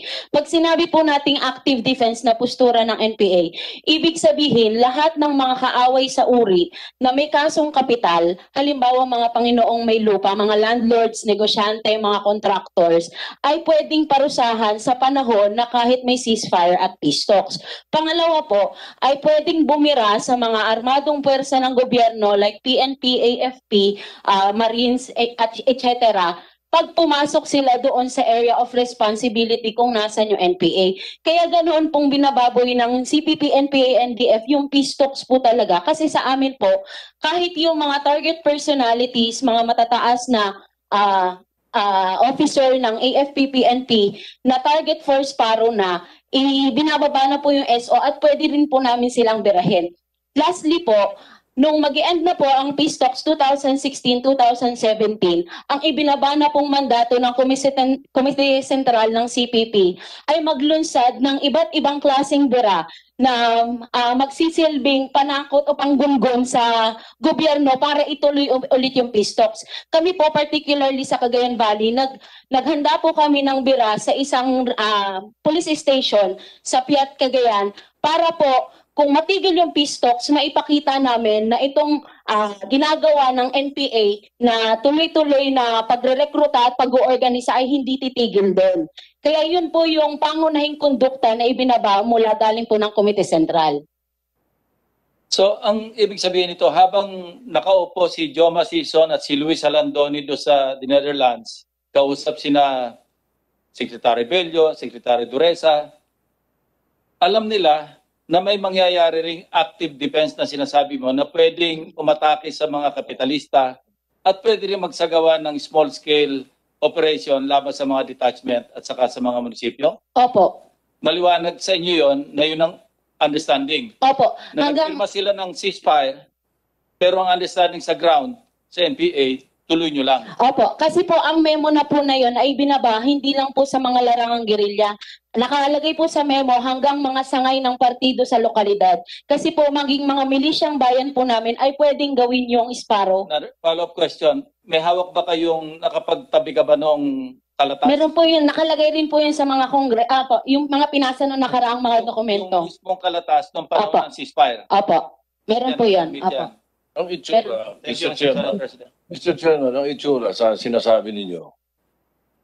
Alright, CPP saka NDF nakikipag-pisto. May pistos, di ba? Pero yung NPA walang pistos. Ganon, ano? Mr. Senate President, sir. Parang katulad nung panahon ni President Ramos, nagkaroon ng pistos sa MNLF, MILF, nakipag-pistos. Pero yung Abu Sayyaf, walang pistos. Kasi pag upo ni ERAP, matindi ang problema sa Mindanao eh. Mr. Senate President, Mr. Chair. Rebellion. Mr. Chair. Diba? Mr. Chair, 1 minute rejoin. Point of 1 minute. The end of the peace talks for the CPP-NPA-NDF is not to gain peace, but to gain political maneuvers, propaganda, and advantage alliance. We heard that na. Yes. Yung ganyang taktika. Yes, sir. Anyway, Director Jel Monteagudo, then afterwards, we'll just we'll recognize. On the peace talks, Mr. Chair. Mr. Chairman, just one very short. Thank you, Mr. Chairman.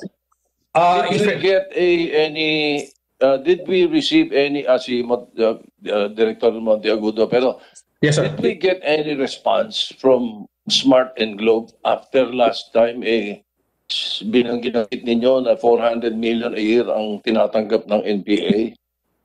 200? Average of 200 million po, based on document and based on knowledge of practice. Ano ang reaction ng Smart and ang Globe dito? Naglabas ba ng statement? Did they deny that or what? Baka si Director General Monteagudo can answer. So far, thank you. Yeah. So far, Mr. Chairman, thank you for the question, Mr. Senate President. On the question so far, Mr. President, Mr. Chairman, wala pong hindi po nag-reach out yung telcos sa security sector or sa officially sa NICA. That information has actually been around for a long time, and but we have been trying to reach out to them, especially Mr. Chairman, because if ever the CPP-NPA would be proscribed as a terrorist organization, providing them with money would be they would be liable for under the Anti-Terrorism Act of 2020. Yes. Just on the peace talks, Mr. Chair. Yeah, Mr. Chairman, may I proceed? No, I have not. I'm not finished. Hindi ka pa tapos. I just answered the question of the Senate President, Mr. Chairman. I'm going to talk about the peace talks. Mr. Chairman, in fairness to the President, na pinalalabas na parang hindi siya interesado sa ng ating mga kaibigan na hindi siya interesado sa peace talks. Binanggit po, nagpapasalamat po ako kay Senate President, binanggit po niya na Mr. President, ang una po niyang gustong mangyari ay katahimikan. And if we can do it without having to fight and having to shoot each other, tumahimik ang Pilipinas, ay gagawin po niya. Kaya nga pinursu niya yung talks with the MILF, even if he even threatened to resign just to settle the problem with the MILF. Yung sa NPA po, he showed, sincerity by even appointing three personalities which he knows are affiliated with the CPP. Sila Secretary Tagiwalo, Secretary Mariano, and Lisa Masa in the cabinet for that to show that pwede tayong magtrabaho na para sa kabutihan ng ating bayan at ng ating mamayan. Kaya lang, and even engage in peace talks with the NDF, and Secretary Doresa was the representative then. But during the peace talks, what did the NPA do? As binanggit kanina ng mga FRs, they launched attacks against the military, against the police, the ambush, the attacks business facilities or economic centers. Kaya kinansel na presidente ang peace talks. And he created the EO70 because he said, wala nang usapan to. And nakita naman ang in-explain kanina na hindi talaga what the CPP-NPA doesn't want peace, they want power. Now, I would also like to show this slide, Mr. Chairman, kasi nalilinlang ang mga tao no?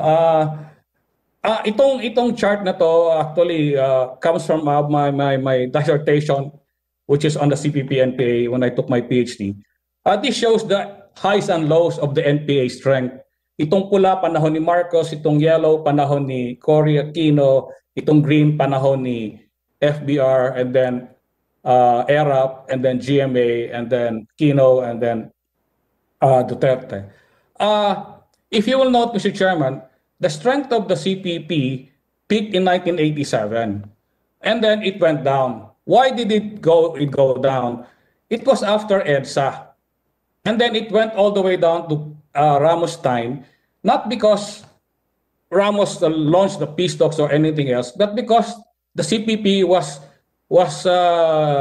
destroying itself. Ito yung panahon ng cleansing, zombies, yung pinatay nila ang kanilang mga kasama, na paranoid sila na infiltrate sila.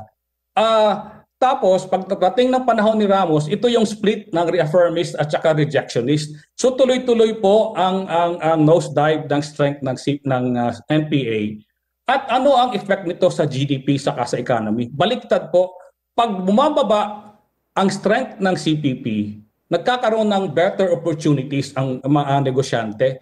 Nagkakaroon ng maraming investment. Kaya po makikita nyo yung pula, yan po yung GDP in millions of dollars. Ito namang blue, GDP per capita. Tumataas pag bumababa ang CPP. Ngayon, makita nyo sa panahon ni ERAP, tumaas na naman. Bumagsak, may downturn na naman yung GDP natin. Kasi pag lumalakas sila, naapektuhan ang negosyo. So, pag nakita nyo after panahon ni ERAP, nagkaroon ng, of course, EDSA 1, EDSA 2. It's always, the thing, sir, Mr. Chairman, when the EDSA 1 and EDSA 2, the CPP-NPA became more and more irrelevant. Why? Because it showed that the Filipino people can institute change without having to kill each other. Peaceful transition. We can institute, we had the new constitution in 1987. We didn't have to kill each other. It was EDSA 1 and then EDSA 2. And every time na nakapakita yan na kaya ang change without having to overthrow the government, nagiging irrelevant ang CPP-NPA. So bumaba panahon ni GMA. Panahon ni GMA, it was a strong republic na intense yung anti-counterinsurgency. Lumakas ang economy hanggang sa panahon na tuloy-tuloy po yan sa panahon ni Aquino na plateau ang strength ng CPP. Tapos hindi na ho napasok dyan yung sa panahon ni President Duterte, but we all know that the economy enjoyed a continuing rise except after the COVID. Mr. Chairman, I show this and I am presenting this so that the people will know what the impact of the CPP, the NPA is on our people and in our economy. Hindi po kasi ang sinabi po kanina, with due respect to the Dean and Senator Jacob Pangilinan, na it's true that FBR implemented a lot of programs, but did it eliminate the problem? The problem was always government is always engaged in peace talks. All administrations were engaged in peace talks. Kaya po ngayon lang naglalabas at nagsasalita ang security sector, nakakapag-expose ng mga front organizations, because ngayon lang nagkaroon ng presidente na committed na tapusin itong problema na to. Hindi hilaw-hilaw. Kasi po kung puro talks, ang security sector, ang intelligence community cannot say anything. They cannot expose because they will be accused of being spoilers of peace. Ganun po lagi ang salita ng mga kaibigan natin dito na spoilers of peace yan, spoilers of peace ang armed forces, ang security sector. So hindi nakakapagsalita dahil may usapang kapayapaan. Ngayon ang presidente sinabi niya tapos na yung usapang kapayapaan, wala tayong patutunguhan dyan dahil niloloko lang tayo ng CPP-NPA-NDF.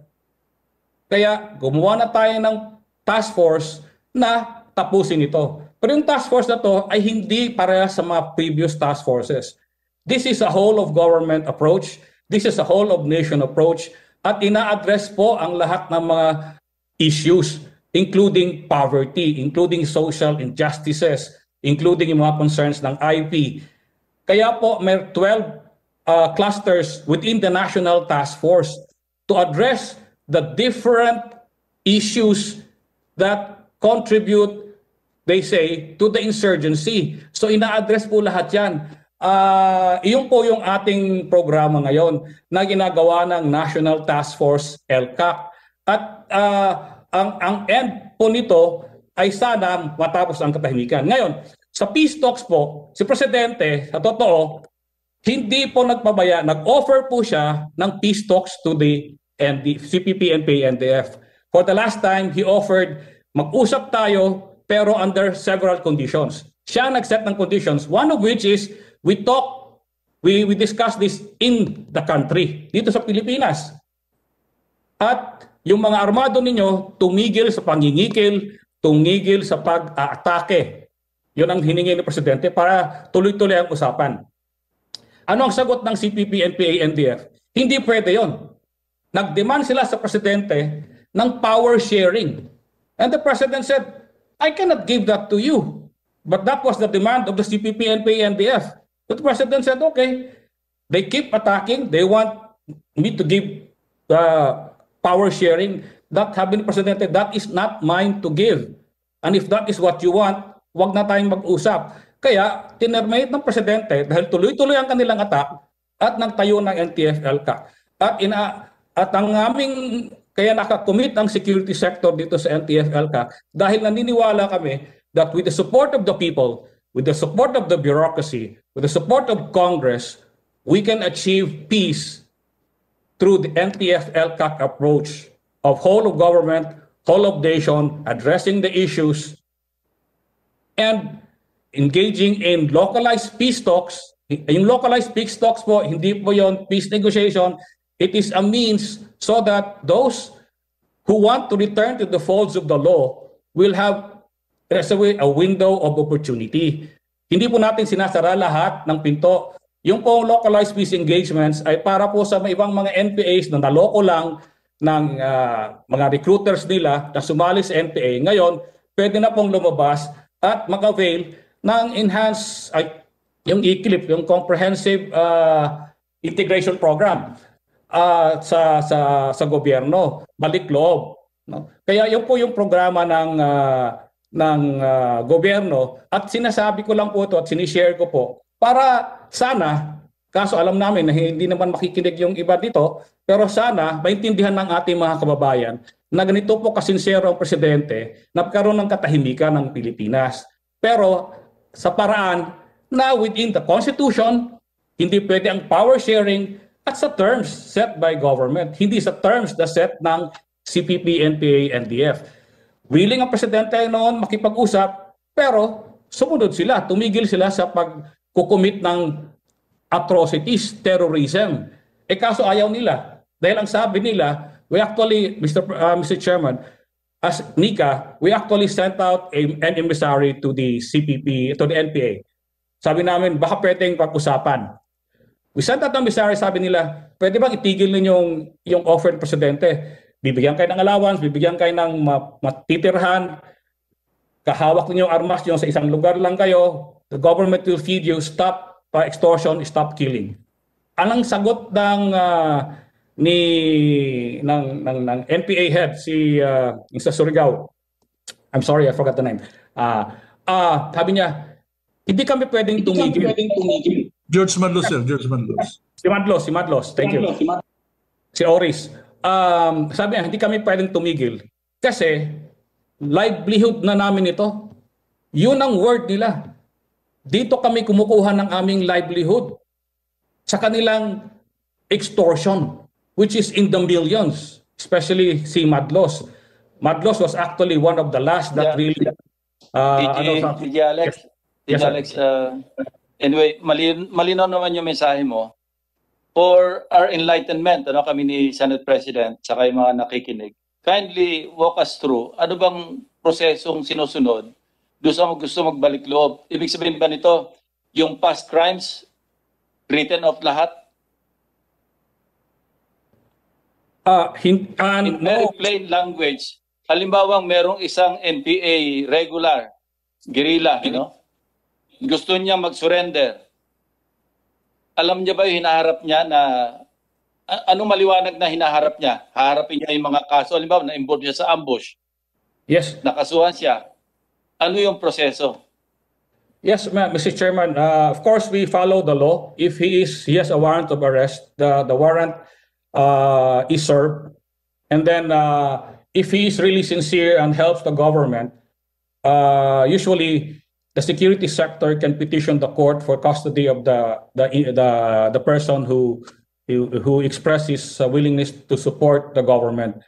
And one of these is by speaking out and exposing the truth and telling the truth about the front organizations and the CPP. And when he does that, well, depende na po sa mga nabiktima at kung anong kabigat ng kanyang kaso, ay tinutulungan din po natin siyang either ma-dismiss ang kaso o ma-areglo ang kaso. Kung meron mang biktima, pwedeng pag-usapan kasi nagbabalik loob naman sila kung nagpapakita sila ng sincerity, Mr. Chairman. Okay, let's clear it up. Meron ba rito na may mga pending pang kaso sa korte?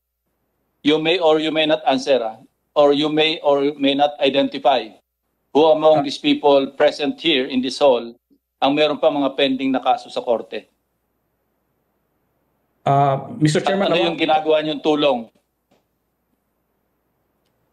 Yung nasa online, sa virtual, meron po, we know, Mr. Chairman. Okay. You don't have to identify them, ano?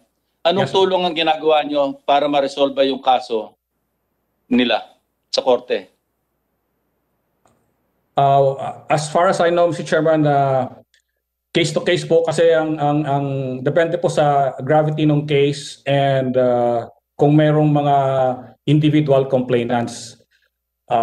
Mostly, most of the cases that were probably they have are cases filed by the security sector, but there are cases where there are individual complainants. And kung merong mga ganon, we try to help so that they and their family can have a normal life, Mr. Chairman. Thank you. Are you done? So I will not recognize Congressman Casino and proceed to their presentation afterwards. Okay ka na, Alex? Yes, sir. Yes, sir. Yes, sir. Okay, thank you. Thank you, sir. Mr. Chair, I think... Klaro naman yung mga explanation mo. So, Congressman Casino. Before me, Mr. Chair, I think Congressman Tino would like to have a rejoinder to the Go ahead. statement? Thank you, Mr. Chair. Hindi, isang quick response lang po dun sa discussion particular ni Director Monteagudo kaugnay sa peace talks. Meron siyang pinakitang graph dyan, no, na may kaugnayan daw yung bilang ng NPA at pagtaas o pagbagsak ng GDP growth. Ako po, matagal na galing sa academe, kaya kailangan ko lang pong mag-react dito. No, ang pinaka-basic po is that correlation does not prove causation. No, so pwede kang magtabi ng kahit anong mga bagay at gumawa ng kung ano-anong teorya, pero hindi po valid na form of argument yon. No, ang punto po, lalo na pag pinag-uusapan ng GDP growth, ay kailangang napaka-komplikadong bagay niyan. Kailangan pag-usapan mo yung mga global financial crisis na naganap, yung failure ng gobyerno natin to properly invest in agriculture and industry, and to reduce it to a single factor is unacceptable. No? So, pero what is the larger point here? The larger point here is, ito nga po ang problema, na yung security sector is mastering all sorts of arguments against conducting peace talks. No? That's why I understand yung manifestation ni ni Senator Pangilinan kanina, no, objecting to General Parlade, saying na basura ang peace talks. No, yan po ang hirap kapag militar ang bibigyan ng kapasyahan. Kung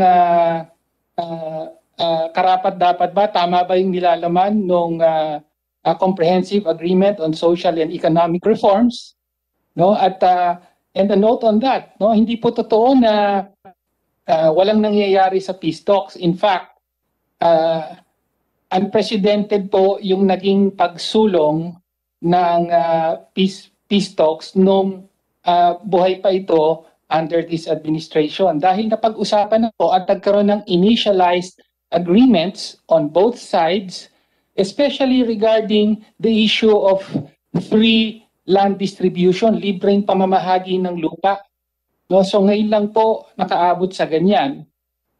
Kaugnayan ng ceasefire. No, meron pong karugtong yan. No, unfortunately, yun po ang hinarangan at eventually terminate dahil sa naging posisyon ng security sector. No, so again, so we reiterate, no, habang nandyan po ang NTF-LCAC, ay barado po ang option para sa peaceful settlement of armed conflict through peace talks. Mr. Chair. Thank you, Mr. Chair. And just to add to that, Mr. Chair, in fact, nung panahon ni Duterte na nag-ceasefire, yung dalawang panig, I think next to the panahon nung ni Cory, this was the longest standing ceasefire that happened, more than 4 months. And there was really a marked decline in the armed encounters between the two groups. And that is on record. Sinubaybayan ho namin yan. That's why we were very disappointed by February of 2017 nung umatras na po ang Pangulong Duterte, because we felt we were gaining headway already. Nag-uusap yung dalawang sides, may headway sila sa agreements, yung number of armed encounters went down. So it's not true na nagtuloy-tuloy as regular yung mga armed encounters. In other words, yung point ni Senator Pangilinan, may dividends yan eh. Both sides will always accuse each other of violating the ceasefires. Both sides will always accuse each other of using the ceasefires to further their own agenda. But for us peace advocates, anuman ang counter accusations ng dalawang panig, ang importante, mag-usap, and if they can achieve a political settlement, I have never recalled any time when the other side demanded for power sharing. So I don't know if that has factual basis, Mr. Chair. Anyway, those are just some reactions to the issue of the peace process, which I think is also very important dito sa pinag-uusapan natin sa red tagging. Mr. Chair, we have some resource persons who will be presenting through video and some through live feed online.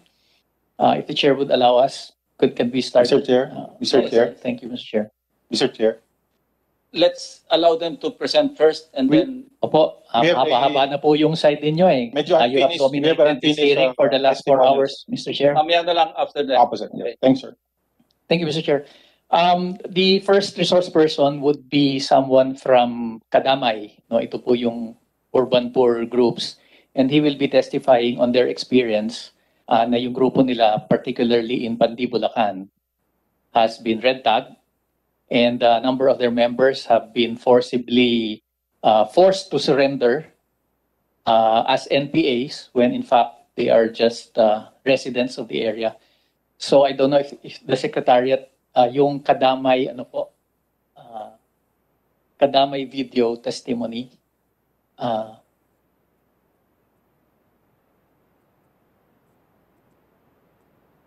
probably the Secretariat could play yung Kadamay video testimony po. This is the chairperson of the local chapter of Kadamay in Bulacan.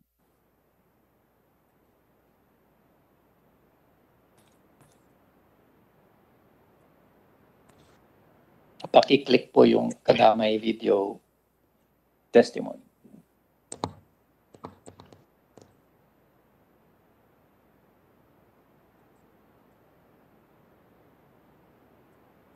After the Kadamay video, Mr. Raul Manuel of the youth groups will have would like to make his testimony. And I don't know if Dean Lavinia would still like to add to his earlier, but we have asked Dean Lavinia to give his take on this issue of red tagging. Then another video of Mr. Brandon Lee, one of an activist in the Cordillera who was almost killed after being red tagged. And then Congresswoman Femia Kulyamat also has her testimony.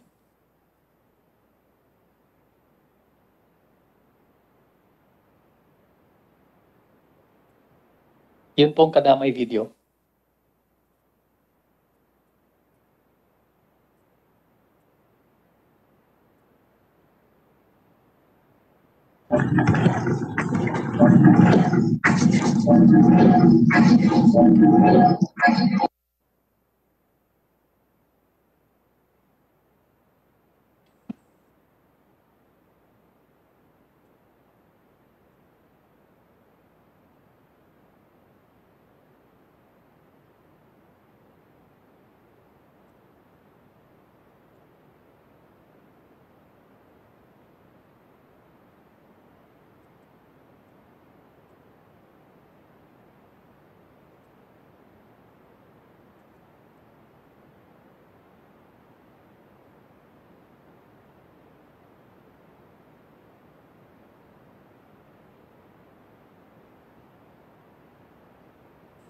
While waiting, meron lang akong quick question.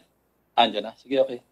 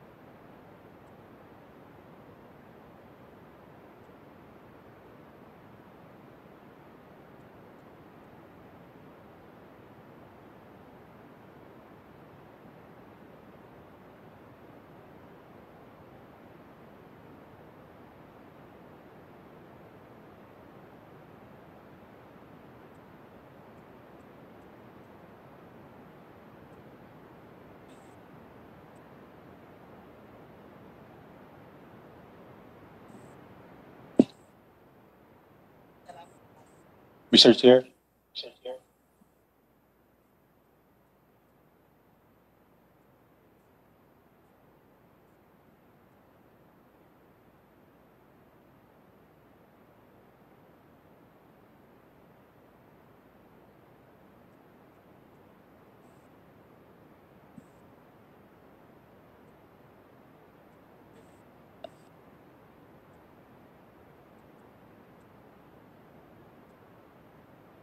Yes, habang sineset up, Congressman Teddy, gusto ko lang clarify kasi last hearing, ito ikukot ko na lang yung sa, hindi verbatim, articulate ko na lang ito. You said that Joma Season was making a distinction do sa parang sa video na pinakita between the armed revolutionary movement and the legal democratic forces which are not armed and which operate in the legal arena. And then, ang sinabi mo, that by making that distinction, Mr. Season is not saying that the CPP is controlling everything. What do you mean by that? Because the allegation, Mr. Chair, was that the mere mentioning, Joma's mere mention of our organizations already means that we are under him and that we are part of the armed revolutionary movement that supposedly Joma is advocating. So yun lang po ang paglilinaw ko doon. So in fact, sa katotohanan, hindi niya kontrolado lahat. Yun ang point na nire-raise mo noon. yes, Mr. Chair, because we have our own processes, we have our own organizations, we have chapters all over the place. So it is not Joma who calls the shots. And that also explains the fact na maski nagpirma siya ng ceasefire, silang dalawa ni Luis Alandoni, tuloy din ang atake ng NPA kasi he does not control. I don't know in what capacity they signed the peace pact, because if directly under naman nila yung CPP at yung NPA, that they would have command over that. But we are not part of that, and they would not have command over us. So, but definitely we support the peace process. Ready na? Control room, ready na kayo?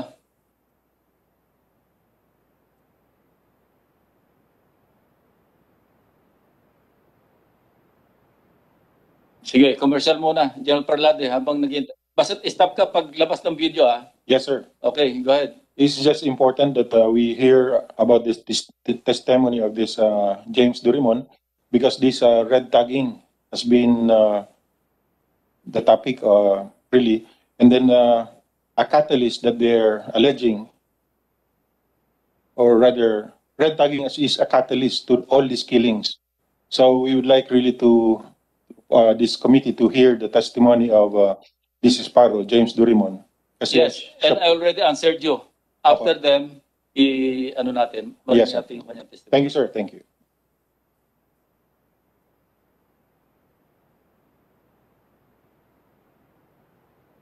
Kung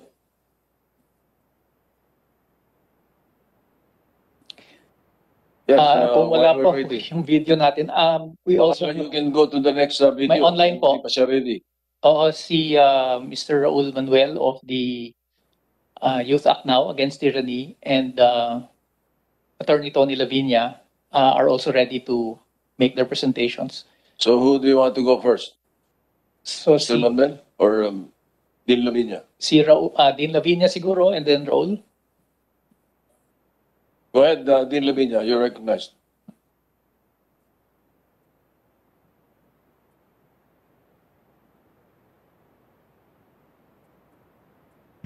I actually have a very short intervention on this on behalf of the students. By way of introduction, I have been a professor for 40 years, a philosophy teacher first in Mindanao, in Cagayan de Oro Save University, in Ateneo de Manila University, a law professor as well in the UP College of Law, PUP College of Law, Ateneo College of Law, San Beda Graduate School of Law, many universities. In that capacity, I have actually worked with student activist groups for all those 40 years, actually, of all ideological persuasions, because I consider it my duty to guide and mentor young people that are idealistic, that are finding ways to make our society better. My intervention here actually is the harm that happens when you red tag young people and organizations, no? And I'll give actually the example of NUSP because we have Mr. Raul Manuel talking later on. When you do that, you endanger them. I will be very honest that one of my main responsibility as a lawyer and as a teacher is to make sure that they survive any time, any moment of time for the Philippines, because we need every young person in the Philippines to counter what I think are really very serious problems. I mentioned that my expertise is climate change. I'm saying that what happened in the last 4 weeks will happen in 10 years' time. It will be happening almost every day. I'm actually also now the acting executive director of Manila Observatory that works on these issues, and the future is very bleak. And we need all the young people that we want, regardless of ideological persuasion. And so it's very important to protect those young people. It's in that capacity that I have agreed to lawyer for Kabataan, for Sara Ilago and her colleagues, for Raul Manuel and other people that have been accused of being communist, because it's very important that they survive that. I want to say, I want to recall that in the Marcos years, there was even talk that President Marcos actually, as much as possible, wanted to have all the activists also survive their that time. I'm not sure that's true because many died. In the Ateneo de Manila, we consider Edgar Hobson as one of the best Ateneans ever, and we wish that he survived the Marcos years, because maybe he will be a senator like you now today. Certainly in UP, although that came after the Marcos era, we had Lian Alejandro. Many of us and many of you in the Senate, actually, including Senator Pangilinan, would be friends with Lian. If Lian were alive today, he would probably be also maybe in the Senate, maybe even a future president. So that is my plea, actually. We should allow, I'm not going to endorse every single position that student activists make. I'm 60 years old. As you grow older, you become more conservative. But I will defend their right to grow, to make mistakes, and red tagging them and accusing them in a baseless way endangers the future and endangers for the country. I would also like to say something about indigenous peoples. I'm actually with a group of LUMAD teachers and students here. I think they will present a video later on. Matagal na po akong tulad ng pagkaguro. In fact, I have senators that have been my students actually.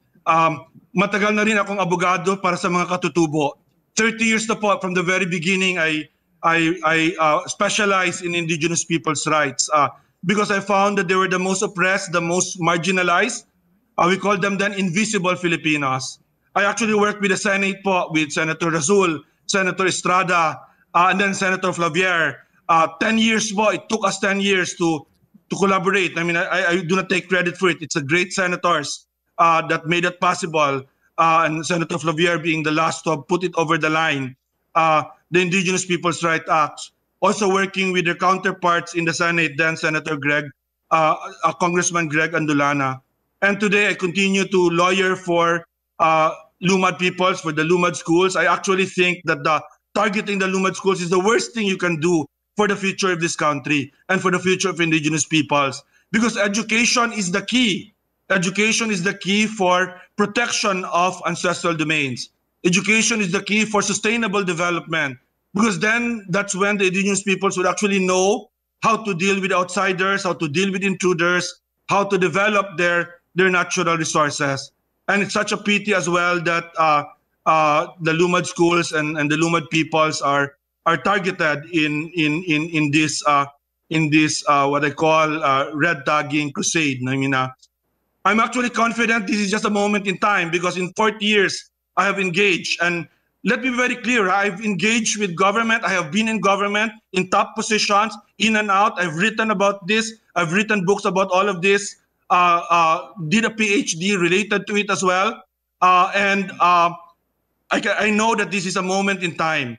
But the moment in time is dangerous because people die in this moment of time. And that's why I will appeal to the Senate to actually criminalize red tagging because it is also terrorism in its worst form. Thank you. Thank you, Dean Lavinia. So, ready na yung si, ano? Ayun na yung video. Magandang araw po sa inyong lahat at maraming salamat sa pagkakataong ibahagi ang aming mga karanasan ngayon. Ako po si Robert Lansaga mula sa Kadamay Pandi, Bulacan. Nais ko pong ikwento kung paano nagiging panganib sa akin at sa buong komunidad namin ang red tagging ng mga sundalo sa aming organisasyon. Mula po noong 2018 sa pangunguna pa ng 48th Infantry Battalion ng Armed Forces of the Philippines, ilang ulit kaming binagsagang mga komunista at terorista. Nagpakalat pang ng mga babasahin, mga streamer sa paligid ng aming bayan at kahit sa pagronda ng mga otoridad, sinasabing ang Kadamay ay recruiter ng NPA at front organization ng CPP.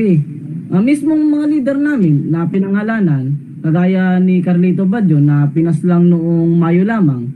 Pero ang kadalasang gawain ng mga sundalo at pulis ay ang sapilitang pagpapasuko sa amin at magbalik loob daw kami sa gobyerno pagkat mga miyembro kami ng NPA. Nais ko lang pong linawin, hindi po kami front organization o recruiter ng NPA. Kami po ay isang legal na organisasyon ng mga maritang Pilipino na tumitindig para sa kapakanan ng mahihirap ng nagdaang pang 22 years. Ano po ba ang nagiging pamaraan ng 48 ID sa Pandi? Sa pag-iikot ng mga sundalo o ng mga tauhan nila, diretsong tinatakot ang mga residente sa amin na kung sila ay di susuko, ikukulong sila o di kaya ipapalayasin sa mga pabahay nila. Sa kabilang banda pa nga, ang nagiging pang-akit naman ay ang pamahagi ng entry pass o katibayan sa paninirahan kapalit ng pag-surrender bilang isang NPA. Ang pabuyan ng mga pumapayag sa kasunduang ito, binibigyan nila ng halagang 500 hanggang 3,000 depende kung waring posisyon mo sa CPP-NPA. Sa taong ito, pagpasok ng pandemya, nag-iba naman ang pamamaraan ng pagpapasuko. Kapalit ng pag-amin, pagiging kasapi ng NPA, ang relief goods, may alok pang 3 kilong bigas at mga dilata. Ako mismo, noong April 5, pinatawag ako sa barak sa San Rafael. Pinangakuan ako ng relief goods pero sa katunayan ay pinipilit akong pumirma na isang dokumento na nagsasabi ako umano'y pagsuko kapalit ng pagkain. Hindi ako pumirma. Liban dyan, tinakot pa ang aking kapatid na mag-surrender din at kumbinsihin naman ako kundi mapapahamak ang aming pamilya. Maglalabas daw sila ng warrant of arrest o maglalagay ng shoot to kill order. Hindi pa rin ako pumayag pagkat alam ko na walang mali sa aming ginagawa at hindi krimen ang tumulong sa mga kapwa maralita. Nitong nakaraang October 22, lumabas muli sa balita na maramihang miyembro namin na sumuko sa lokal na pamahalaan at sa mga sundalo. Lantarang pinapirma ng isang dokumentong nakasaad na kami bilang miyembro ng Kadamay ay isang organisasyon raw sa ilalim ng CPP-NPA. Alam nating marami ang nakakaranas ng gutom lalo na sa krisis na ito na sinamantala palalo ng militar para itulak ang kanilang maruruming layunin. Sinamantala nila ang pagdurusa ng mga kababayan natin para pumusturang may naipapanalo sila sa pakikipaglaban sa mga rebelde. Nais ko din pong linawin muli, wala po kaming kahit anong armas, ni minsan hindi po kami gumawa o nagplano ng kahit anong teroristang gawain. Tila kami pa nga ang nagiging biktima dito. Ang red tagging sa amin bilang front organization, ang nagiging batayan ng laganap na pananakot, pamimilit at pananakit sa mga residente sa amin. Para saan? Para lamang makapagpalabas ng mga sundalo ng kanilang mga fake surrendery at nakapunto sila sa propaganda? Dito ba ginagastos ang pera ng taong bayan? Hindi ba't mas mainam na ilaan na lamang sa tulong, pagkain, paninirahan, sa pagkalinga sa mga nasalanta ng bagyo? Napakalaking pondo ng NTF-LCAC. Dahil ba kami mahihirap at maliit na tao lang sa mata ng AFP? Ay napakadaling ilagay sa panganib ang aming buhay? para lamang masabing nananalo sila sa gera laban sa mga komunista. Isa pong nagpapatuloy ng malaking kahibangan ang red tagging at ang kaakibat nitong pagpaparami ng mga peking pag-surrender. Para sa amin po, mabuti pang ang rekurso ng pamahalaan gamitin sa pakinabang, hindi sa panganib ng mga nangangailangan. Para sa amin din po, dapat itigil na ang red tagging at sapilitang pagpapasurrender sa mga walang kasalanan. Mas mainam pa kung ang mga tiwali na maruruming nagpapatupad sa ganitong kalakaran ang maimbestigahan at mapanagot. Marami na nga po sa amin ang nabubuhay sa takot, pero kahit po sa ganitong buhay, alam naming dapat bigyang halaga ang katotohanan at karapatan nating magpahayag. So, yun lamang po at maraming salamat po. Thank you. Si Commissioner Dumpit of the Commission on Human Rights is present virtually. Are you still there, Commissioner? Because we would like to request you to look into this. Itong kapapalabas na video involving kadamay. Are you there? Wala na yata. Anyway, sige, please continue. Thank you, Mr. Chair. Next, Mr. Chair, is Mr. Brandon Lee. He is an activist based in the Cordillera, whose an attempt was made on his life, and he is now back in the US. He was married to a Filipina, I understand.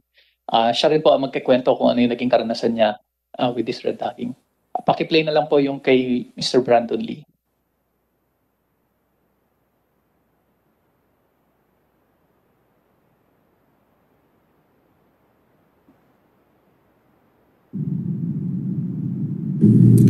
Hello, my name is Brandon Lee. I'm a Chinese American. And for the past 10 years, I've been an advocate for the environmental protection and indigenous people's rights in the Philippines. For this, I have been a victim of intense red tagging, political vilification, and death threats over the years, leading to my attempted assassination on August 6 last year. I got married in 2010, started a family in Ifugao, the birthplace of my wife, and eventually got my permanent residency. It was through the love of the indigenous people and the environment that I volunteered with the Ifugao Peasant Movement, the IPM, in their education and disaster relief programs for farmers in the province.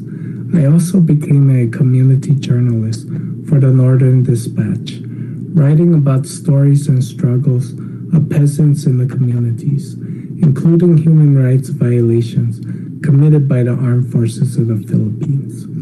In 2012, a target list circulated around Timok, Ifugao, tagging farmers, government employees, and IPM members as supporters of the NPA.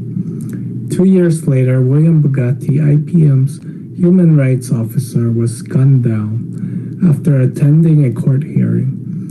Bugatti was listed as number 21 out of 28 on the 86th Infantry Battalion Timok target list.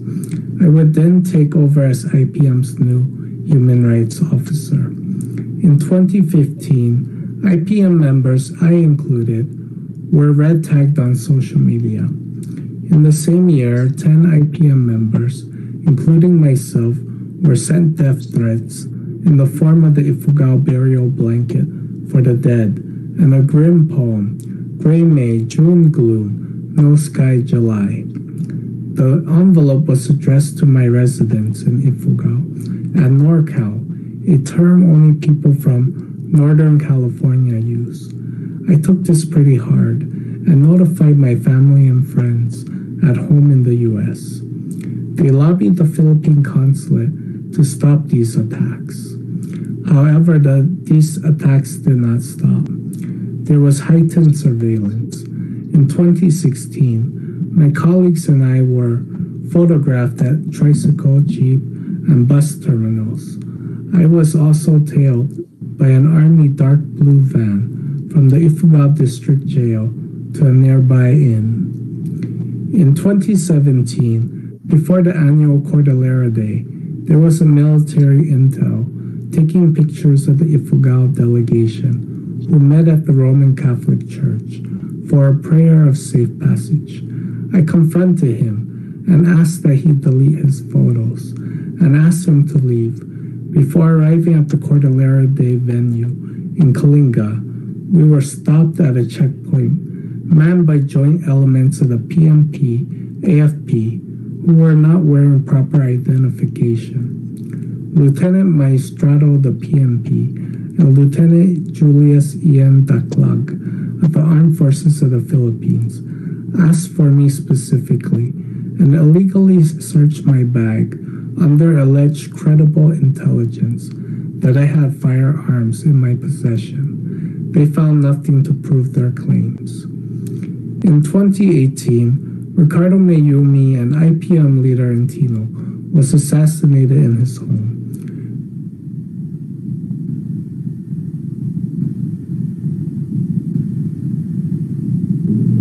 Mayumi was a recipient of the death threat in the form of the Ifugao burial blanket for the dead. He led the opposition against the Quad River and Santa Clara hydroelectric power projects. Also, flyers red tagging IPM members, I included, were scattered around my residence to the town center of Lagawi. I sought the help of our barangay captain, who told me that I was a good, upstanding resident, and that he will release a certificate stating so. He also warned me that soldiers from the 54th IB have visited him and told him that I was seen recruiting youth to the CPP-NPA in the barangay. Later that year, more flyers were scattered in the municipality of Lamot that IPM members were connected to NPA, tagging myself as a recruiter of NPAs in IFSU and the Ifugao State University, and my wife as an NPA contact. In 2019, there were flyers red tagging the IPM, I included, spread around the municipality of Lamot during the Cordillera Day celebration. After Executive Order 70 was signed by President Duterte, my colleagues and I were visited by the 54th Infantry Battalion in our office and homes. Lieutenant Carlo J. Mendoza and Sergeant Joel Campiles of the 54th Infantry Battalion came to our office in the guise of wanting to partner with the IPM. This ruse was easily discovered when they went to my colleagues' homes, telling them that the IPM is a front organization of the CPP-NPA. The soldiers from the 54th IB asked my colleagues, how much was I making? What is my role at the IPM? Where's my whereabouts? What is my daughter's name? What school does she go to?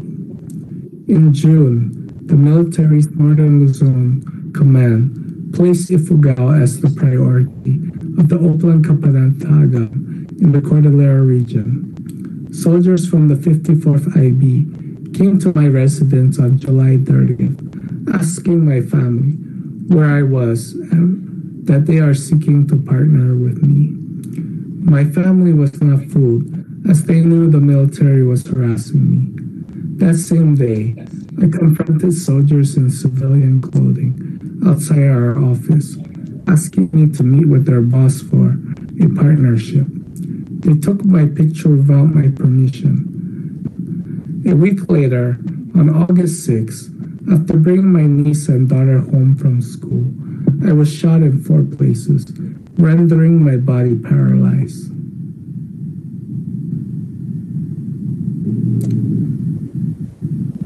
Red tagging led to my being shot. Red tagging conditions the mind of the public that it is okay to arrest, threaten, harass, intimidate, surveil, torture, and kill.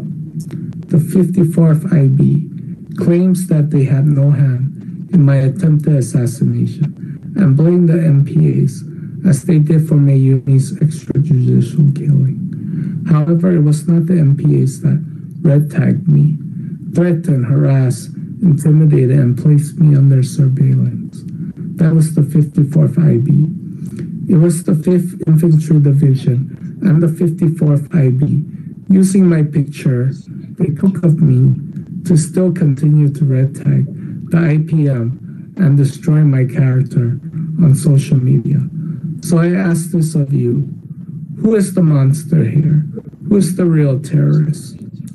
I appeal to this honorable body to immediately put a stop to the red tagging and to repeal the anti-terror law, as it will legalize what happened to myself on a wide scale.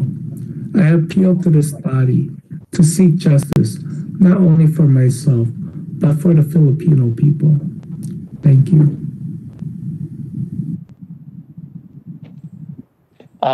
Mr. Chair, that was Mr. Brandon Lee who testified on how he was red tagged and the attempt made on his life. He's an activist in Cordillera, but is now back in the United States. Next, Mr. Chair, we have from the farmers groups another video, yung file po, AMGL yata ang nakalagay. This is Mr. Joseph Canlas of the Alyansa ng Magbubukid sa Gitnang Luzon, a farmers group in Central Luzon. Could you play the file na may AMGL?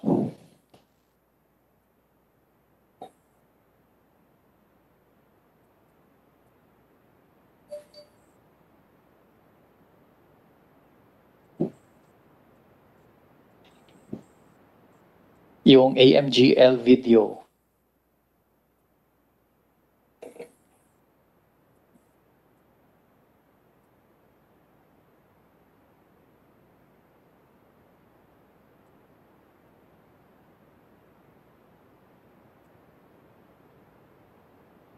Mr. Chair, just a manifestation while we're waiting for the video. Yes, Senator Pangilinan is recognized. Yes. Earlier, the chairman mentioned or was looking for the CHR if they're still on hand. After the presentation of Teddy Casino, perhaps we can also get the position of the CHR regarding the matter of red tagging, just for the record, so that we know if the CHR has a position on this matter. Thank you, Mr. Chair. Even further, yes, thank you. Even further than that, I'm thinking of asking DOJ if there's basis enough to legislate to, as suggested by Dean Lavinia, to criminalize red tagging. But I want to find out first from DOJ kung meron bang magiging basihan kung gawin natin yun. Kasi baka bumangga sa freedom of expression. Kasi pag sinabing komunista ka, sagot naman ng kabila, pasista ka, paano tayo, saan tayo lulugar? So, gusto kong tanungin, I really want to pick the brain of the DOJ representative kung ano yung opinion niya on the matter, on the issue. Thank you, Mr. President. Just one quick point, one last point. Earlier, we were discussing about the peace talks. Just to place on record, Mr. President, that we should not give up on peace negotiations, whether it's the NPA or any other armed group. Just the other day, the BARM submitted a 75 billion peso 2021 budget. And last year, their budget was 65 billion. This is the BARM. And this is precisely as a result of aggressive peace negotiations. And this is actually an appeal not just to our armed forces, but also to the armed rebels. Perhaps the template of the BARM should be something that they should seriously look at and see what peace dividends can be obtained. Biruin mo ito, kung walang peace talks, walang pag-uusap yung MILF tsaka ang gobyerno, walang 75 billion budget this coming 2021 at walang 65 billion budget last year. Sana we can move out of the paradigms that we are operating around and see if a paradigm shift on both ends, on all parties, should be seriously considered. Just for the record, Mr. President. Thank you. Actually, ang paradigm shift, if I may respond, ang paradigm shift, nag-shift talaga sa local efforts. hindi gini-give up yung local peace talks. Yes. Ang tingin lang nila, baka hindi nag-workout yung sa the Netherlands. Kaya bumaba sila sa local ngayon. And they're pursuing it. Precisely the issue that we raised earlier.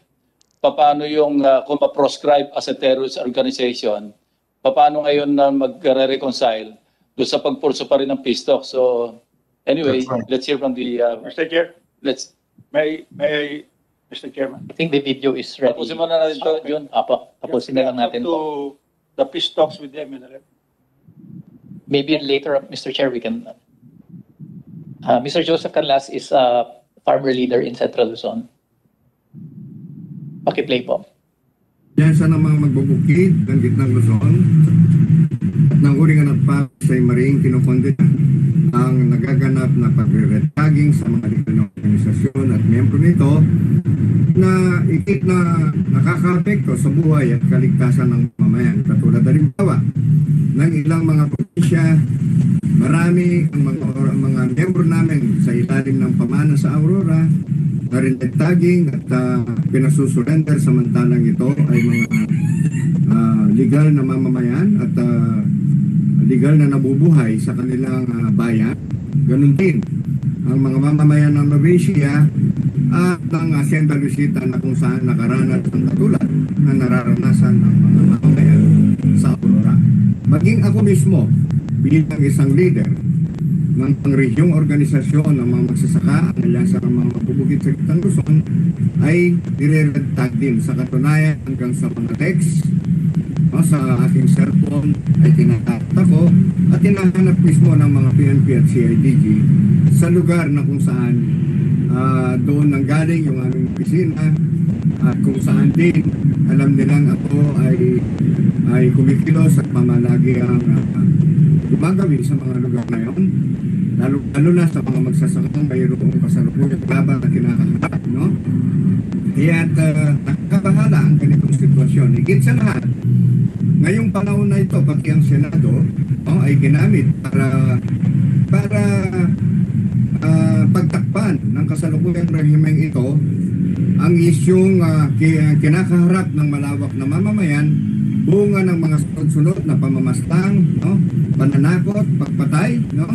At ng mga sunod-sunod na mga kalamidad na tinanas ng mamamayan na wala nang magawa ang gobyernong ito, walang kagyat na solusyon na may sagawa para sa interes ng kanyang mamamayan. Subalit ang isyu ng red tagging ay siya pang pangunahing inarap na sa Senate hearing na kung saan ang mga biktima nito sa katunayan ay mga biktima rin ng katulad namin ngayong kumikilos, no, sa legal na organisasyon na nagsusulong para sa interes ng mamamayan.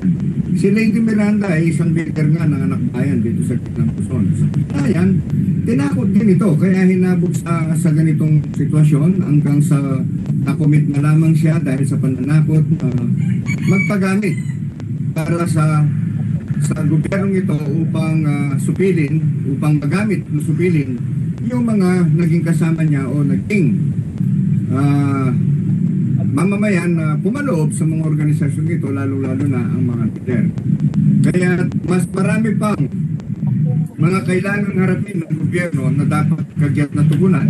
Yung kabuhayan ng mamamayan, yung ekonomiya ng ating bansa, para sa ganon ay maisulong ang higit pang kaginhawaan ng mamamayan katulad halimbawa ng mga magsasaka. Dulot ng matinding bagyo, maraming nasira sa kanilang mga pananim, no? Maraming lumubog sa mga sakahan at mga kagyat na dapat naanihin ay hindi na naani bunga ng bagyo. Ano ang dapat gawin ng gobyerno sa ganitong kalagayan?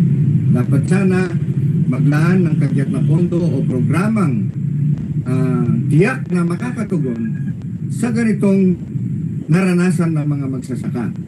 Kung wala nang magagawa talaga ang gobyernong ito sa sitwasyon kinakaharap, lalo na pati na sa pandemya, ang daming mga namatay. Tumagdag pa ito yung mga namatay sa mga nagdaang kalamidad.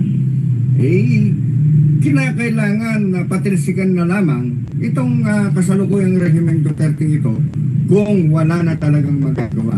At tila wala na talagang magagawa bagkus pinagtatakpan ng kanyang kapalpakan, ang kanyang kapabayaan sa kanyang mamamayan sa iba't ibang mga isyong pinag-uusapan ng bayan. Halimbawa yung red tagging na nga yan, o yung pasismo ng Estado, pati ang Senado ngayon ay nagsisilbi pa dito, bagkus ang dapat nilang kagyat na pag-usapan ay yung tungkol sa ekonomiya ng ating bansa, ay yung tungkol sa pagresolba sa mga kinakaharap na problema ng ating bayan katulad ng pandemya, katulad ng pagkasira ng ating kapaligiran, ng ating sakahan, o yung buhay mismo ng mamamayan dulot ng mga matinding bagyo.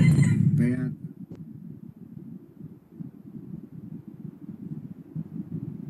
Next, Mr. Chair, is another farmer leader, this time from Cagayan Valley, who will also share his experience. Yung Dagami video po.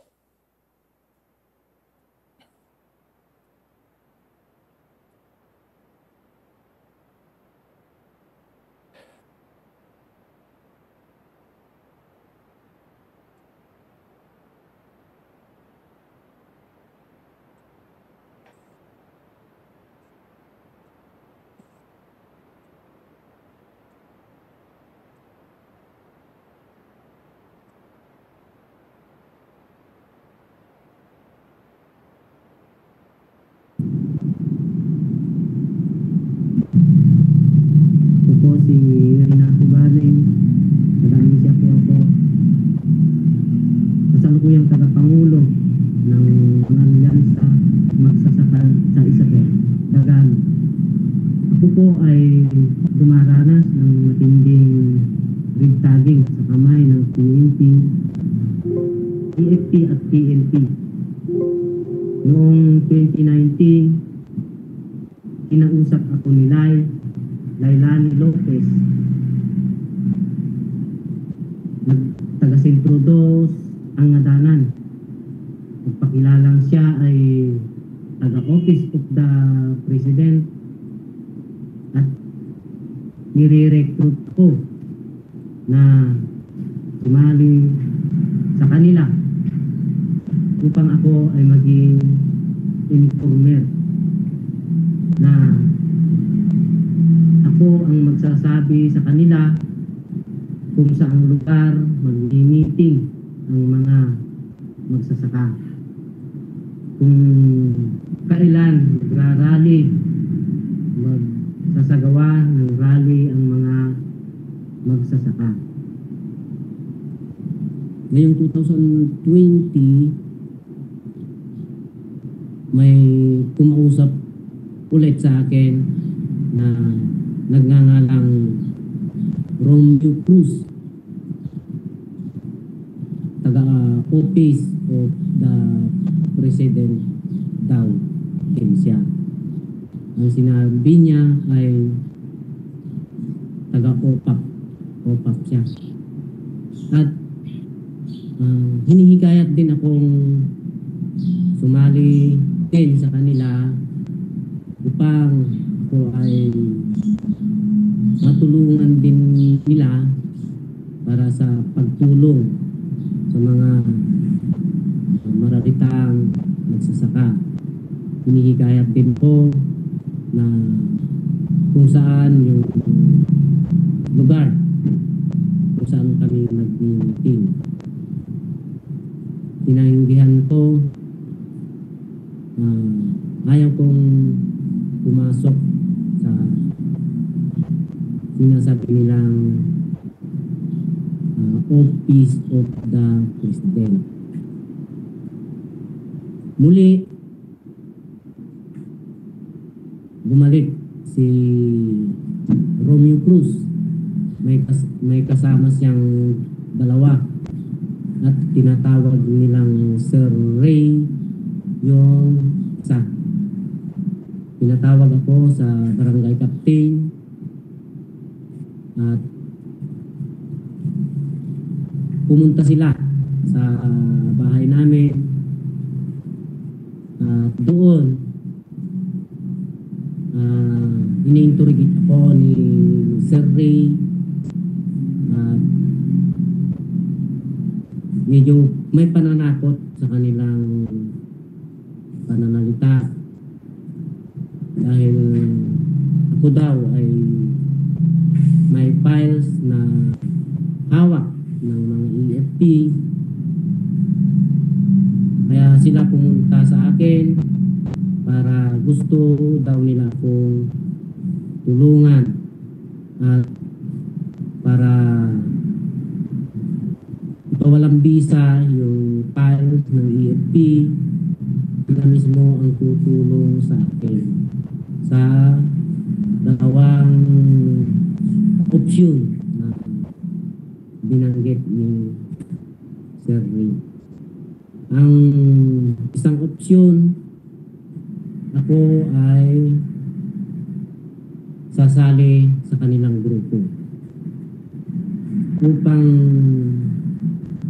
ipaalam sa kanila kung saan magmi-meeting ang tagaan at kung sino-sino ang mga leader nito. Pangalawang opsyon, ako ay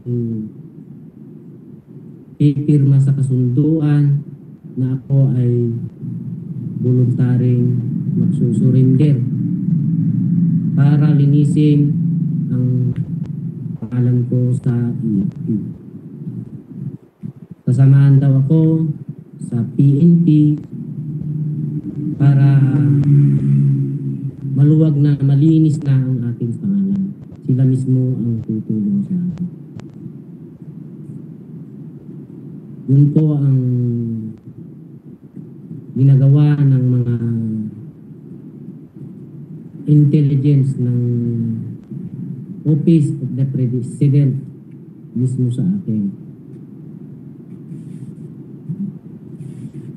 Tumatawag sila sa akin, si Romeo Cruz, para lumabas sa aming baryo at magkita kami sa bayan at gusto nila akong kausapin na mahusay daw na pag-usap para ikayatin ako na sumalis. Pero tinanggihan ko sila. Kaya hanggang ngayon hindi pa rin sila tumitigil pagtawag sa akin. Huminto itong si Romeo Cruz na tumatawag sa akin. Itong huli sa sa kalagitnaan ng pandemya COVID-19 na pinupuntahan pa rin ako sa aking bahay. Nitong huli, October, November, bumalik sila sa bahay namin sa 3 beses. 3 beses na siyang bumalik. At kung ano-anong trabaho ang ino-offer niya sa akin, magandang trabaho na alam kong ito ay isang patibong sa akin para pasama sa kanila. Labis akong nababahala sa ginagawang ring-tagging sa akin ng mga PNP. Nagkalat ang pangalan at kuletong nakalagay ang litrato ko. At sa mga highway, nagkalat ang mga sakong palagay ang pangalan ko at ang organisasyon nakakalooban ko. Binabanggit nila na ako ng mga organisasyon ng mga magsasaka ay terorista. Kaya inipilit nilang ako ay sumurinder sa kanila.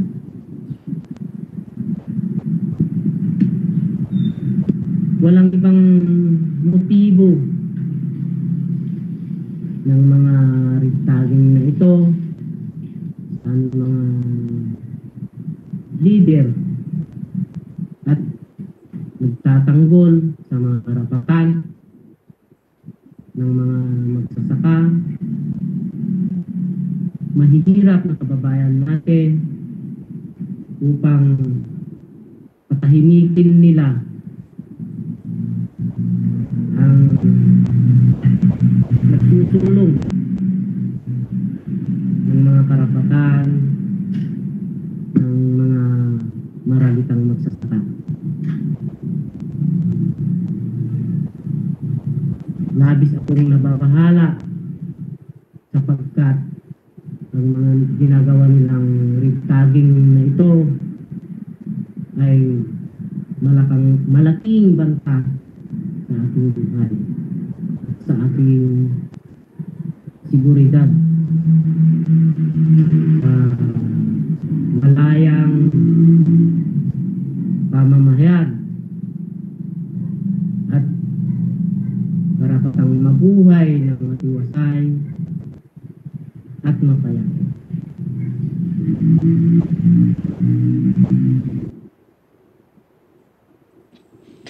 Thank you, Mr. Chair. Just to recap the experiences of our farmer sector, we have online Mr. Danilo Ramos, who is the chairperson of the Kilosang Magbubukid ng Pilipinas, to also give a statement.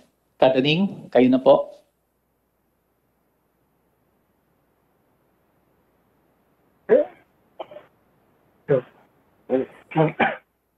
Ginoong Chairman, mga kagalang-galang na senador at kasapi ng komiting ito, pagbati mula sa mga magsasaka. Ako si Danilo Ramos, pambansang tagapangulo ng Kilusang Magbubukid ng Pilipinas o KMP. Ang KMP po ay pambansang organisasyon ng mga magsasaka at magbubukid. Itinatag noong Hulyo 1985. Ang KMP ay nagtataguyod ng tunay na reforma sa lupa at kagalingan ng masang magbubukid. Umaharap po ako sa inyo ngayon upang ipabatid ang nagiging epekto ng ginagawang red tagging ng NTF-LCAC sa mga magsasaka, mga kasapi at aliado ng KMP at ng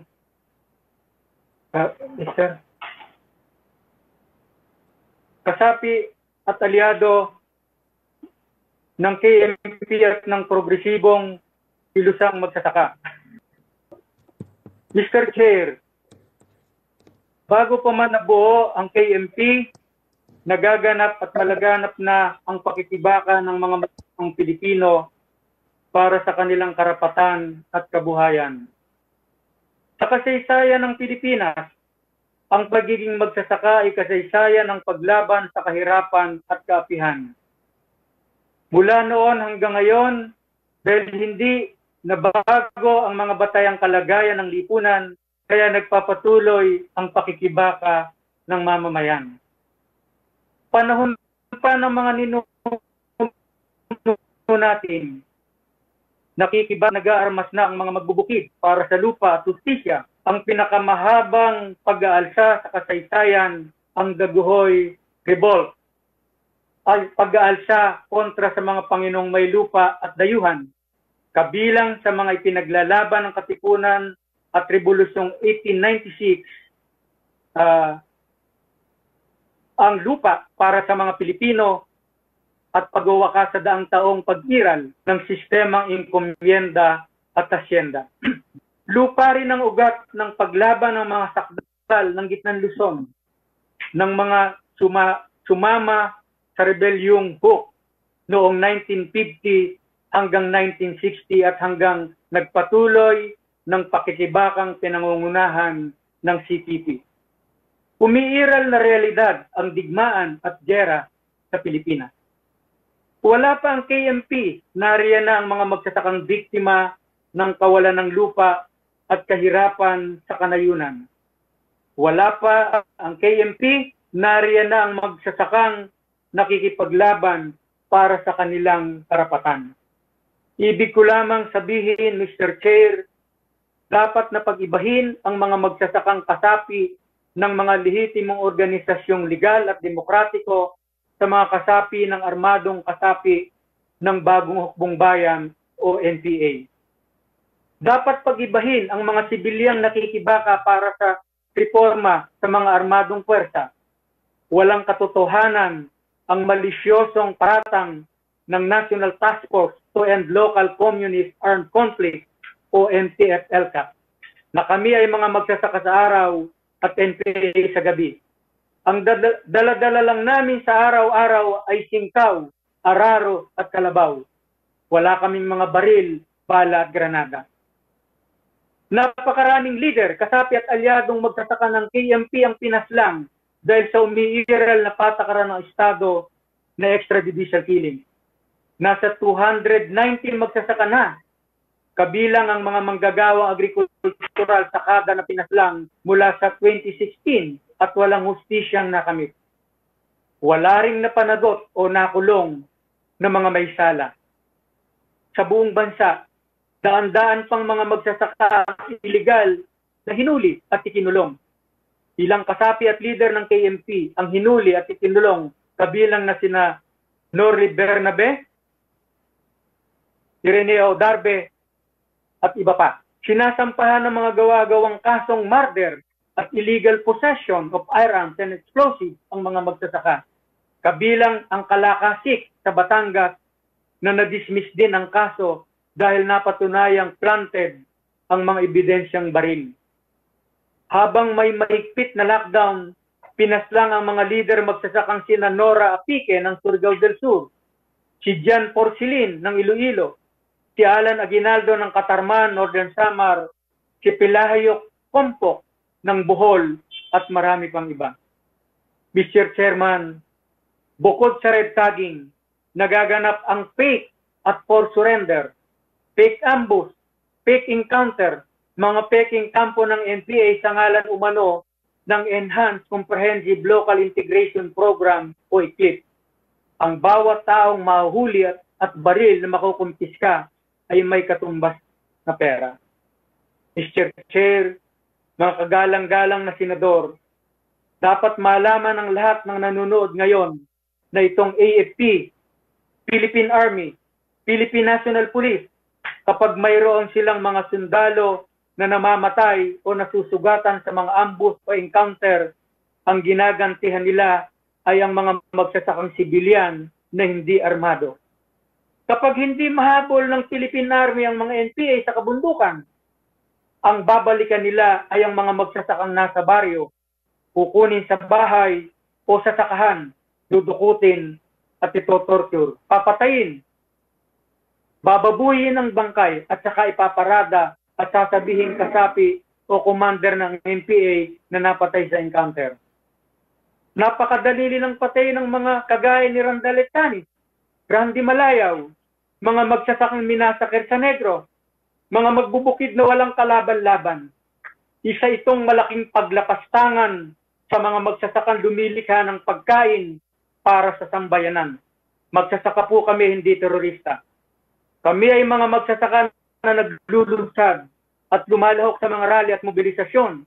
Kami ay dumadalo bilang resource person sa mga Senado, sa mga Senate at Congress hearings. Opisyal po kaming binibigyan ng paanyaya ng nabanggit na Senado at Kongreso. Nagbibigay kami ng mga mungkahi sa mga magsasakang panukalang batas tulad ng Genuine Agrarian Reform Bill. Naglulunsad kami ng mga lakbayan, kampuhan at dialogo sa mga ahensya ng gobyerno, sa Department of Agrarian Reform, Department of Agriculture, Philippine Coconut Authority at iba pa. Pumupunta kami sa Mindiola para iparating ang aming mga demanda, kahilingan at makatwirang hiling sa gobyerno. Ang daladala namin ay mga placards, mga position paper at petisyon. Hindi kami armado at lalong hindi kami sumasama sa anumang armadong aksyon ng NPA. Ang leader magsasaka ng KMP na si Rafael Mariano ay naging kinatawan ng Kongreso ng 3 termino at naitalaga pa nga bilang dating sekretary ng Department of Agrarian Reform ni President Rodrigo Roa Duterte. Napakamapanganib ng red tagging at pagbabansag sa mga magsasaka bilang terorista. Para itong death sentence at arrest warrant sa amin, dapat na itong masawata at matigil. Lampas 5 dekada na ang digmaang sibil sa Pilipinas. Ang pinakamalaking hamon ngayon sa gobyerno ay kung paano tutugunan at lulutasin ang ugat ng armadong tunggalian, hindi po ang ginagawa ng NTF-ELCAC. Mr. Chairman, mga kagalang-galang na senador, may paraan pa sana para malutas ang lokal na insurensiya. Ito ay sa mahirap na paraan ng peace talks at pagbubuo ng mga kasunduang pangkapayapaan. Subalit matapos na madiskaril ang peace talks, todo gera na ang ginawa ng gobyerno. Nariyan ang Executive Order Number 70, Memorandum Order Number 32 at iba pang mga patakaran na lalo lamang sumupil sa karapatan ng mamamayan. Na isang tabi na ang Comprehensive Agreement on the Respect for Human Rights and International Humanitarian Laws o CARIL. Nasayang ang mga nasimulan sa pagbubuo ng Comprehensive Agreement on Social and Economic Reforms o CASER na siya na sanang magiging daan para sa paglalatag ng mga makabuluhang reforma para malutas ang ugat ng krisis at digmaan. Muli po, nananawagan kaming mga magsasaka. Itigil na ang red tagging at terrorist labeling sa KMP at iba pang progresibong samahan ng mga magsasaka at manggagawang agrikultural sa bansa. Itigil ang pamamaslang sa mga magbubukid. Palayain ng mga magsasakang bilanggong politikal at lahat ng political prisoners kabilang ang mga NDF consultant at si Senadora Laila de Lima. Maraming salamat, Honorable Senator, sa pagkakataong makapagpahayag. Magandang araw po sa inyong lahat. Thank you, Mr. Chair. Just 2 more resource persons. Next is Raul Manuel of the movement, Youth Movement, Act Now, Youth Act Now. Raul, kayo na po. Magandang araw po sa kapulungang ito, Committee Head Senator Lacson at sa lahat ng nanonood live. Maraming salamat sa pag-imbita sa amin na makapag-participate sa Senate hearing na ito. Ako, si Raul Manuel, ay bahagi ng Youth Act Now Against... We will have the forum sharing our At bahagi din po ako ng National Union of Students of the Philippines o NUSP. Ang NUSP po ay siyang pinakamatagal at pinakamalawak na alyansa ng mga student council sa buong bansa. Itinatag po ito noong 1957 pa upang bigyang boses ang hanay ng mga student leader dito sa Pilipinas. Bago pa man sumulpot yung Communist Party of the Philippines noong 1968, buhay na po ang NUSP at nangunguna sa laban ng mga estudyante sa pagtutol sa tuition fee increases, democratic rights ng mga kabataan pag may violation sa democratic rights, tinututulan ang paniningil para makapag-take na exam ang mga estudyante, sinusulong ang no permit, no exam policy scrapping, tsaka ang campus press freedom.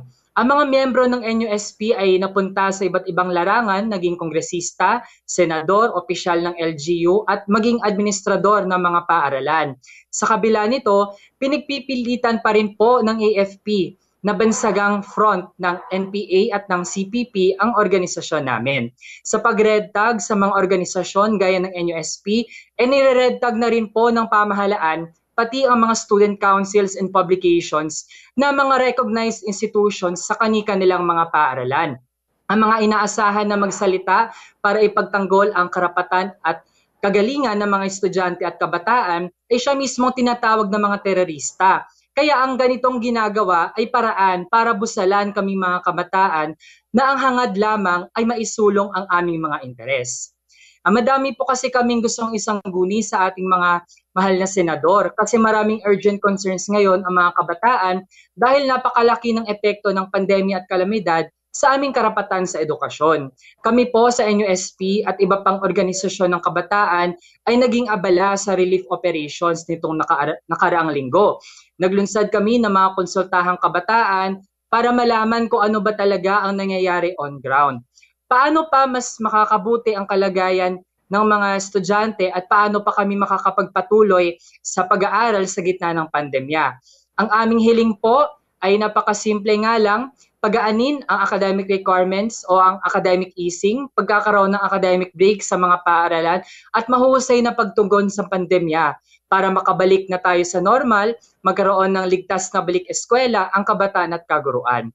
Ito po sana ang gusto namin pinag-uusapan sa Senado at sa Kongreso kung paano natin matutulungan ang mga kabataang nasalanta ng bagyo. Paano sila makakapagpatuloy sa pag-aaral. Hindi po patuloy na ma-red tag ng militar at ng NTF-ELCAC na hindi sila napapanagot. Masama po ang idinudulot nitong red tagging sa mga kabataan. Nagpunta po ako ngayon dito para kondinahin at maghanap ng hustisya at pagpapanagot sa red tagging sa hanay ng mga kabataan. Gusto ko ding i-reiterate na bilang leader kabataan, kasama ng mga organisasyon na nakakatuwang natin sa pagsulong ng interes ng kabataan, tigilan na po ninyo ang pagbibintang sa amin bilang prente ng mga rebeldeng grupo dahil wala pong katotohanan yon. Pakinggan ninyo kaming mga biktima ng red tagging na inyong ginagawa. Hindi mahirap intindihin at sa totoo lang ay tahasang inaamin na nga ng security sector na sila ay nangre-red tag at ang sinisisi pa ay kaming biktima ng kanilang red tagging. Simple lang po, meron ng definition ng red tagging. Kaya hindi namin matatanggap na harap-harapan ay dinedenay ng mga red tagger na sila ay nangre-red tag. Hindi po lingid sa kaalaman ng publiko na ang AFP ang isa sa numero 1 fake news purveyors. Bago pa man ang malawakang takedown ng kanilang network ng fake accounts sa Facebook, ay matagal na nasiwalat ang kanilang walang pag-iimbot na pagpapakalat ng mga kasinungalingan. Noong 2018 nga, ay pinakalat nila ang Red October Plot na pinangalanan ng AFP ang mahigit 100 mga pamantasan kung saan nagre-recruit daw ang CPP para pabagsakin si Presidente Duterte. Pinagtawanan na nga lang po ng taong bayan ang ganong pakana, ang ganong pinakalat. At isinama pa doon ang Caloocan City College na di naman isang totoong paaralan. Sinabi rin noon ng AFP na ang panonood ng mga pelikula hinggil sa batas militar ang unang hakbang para magrekluta ang CPP at parte ito di umano ng radicalization ng mga kabataan. Kahit ang mismong exercise ng academic freedom ay pilit nilang tinatapakan. Ano nga po ba ang mali dito? Ganito ba katakot ang AFP sa mga kabataang nag-aaral lamang ng kasaysayan at ng lipunan? Ang NTF-ELCAC ay umiikot sa mga paaralan at sa mga komunidad, ginagamit ang pondo ng bayan para ibandera ang organisasyon natin bilang prente ng CPP. Kahit na ito ay walang basehan at batay na rin sa mga na-discuss na kanina ay walang ebedensya. Ginagamit ang NSTP o National Service Training Program, mapa-CWTS man o ang ROTC program para manakot at siraan ang mga organisasyon ng kabataan.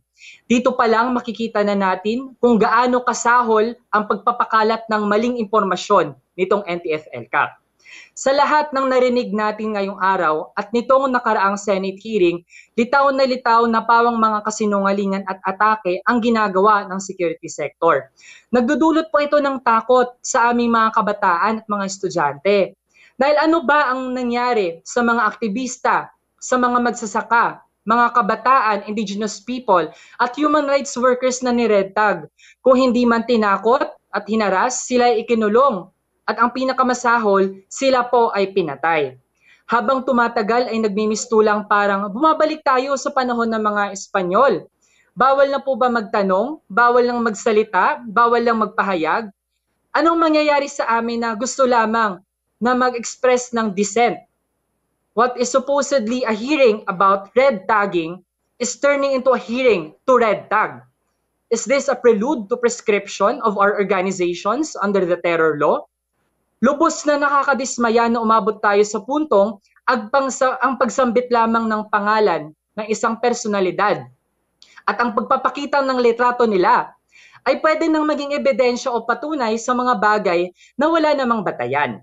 Itong red tagging spree ng NTF-ELCAC ay bahagi ng kanilang iskema para bigyang daan ang mas malalapang mga atake sa mga kritiko at mga progresibo.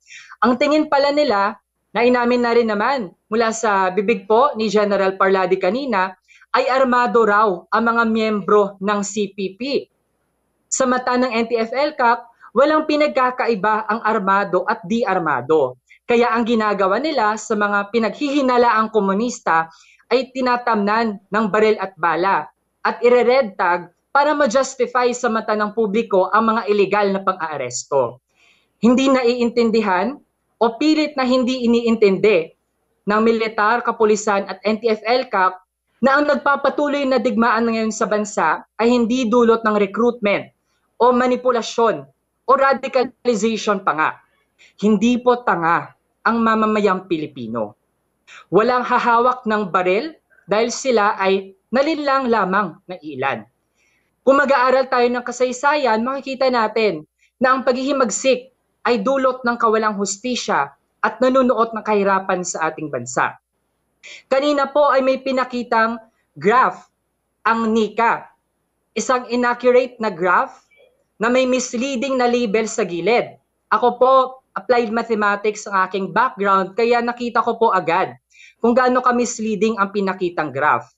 Gamit ang graph na yon, sinasabi ng NICA na ang paglakas ng NPA ay kaugnay ng paghina ng ating ekonomiya and vice versa. Ipinapahiwatig na may kahirapan daw dahil may paghihimagsik. Pero baligtad po ang katotohanan. May paghihimagsik dahil may kahirapan. Hanggat hindi nalulutas ang mga ugat ng digmaan ay hindi po ito matatapos. Bago po ako magtapos, kahapon ipinagdiwang natin ang ika-157 na kaarawan ni Gat Andres Bonifacio.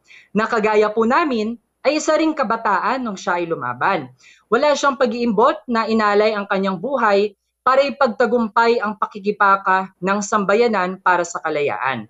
Kaya naman, hindi mahirap isipin na kung nabubuhay pa si Andres Bonifacio ngayon, ay tiyak magiging biktima din po siya ng red tagging at iba't ibang forma at antas ng pasistang atake at repression. Tiyak, lulustayin din ng gobyerno ang pondo ng bayan para atakihin ang KKK na binuo ni Andres Bonifacio, kagaya na lamang ng ginagawa ngayon sa progressive youth organizations.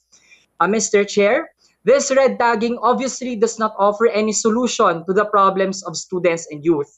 The 19 billion peso budget of NTF-ELCAC is a total waste of people's money.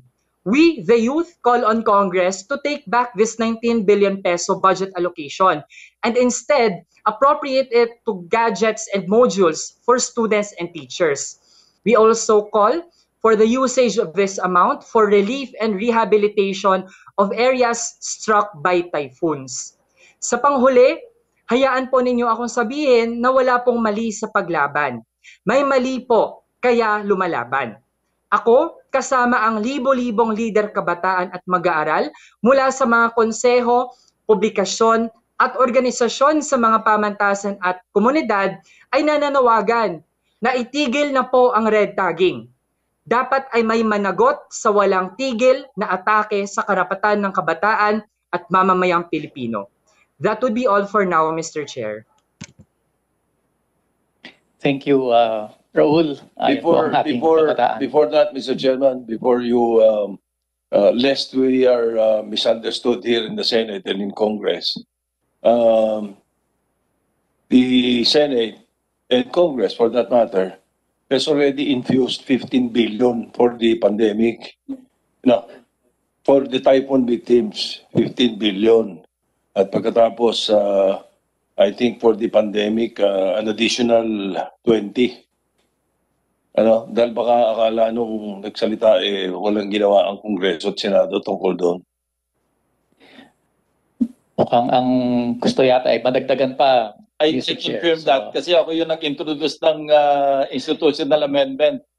Ang nirecommend ko, 20 billion for the typhoons. Ano? Ang inadapt ng Senate version is 15 billion. I just hope na madagdagan pa sa bayan. Sana po. Sa pandemic, ganun din. Dinagdagan na rin namin sa universal healthcare. Lagi namin dinadagdagan yung taon-taon. So, na-address na ng Kongreso yung panawagan ng si Mr. Raul. Thank you, Mr. Chair. Anyway, kung nais nyo pang dagdagan, yung budget ho ng NTF-LCAC, I think is available for. Anyway, Mr. Chair, as the last video, si Representative Femia Culyamat po, who is still in mourning, despite being in mourning, nagpasabi po siya sa amin kahapon na nais niyang magpaabot ng kanyang mensahe dahil sa nabasa o narinig niyang statements kahapon ng ating security sector involving her child. So, could we play the video of Congresswoman Culyamat? After which I think Kong Neri will end that one. She will have si Neri, and then we will be open for questions.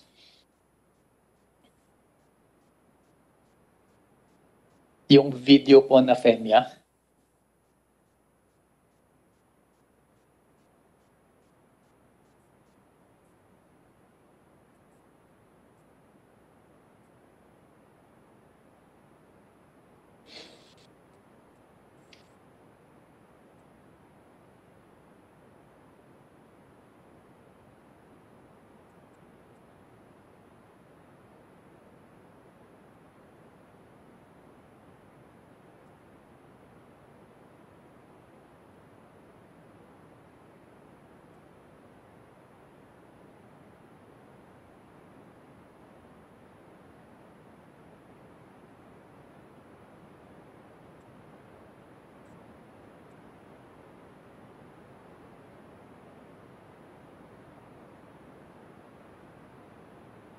I-play po ng video na Femia po yung file name.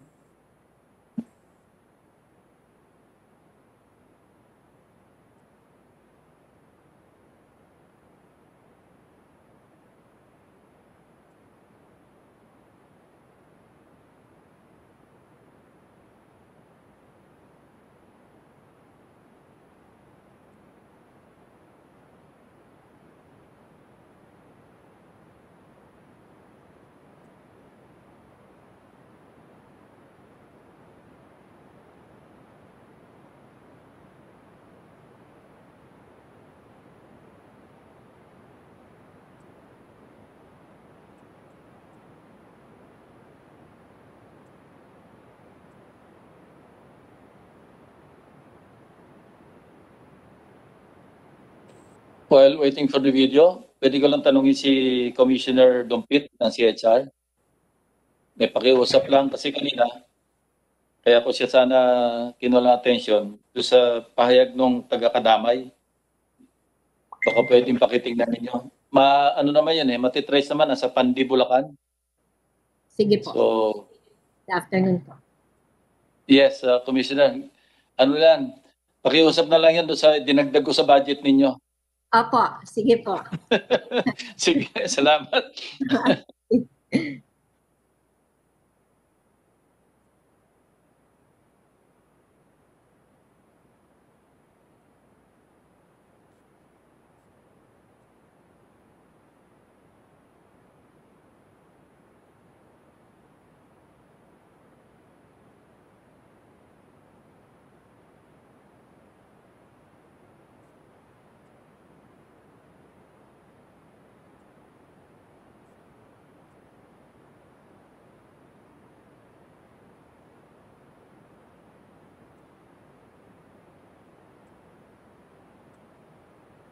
Parang si Senator Pangilinan yata, meron ding issue na gustong i-raise sa CHR. Senator Kiko.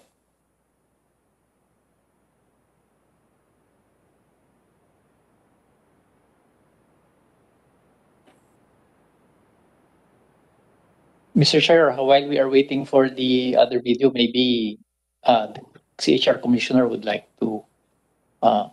Yes, ma'am. You're recognized. Commissioner Dumpit, please. You have the floor.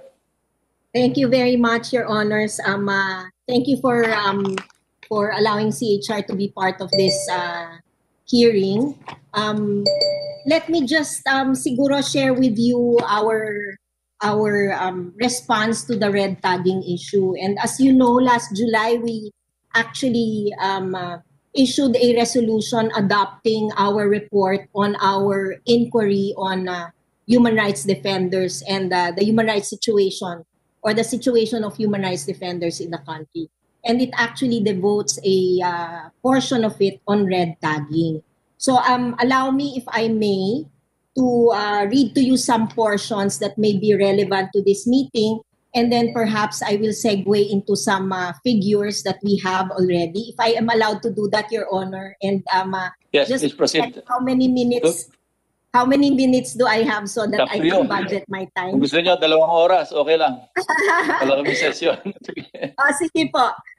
So last July we did issue a report based on our inquiry on human rights defenders and the attacks against human rights defenders.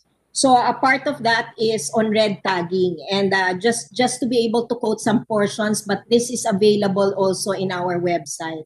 So to make it easy for military and paramilitary units to silence or cause untold human rights abuses on vocal dissenters, government agents usually resort to stereotyping or caricaturing individuals. And this quote is coming from Zarate versus Aquino III, which is the dissenting opinion of Justice Leonen in GR number 220028. The act of labeling, branding, naming, and accusing individuals and or organizations of being left-leaning, subversives, communists, or terrorists is known as red tagging or red baiting. The United Nations Special Rapporteur on Extrajudicial, Summary, or Arbitrary Executions, Philip Alston, at the time described it as follows: vilification, labeling, or guilt by association. It involves the characterization of most groups on the left of the political spectrum as front organizations for armed groups whose aim is to destroy democracy. The result is that a wide range of groups, including human rights defenders or human rights advocates, labor union organizers, journalists, teachers unions, women's groups, indigenous organizations, religious groups, student groups, agrarian reform advocates, and others are classified as fronts and then as enemies of the state that are accordingly considered to be legitimate targets. That ends the quote from Philip Alston. Alston actually observed this phenomenon of red tagging or red baiting in the Philippines during his visit in 2007 and recommended that government should immediately direct all military officers to cease making public statements linking political or other civil society groups to those engaged in armed insurgencies. If such characterizations are ever to be made, it must be by civilian authorities on the basis of transparent criteria and in conformity with human rights provisions of the Constitution and relevant treaties. Yet, after more than a decade, since Alston's recommendations, red tagging or red baiting still continues to threaten life, liberty, and security of human rights defenders across sectors. In any case, whether it is being perpetrated by government or by third parties, and notwithstanding the intentions behind it, it cannot be denied that red tagging is a matter of serious concern that should not be taken lightly, aside from its consequent delegitimization of dissent and public stigmatization. It is more often than not a prelude or even an open invitation for anyone to commit further atrocities against the persons tagged. The Commission thus echoes the assertion of human rights defenders that the act of being red tagged by itself already constitutes a grave threat to their life, liberty, and security. They must therefore be protected and provided with an effective remedy against it, regardless of whether they can accurately pinpoint the source of the threat or identify suspected possible assailants. The Commission also finds it apt to reiterate its earlier pronouncement that while some members of certain organizations may support the armed struggle, it is very likely that most of the other members recruited into these organizations have no idea on what communism or revolutionary struggle is about, or even that their leaders might be supporting the NPA.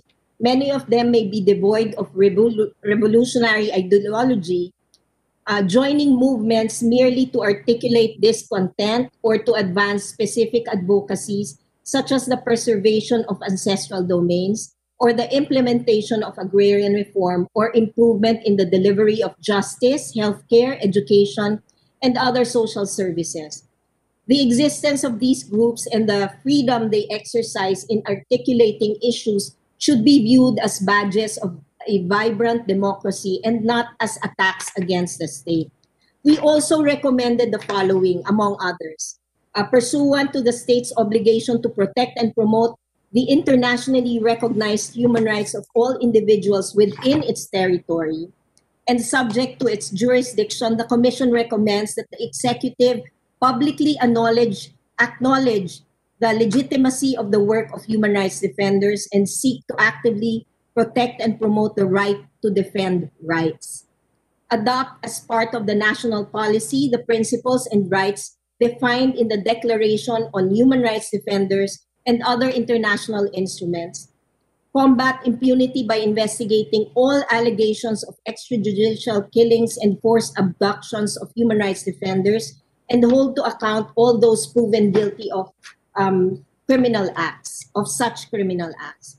Prohibit violations against human rights defenders, including vilifying, surveilling, red tagging, threatening with reprisals, and other practices that restrict the right to defend. There are many more recommendations here, Your Honor, but I would like to just share with you other thoughts on the matter. I was asked also to comment on whether pwede bang ipagbawal or criminalize o i-criminalize ang red tagging. Will it not be against freedom of expression? So, of course, yung government-funded vilification campaign cannot be equated with normal expression of ordinary citizens. So, just to be able to say that, of course, it is within the plenary powers of Congress to be able to determine whether an act can be criminalized. No? It is not against freedom of expression because free speech is not absolute. We all know that. It cannot be exercised to the detriment of others, and in this case, those who suffer HRVs as a result of red tagging. Just to give you an idea of some figures, we're still cleaning this up, Your Honors, but based on our data bank, we have started our computerization in 2009. And from 2009 to 2016, we have tagged, reported, there has been a report of 25 red tagging incidents or red baiting as keywords. But when we looked at 2016 to 2020, Your Honor, we have already logged 96. So in this case, given the period of 2009 to 2016, that's about how many years? 17 years, as opposed to 5 years. You can just imagine the spike in the data that we have, Your Honor. Aside from that, just to be able to say, Your Honor, that I too have been red tagged recently, and this was last July. And I'm happy that I am the one representing the commission so that I can share this with you. This is in line with the developments following my participation in the 45th session of the Human Rights Council and media interviews I granted to impart the message of the Commission regarding the recently adopted Human Rights Council resolution on the technical assistance and capacity building for domestic efforts on human rights in the Philippines.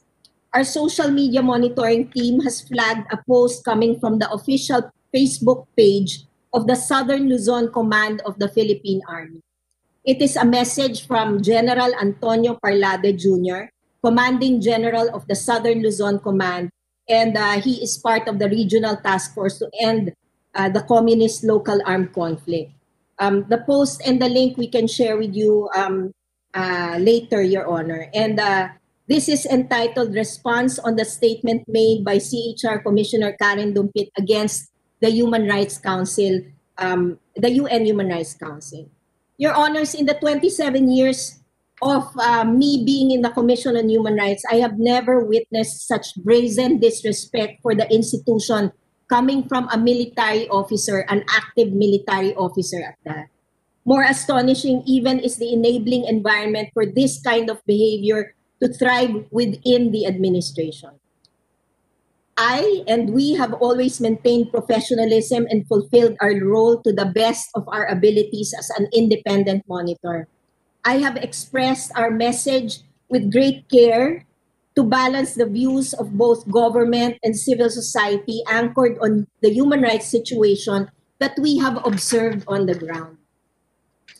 Upon closer review of the post, you will find that the language that was used was not just countering the message that we conveyed on the matter, which we accept as fundamental to a functioning democracy.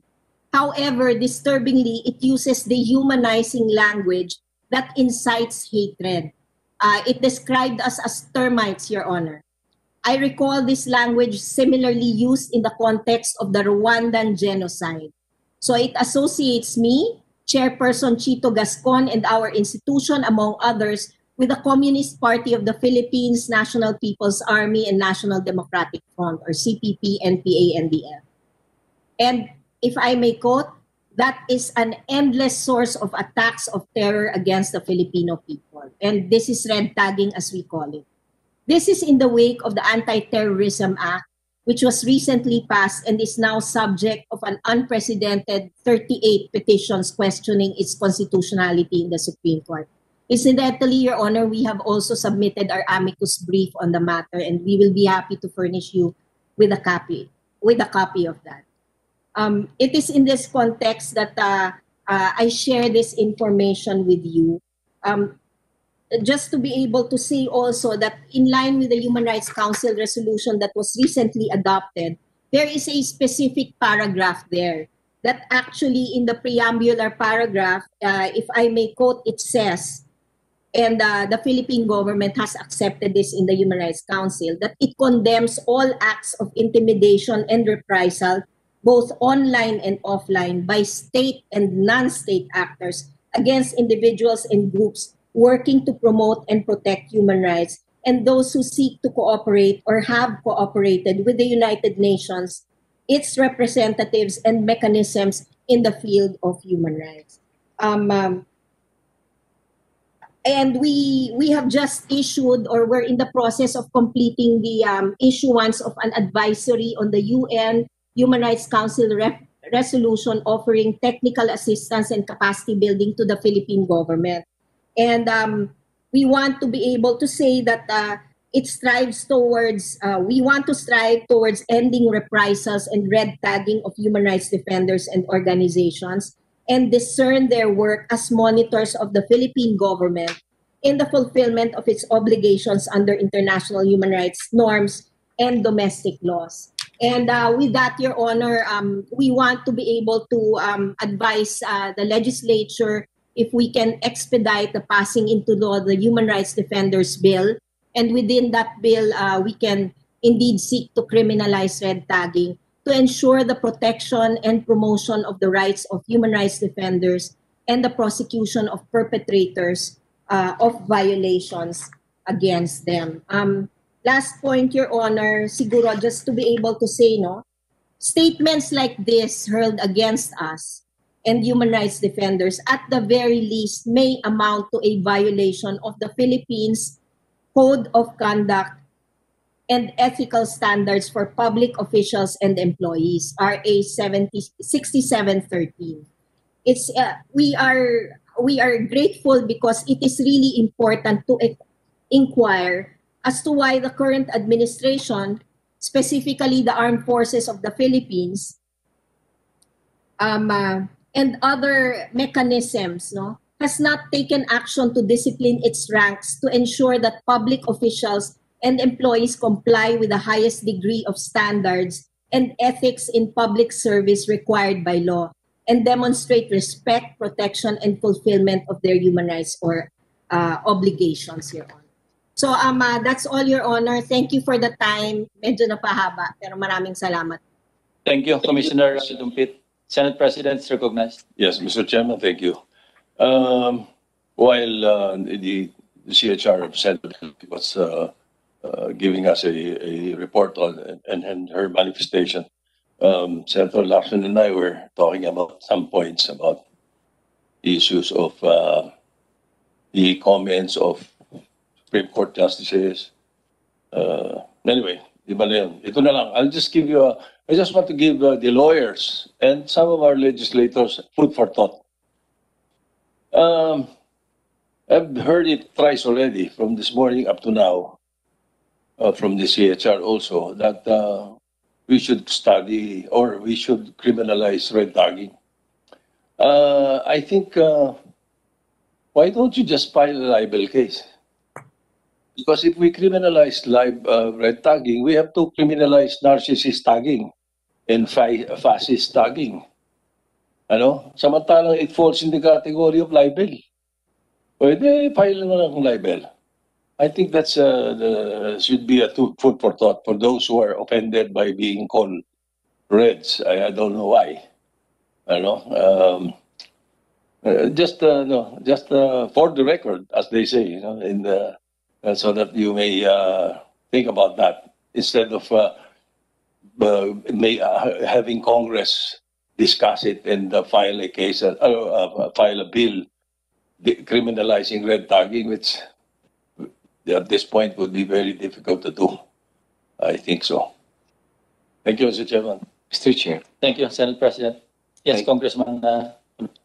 Thank you po. Well, actually, good point naman yung tanong ni Sen. SP Soto. Ang unang problema dyan, Mr. Chair, iba ang red tagging sa ordinary expressions naman ng mamamayan. Nabanggit nga kanina ng CHR. Ang red tagging ay yung paggamit ng government funds, public funds, government resources, imimit mo yung DepEd, imimit mo yung DILG, lahat, Mr. Chair, to vilify other people. So hindi siya kapareho dun sa level ng freedom of expression. So para sa akin, Mr. Chair, yun talaga yung main problem dito.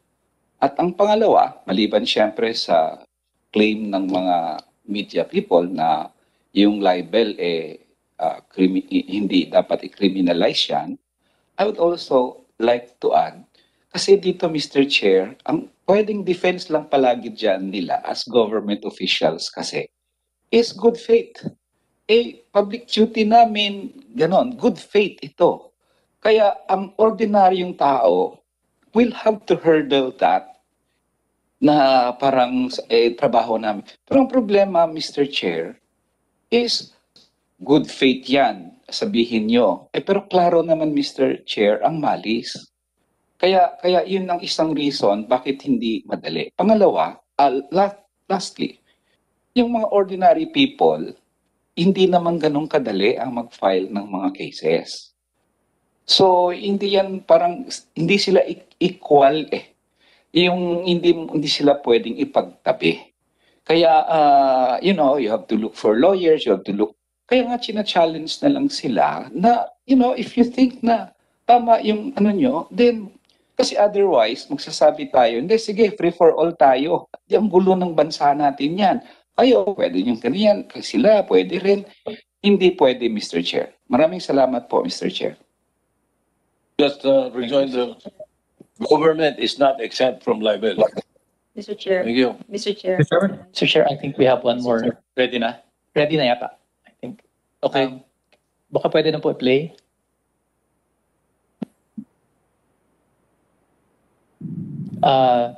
Yung file po ni Femia, Congresswoman, Congresswoman. Sabihin, magandang umaga sa inyong lahat. Hindi ko lang alam kung maganda nga ba ang umaga o kung may igaganda pa ito. Ako po si Femia Poliano, mula sa Surigao del Sur, tumatayong 30 minuto ang bayan mo na party list. Isang mambabatas, isang lumad, at higit sa lahat, ina ni Jibeling. Nagluluksa ako, 10 ng aking pamilya, sa pagkamatay ng aking bunso.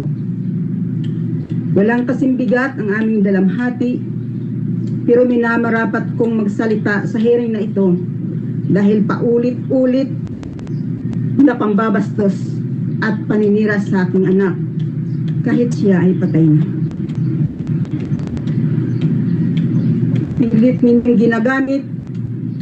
ginagamit ng ririgtag ang pagkamatay niya para sa rigtaging sa bayan muna. Sinasabi ng militar na namatay daw ang aking anak sa isang encounter ng mga NPA. At para patutuhanan ang kanilang sinasabi, walang awa nilang pinarada ang bangkay ng aking anak kasama ang di umano'y nasamsam na armas at kagamitan ng NPA. Pinaslang siya, ginawa pang tropyo ng digma para lang magamit sa kanilang paninira sa aming tribo, sa aming pamilya at sa aming organisasyon. Mahal ko ang aking anak. Hindi ko siya kailanman ikahihiya o ikatatapa. Ako ang nagpasilang sa kanya. Mabait siya. Walang ibang hangad kundi ang matulungan ang mga lumad laban sa mga nang-aapi sa amin. Hindi siya tanga na madaling madala, lalong hindi tipong na magpapaluko o bulag na susunod. Kaya hindi ko kailanman matanggap ang mga paratang sa kanya na siya ay nalinlang lamang. Hindi madali para sa isang anak, para sa isang ina na mawalay sa anak, na nagpas siyang lumahok sa ibang uri ng pakikibaka. Pero kahit hindi ko ginusto na malagay sa panganib ang aking anak, ako rin ang gumagabay sa kanya mula ng una niyang pagtayo hanggang matuto siyang lumakad at tumakbo. Kaya nagpasya akong igalang ang kanyang personal na desisyon. Hindi ako nagtulak sa kanya na lumaban. Hindi rin ang mga organisasyon ang nagtulak sa kanya. Nakagisnan niyang busabos na kalagayan ng mga lumad. Isang palagiang operasyon, military operasyon, ang pagpaslang sa aming kababayan at malubha at patuloy pang lumulubhang kahirapan sa aming lugar. Lumaban siya dahil sa bulok na sistemang ito, naging rebelde siya. Salamat sa inyong naka-uniforme. Kayong mga hindi na nakapaghintay na matapos man lamang ang aming pagluluksa. At gigil na ninyong gamitin ang kanyang pagkamatay para bigyang katuwiran ng inyong paninira at paninikil sa aming organisasyon. Nilinawin ko lamang, walang kinalaman ang bayan muna sa naging desisyon ng aking anak. Hindi niya siya maaaring gamiting ebedensya para sa ligtagin ng aming organisasyon pagkat personal niyang desisyon ang kanyang sinusunod. Hindi sa akin, lalo't hindi sa bayan muna.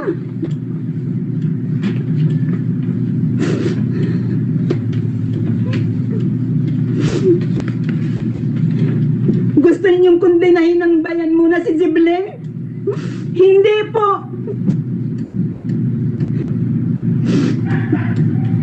Intindihin niyo muna ang hirap na pinagdadaanan naming mga lumad sa araw-araw. Ang aking anak ay hindi unang lumad na tumahak sa ganong landas, lalong hindi siya ang huli. Kayo ang mahigit pang nagbubunsod sa kanya na lumaban. Ginawa ninyo ang pagmamalupit sa anak ko. Magtataka ba kayo kung bakit hindi matapos-tapos ang digmaan sa ating bansa? Nanawagan ako sa lahat. Sa halip na siraan ang anak ko, ang aming pamilya at organisasyon, bakit hindi natin harapin ang tunay na dahilan kung bakit nasa gitna pa rin tayo ng digmaan dito sa ating subukan ninyong bigyang pansin ang kalagayan ng mga mahihirap, lalo na sa mga katutubo. Alamin niyo ang problema ng aming komunidad. Itigil ang paggigipit sa amin. Igalan ninyo ang namatay. Ang aking pagluluksa, ang aming pagluluksa. Sana'y pakinggan ang kapulungan ito. Ang aking hiling bilang isang ina. Ina na hindi na kahit kailanman makakapagalik ng kanyang anak. Maraming salamat po.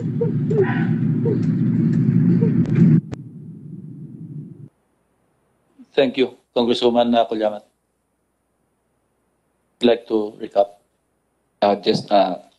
Before that, since Jan Gapa is not here, he's represented by the Deputy Chief of Staff.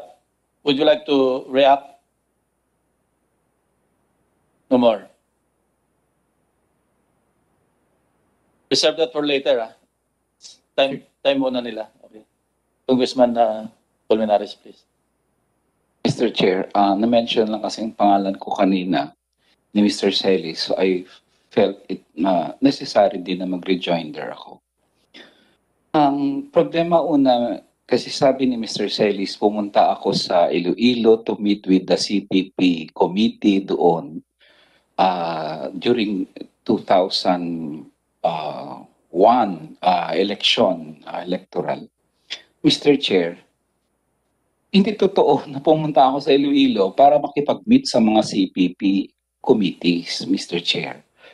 Ang problema ni Mr. Celis, lahat ng meeting na aatinan niya, madali niya lang sabihing underground meeting yan eh. Kahit na eleksyon man yan o ano pa man. So, yan ang first problem. Ang second problem, Mr. Chair, ni Mr. Celis, is basag na ang kredibilidad niya. Una niyang sinabi, October 27, sa DCRH interview with Deo Macalma, 27 years siya sa CPP-NPA. 2001 daw o 1991 daw to 2015. Ngayon, ang problema ni Mr. Celis dyan, 2010 pa lang, kilala na siyang political operator sa Iloilo. Kaya hindi pwedeng na National Operations Command ng NPA at in fact, na-demote pa nga siya dahil sa kanyang public na pagbira sa mga kalaban ni Mayor Mabilog. So paano na ma-reconcile isang NPA, NOC command pero at the same time very public at controversial na figure? Ang dagdag pa, si Attorney Pahilga mismo nagsabi na diba 2008 pa lang, etc., tuturo ka na ng Ingles sa mga Korean students. So paano ka? So yun yung una. Kaya hindi niyan matanggi-tanggi yun, Mr. Chair. Pagdating dito sa Senado, nagbago ang istorya. Ang sinabi niya actually 15 years na lang pala. From 1991 to 2006. Sabi niya, pumunta siya kay Secretary Raul Gonzales. Ngayon, nung sinabi ko dito sa hearing na, o di kung 2006 ka pala umalis sa CPP-NPA, paano mo ka magkaroon ng personal knowledge sa akin? Ang termino ko ay nagsimula lang ng 2007. Ang sagot niya dito sa Senate at nasa transcript yan, actually 2008 pala ako umalis. Yan ang problema, Mr. Chair, kasi gusto nila itong mga public forums na ito, itong mga debates na ito, kasi pwede sila magbago-bago ng kwento eh. At hirap yon pag hindi sila pumupunta sa korte kasi madali lang magbago. Ngayon sabihin niya, actually, ang una kong sinabi, para lang yan matago ang sarili kong identity, hindi naman talaga totoo yon. Ang problema, Mr. Chair, kailan ka nagsasabi ng totoo, kailan ka naman nagsasabi ng hindi totoo. And Mr. Chair, ang hirap ng ganito. In the first transcript, sinabi mo 2006. In the second transcript, sinabi mo 2008. So yun lang, Mr. Chair. At kanina may nabanggit, although hindi maklaro yung pagkarinig ko, may sparrow na pumatay ng aktivista. E di, ngayon lang ako nakarinig, Mr. Chair. Wala akong alam na kaso na finafailan ng kaso ang isang NPA sa pagpatay ng aktivista. Pero ang problema dito, Mr. Chair, is this, nabanggit din yung pangalan ko kasi sa Negros daw. Hindi lang, katulad ng sinabi ng CHR, hindi lang ito guilt by association, pati pala guilt by geographical location, Mr. Chair. So yun lang po ang rejoinder ko, and I hope na mapagbigyan din ang ibang kasamahan ko na magsalita on their respective statements, lalo ng pag-summarize dito, Mr. Chair. Thank you po. Mr. Chair, yes, just to conclude our presentation, we will just like to give some recommendations for the committee, if you would allow, Mr. Chair. Balikan ho lang natin yung 2008 recommendations ni UN Special Rapporteur Philip Alston, which are very clear and remain relevant to this day. And I would like to quote, "The government should immediately direct all military officers to cease making public statements linking political or other civil society groups to those engaged in armed insurgencies. Any such characterizations belong solely within the power of the civilian authorities. They must be based on transparent criteria and conform with the human rights provisions of the Constitution and relevant treaties." Red tagging, Mr. Chair, replaces civilian court proceedings with military-style PSY-ops or PSY-war operations. Sa pamamagitan po ng red tagging, ang mga proseso ng ating mga korteng sibil ay pinapalitan ng PSY-war operations. The security sector's determination of what they call communist support or terrorist support is made without clear standards, without admissible evidence as admitted themselves, and outside what is contained or defined in the law. Gusto nating diinan na ang AFP at PNP, maging ang NTF, LCAC, NICA at NSC, ay hindi po mga korte. Hindi sila dapat pinapayagan na gumawa ng determination of guilt based merely on hearsay and inadmissible evidence. Neither should they or their target or their agents engage in extrajudicial killings based on this flawed determination of guilt. Hindi natin dapat na pahintulutan na sila ay maging complainant, prosecutor, judge, and executor at the same time, base lamang sa mga hearsay, inadmissible, incredible, and incompetent evidence in grave violation of the basic tenets of due process and presumption of innocence na nakasaad sa ating saligang batas. From the Alston recommendations, Mr. Chair, we can say that government agencies, especially the uniformed units, should immediately end the practice of red tagging and terrorist labeling, whatever they call it, of activists, the opposition, and government critics. This should mean, one, we recommend that they cease using their official social media pages and sites for the purpose of vilification of activists.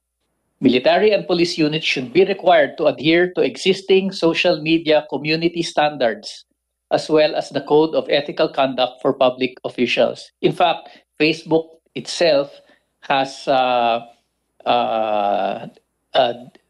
listed several of these accounts traced to the military. Number two, state forces must not weaponize social media engage in coordinated inauthentic behavior, and spread fake news. Ito po yung dahilan kung bakit denounce yung mga sites. Number 3, the AFP and PNP should end the practice of red tagging, guilt by association, and terrorist labeling using posters and streamers.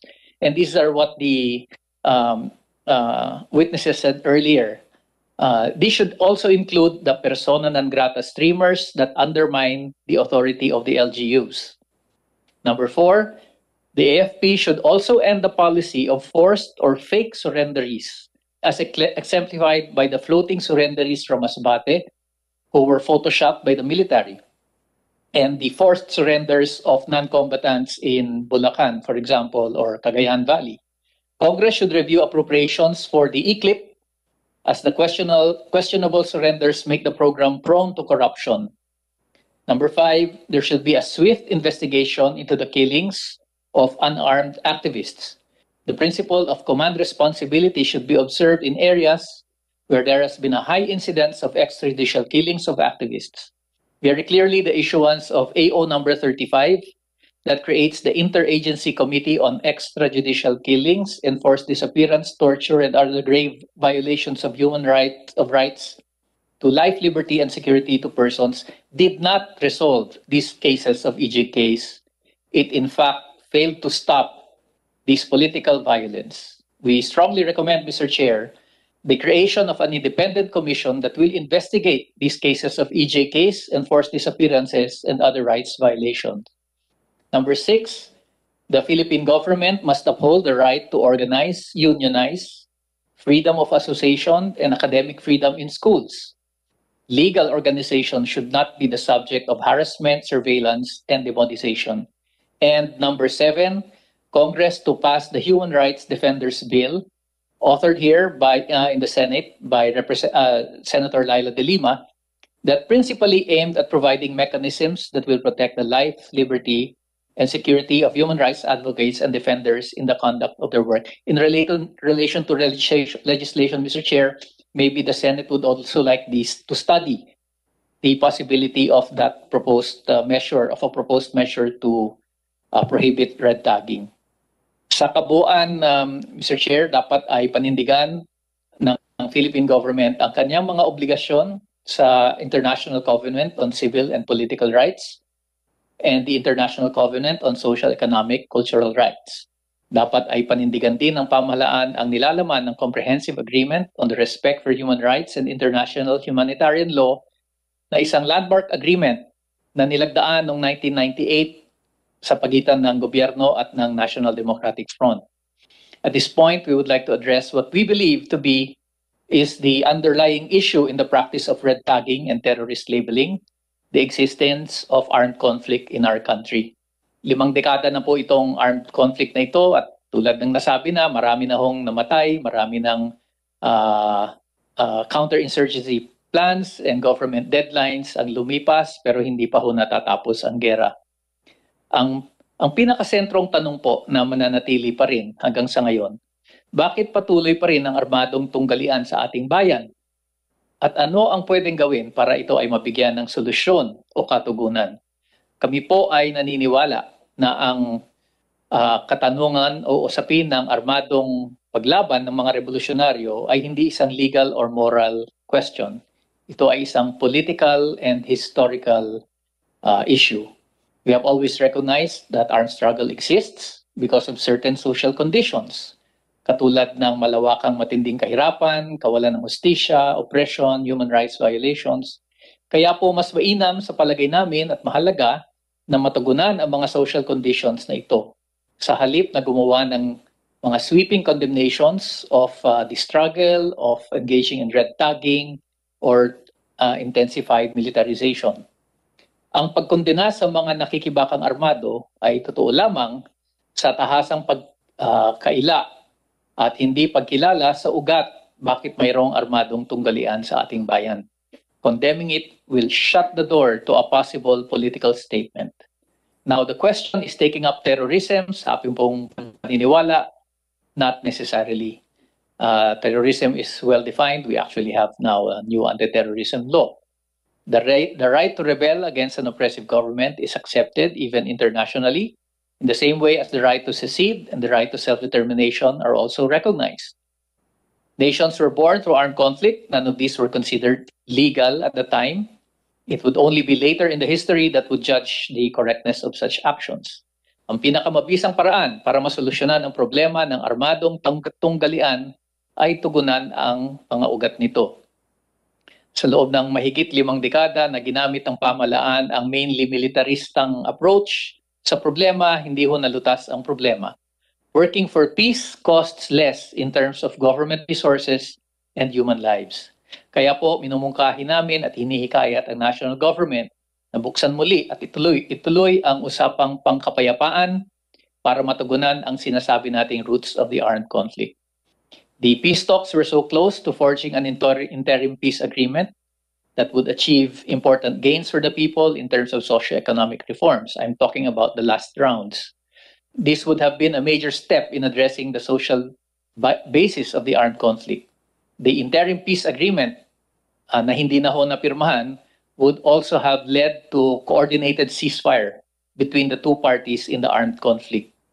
Bago po kinansila o binasura ni Pangulong Duterte ang peace talks, ang bahagi ng usapin tungkol sa kasunduan ay patungkol sa agrarian reform, rural development, national industrialization, at na-initial na po yung peace agreement ng negotiators.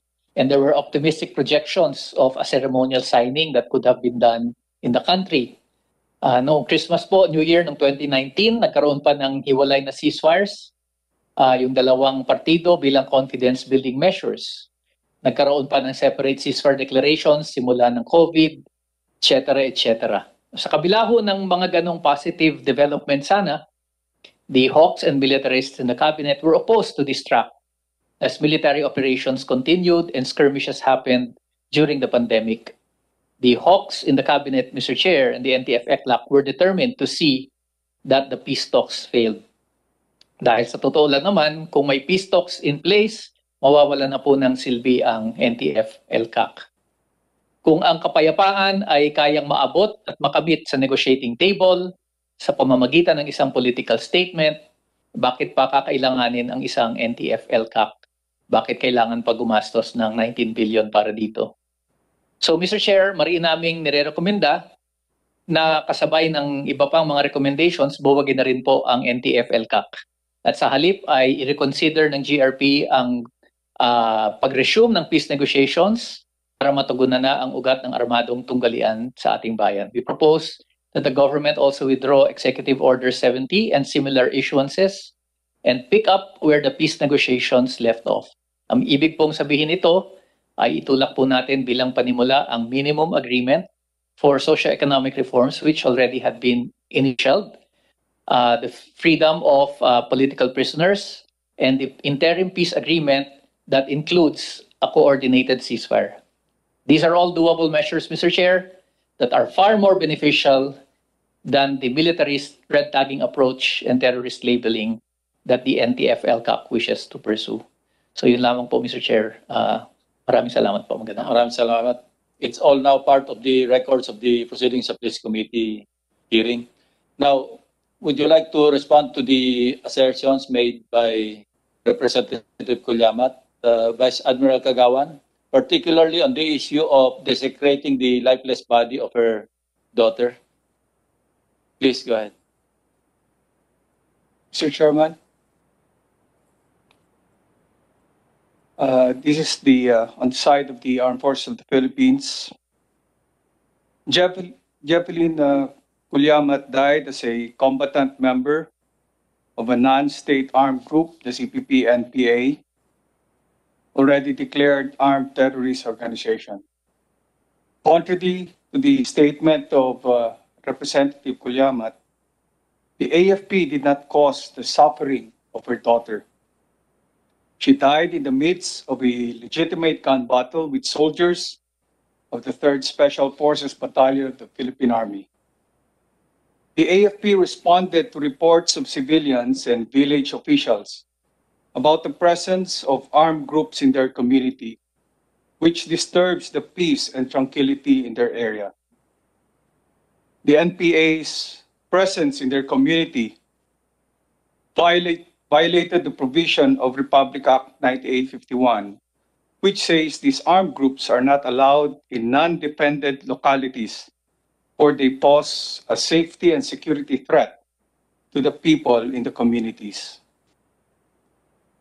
Mr. Chairman, our soldiers perform their constitutional mandate as the protector of our people, and we remain as the protector of the people, and we stand by our mandate also to secure the sovereignty of the state and the integrity of the national territory.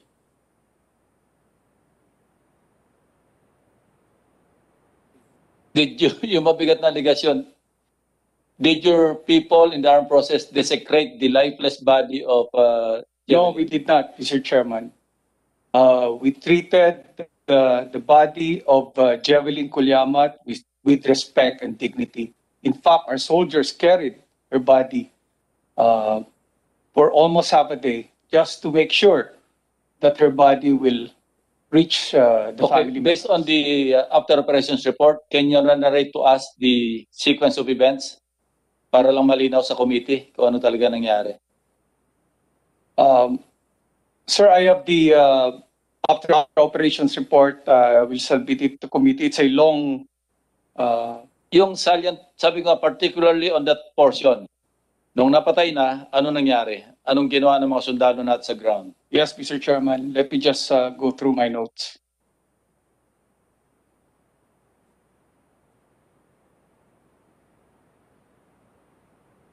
Kasi alam mo, Vice Admiral Kagawan, desecration of a lifeless body is not only un-Filipino, it is un-Christian. That's why I want you to respond to that allegation or to the statement of Representative Kulyamat, because coming from her, an elected representative, mas mabuti address nyo yan, di ba? Yes, Mr. Chairman. Are you privy? Sige. Who wants to talk first? Yusek Badoy. Mr. Chair, we, as part of NTF LCAC, we did get a report about this, and the body of Javelin was abandoned by her comrades. So instead of leaving the body there, our soldiers, the men and women, the soldiers of the AFP, took the body, wrapped it very gently with a very respectfully with a blanket, and she was brought down. I mean, they could have left her there, but when you ask them, why did you not just leave them? They said, well, we had to bring her back to her family so that she could get a proper burial. So, and hindi po ginawang tropeyo or anything like that. That's not true at all. Yes, Jennifer Lade, related? Yes, sir, additional lang. We are in touch with Colonel Baybayan, the commander of the 3rd Special Forces. They have to carry the body 5 hours, walk 5 hours. And in fact, they were met by Jesrin, one of the sons of Rep. Kulyamat, and they were very thankful for taking care of the cadaver of Javelin and for providing all the assistance so that they will be able to see the lifeless body of their sister. So it's not true that the armed forces of the Philippines, the AAP and the SF battalion desecrated the body. In fact, they afforded her all the respect and all the assistance that they have to do to make sure that she will have a decent burial. Yes, Vice Admiral Kagawan. Yes, Mr. Chairman, I have now here the... Ikot mo na lang sa directly from the after operations report. Yes, yes, Mr. Chairman, I have the summary of events. It was an encounter and a discovery of an enemy hideout on 28/1600 November 2020. For the summary of events, Mr. Chairman, Your Honors, on 28/1600 or 4 p.m. in the afternoon of November 2020, an encounter of the Special Forces Team 702, led by Sergeant Mark Anthony Azuela, Philippine Army, against 30 CNTs of SYP Platoon Guerrilla Front 19 under Mario Himo Jr., aka Kobe or Renren. At vicinity, there's a grid coordinate here, Your Honor, but it's in Sitio, Mabug, Barangay San Isidro, Marihatag, Surigao del Sur, that resulted to the recovery of 5 high-powered firearms and 1 CNT killed. On 29/10/30 November 2020, the Special Forces Team 702, led by Sergeant Asuela, together with the Special Forces Team 3301, led by Staff Sergeant Gabriel, discovered an abandoned CNT hideout lair with an estimated area of about 200 square meters, with strong signal of globe, having 2 kitchens, 22 tents during their clearing operations and scouring on the encounter site. On 29/1200 November 2020, engaged troops of the Special Forces Team 702 under Sergeant Asuela arrived at designated casualty collection point at Sitio Mabug, Barangay San Isidro, Marihatag, Surigao del Sur, bringing along with them a CNT cadaver. On 29/12/20 November 2020, engaged troops of Special Forces Team 702 under Sergeant Asuela arrived at mission support site along with the cadaver that was later identified as Javelin Campos Culyamat, alias Reb, medic of SYP Platoon Guerrilla Front 19, 22 years old and a resident of Sitio Kiwagan, Barangay San Isidro, Lianga, Surigao del Sur. The identification was confirmed by 9 former rebels of the 401st Brigade and further revealed as the youngest child of Mr. Chairman, Your Honors. On the government side, negative casualty. On the enemy side, 1 killed or body count identified as Javelin Campos Culyamat. Captured items and other war materials are 3 AK-47 rifles, 1 M14 rifle, 1 M653 caliber 5.56, 11 backpacks, 4 IEDs or improvised explosive device, anti-personnel mines, 5 blasting caps, 30 meters electric wire, 11 magazines of M14 rifle, 7 magazines of M14 rifles, 5 bandoliers, 249 ammunition for AK-47 rifle, 3 CPP-NPA-NDF flags, 3 cell phones, 2 commercial handheld radios, 4 rice pots, assorted food supplies, assorted medical supplies, and lastly, Your Honors, subversive documents. This is the summary of the after operation report, Mr. Chairman. Is bringing the body of a Kia sa enemy side to the family a standard procedure? As much as possible, Mr. Chairman, we... Only kung identified at kung saan dadalhin. Yes, Mr. Chairman. Otherwise, anong ginagawa ng troops natin sa ground? We usually, Mr. Chairman, we bring it to a funeral parlor for proper burial.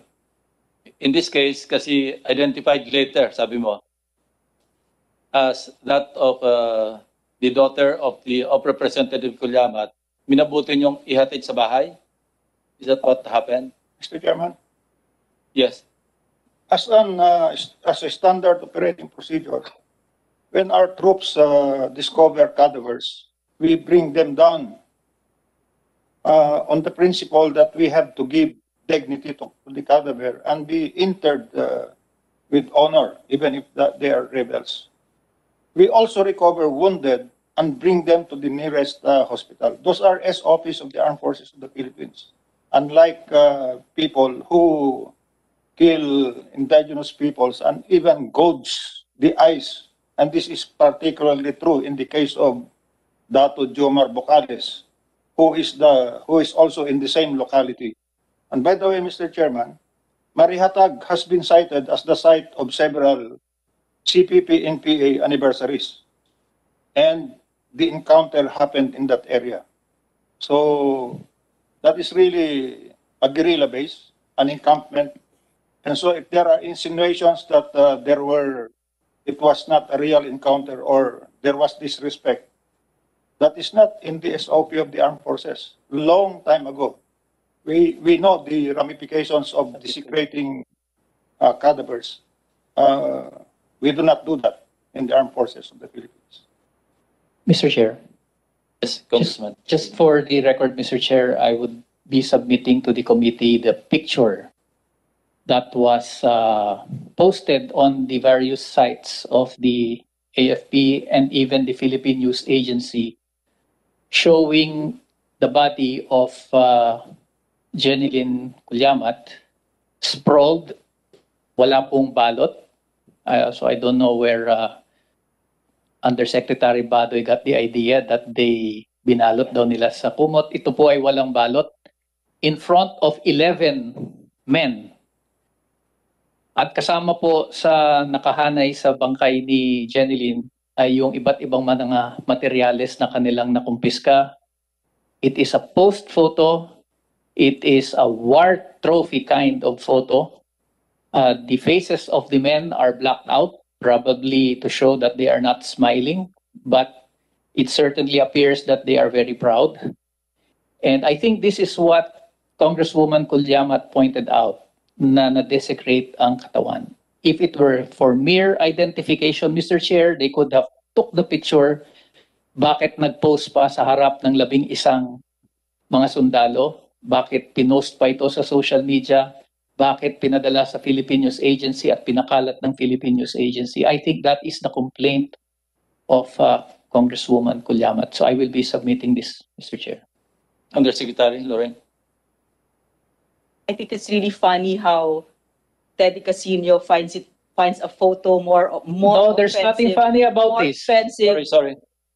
Let her finish her statement.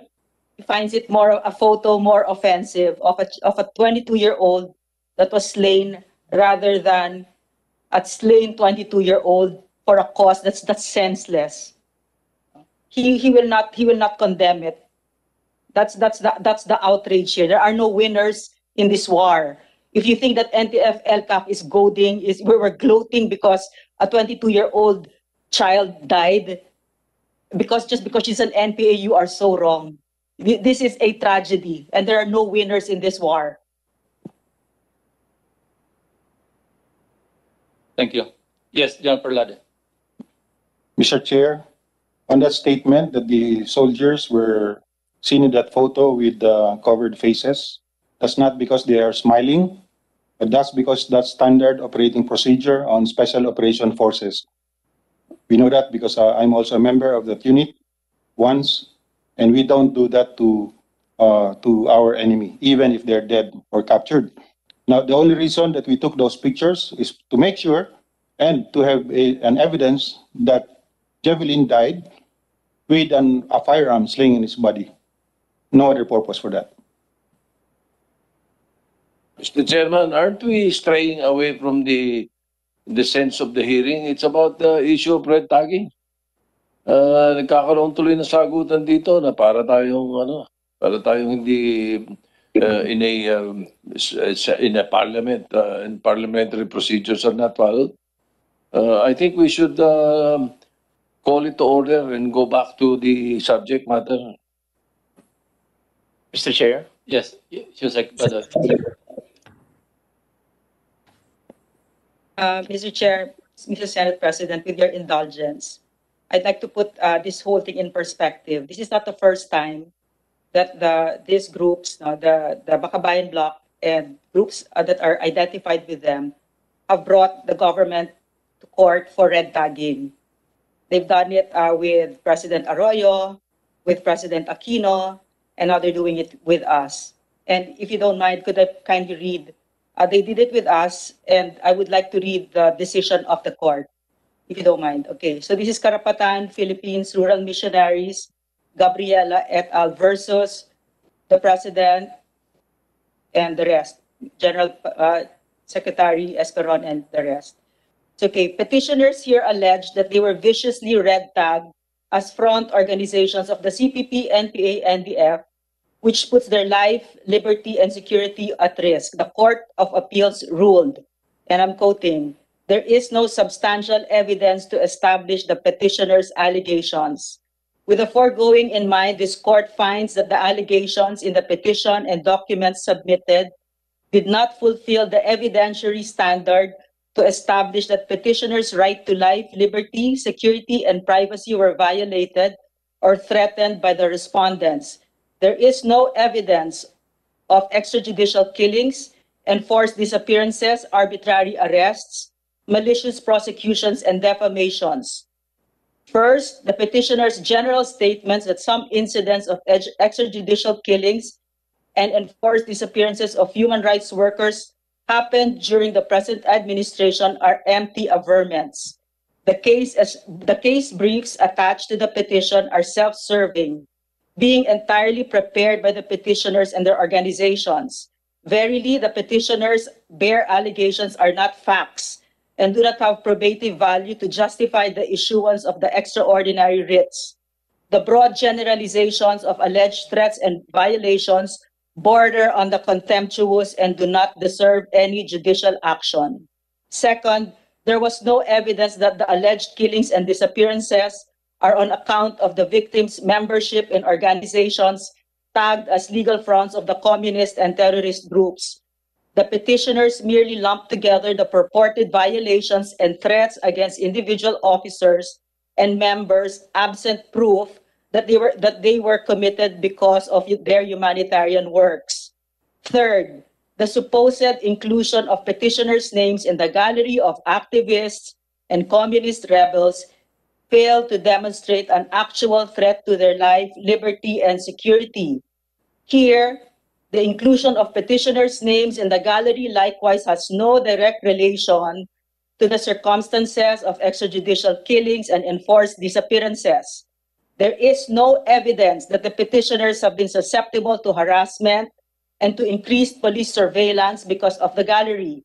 It is settled that the alleged threat to petitioners' rights to life, liberty, and security must be actual and not merely one of supposition or with the likelihood of happening.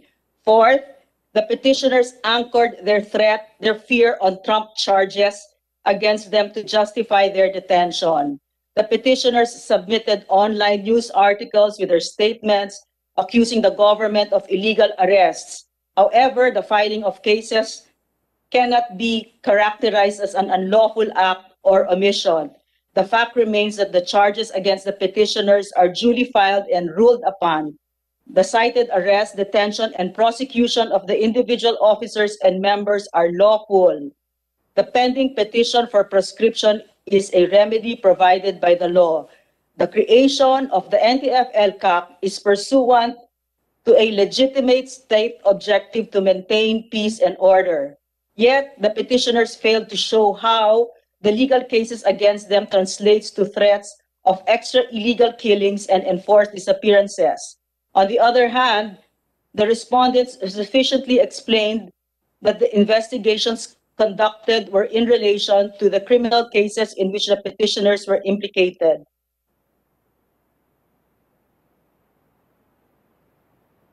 Hold on.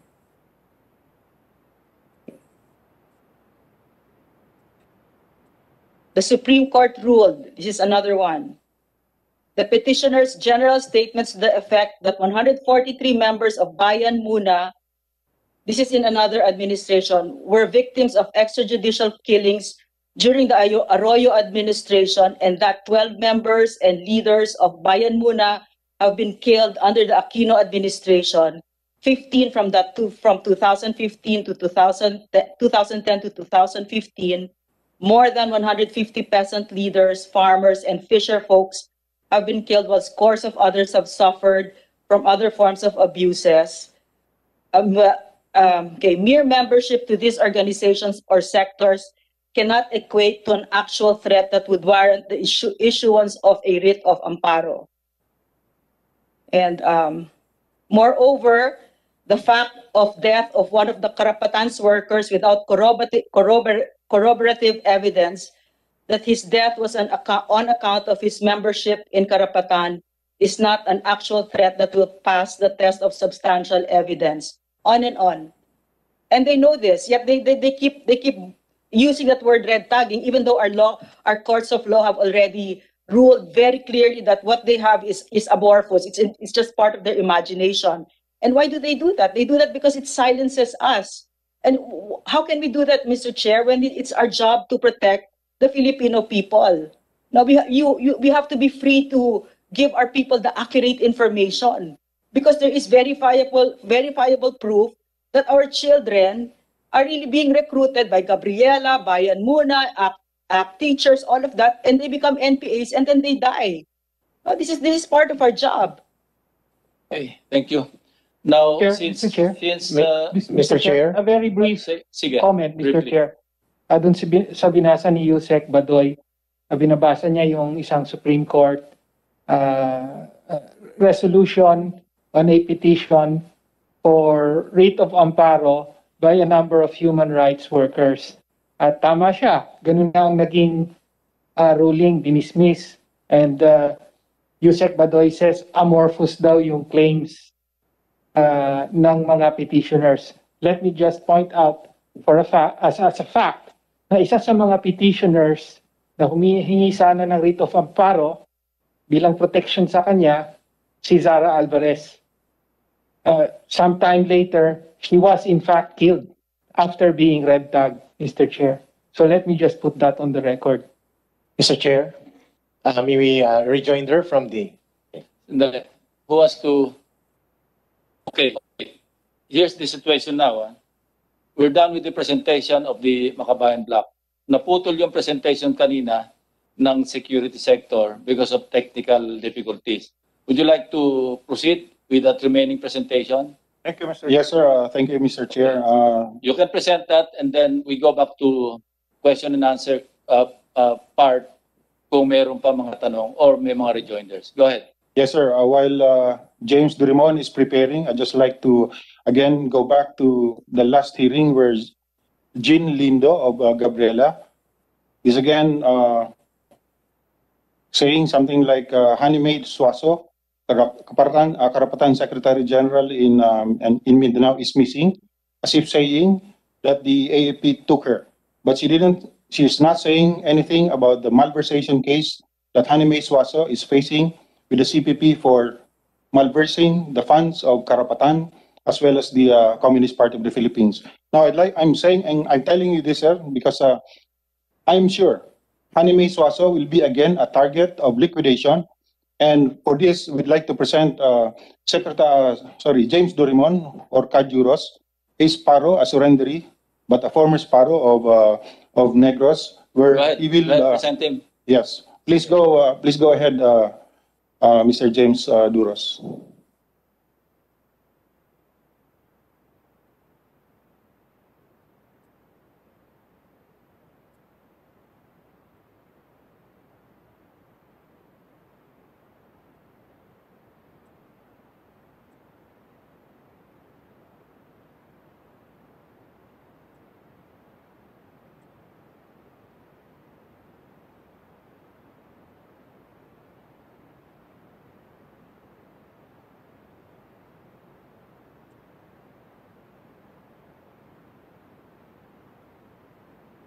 Sige, James, proceed.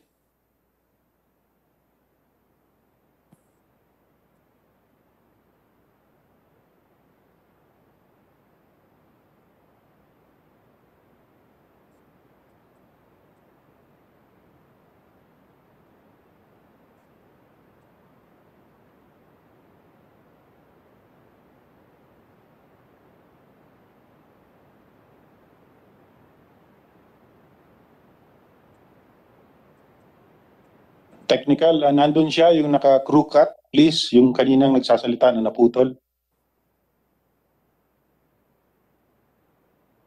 Mr. Chair, Mr. Chair, may I make a brief correction to my Sige. statement earlier? Go ahead, go ahead. While waiting. Yes, thank you. Earlier, I mentioned that Yusek Badoy was quoting a Supreme Court decision dismissing the writ of amparo case. That is not, I was informed that that is inaccurate. In fact, it is a Court of Appeals decision that she was reading, and that decision is under appeal, Mr. Chair. I just wanted to make that correction. Short, Mr. Chair, kung pwede pa short lang. Sige, habang naghihintay tayo. Thank you, Mr. Chair. Ang nabasa kanina was actually not a decision doon sa red tagging. It was a decision based sa sinabi ng defense sector na ito ay hindi mo malink yung red tagging, sabi ng korte, doon sa threat against life, liberty, and security. At yun naman ang rules doon sa writ of amparo. So, hindi niya sinabi na walang red tag. Ang sinasabi niya lang, pag na-red tag ka, hindi kayo nakapag-produce ng ebedensya na siya ay may threat sa life, liberty, and security. And in fact, later on, may namatay na nga na isa ng petitioners doon. Yan ay under appeal din. In the same way, yung DOJ, in-appeal din siyempre ng defense sector sa Secretary of Justice. Pero ang sabi ng defense sector, Mr. Chair, so hindi kami nagre-red tag pala. Ito na yung sinasabi ko kanina na sabihin namin mag-red tag kayo, sabihin nila walang katapusang paulit-ulit, Mr. Chair, na hindi sila nagre-red tag, truth tagging ito at ang mga biktima naman in-assert. Just to clarify that point, Mr. Chair, na that was not on all fours sa decision ng korte dun sa writ of amparo na yon. Salamat po. Mr. Chairman, baka may technical problem pa. Can I rejoin there to dun kanina sa side ni Mr. Nelo Colmenares? Anong gagawin natin kay, sino yan? James? Baka na-arrange pa ang technical. Okay. Rejoin there. Ano lang sir, nakamute lang yung computer niya.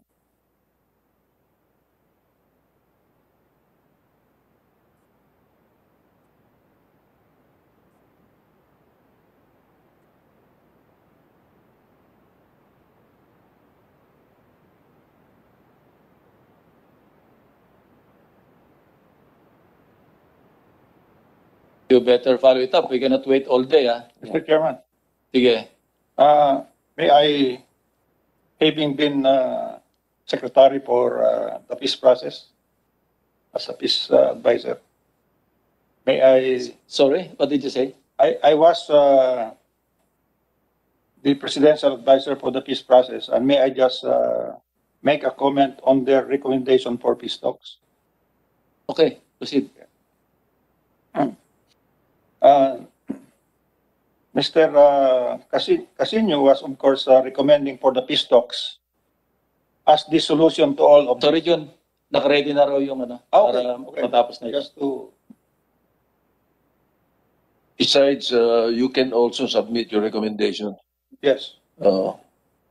And Mr. Chairman, may I take this opportunity to say that we would like to submit a copy of the comprehensive agreement for economic reforms, as they are referring to, so that we can show that it is actually a call for a coalition government. That is what the President rejected.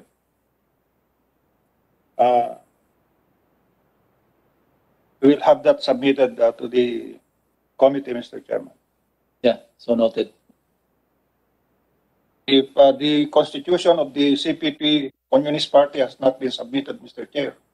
It was submitted during the last hearing. Thank you very much. By C. Canwell.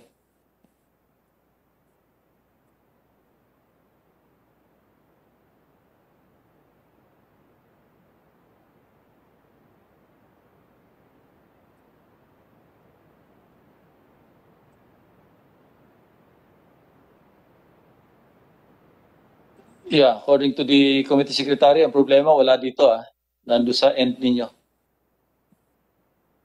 Mr. Chair, can we manifest? Yeah.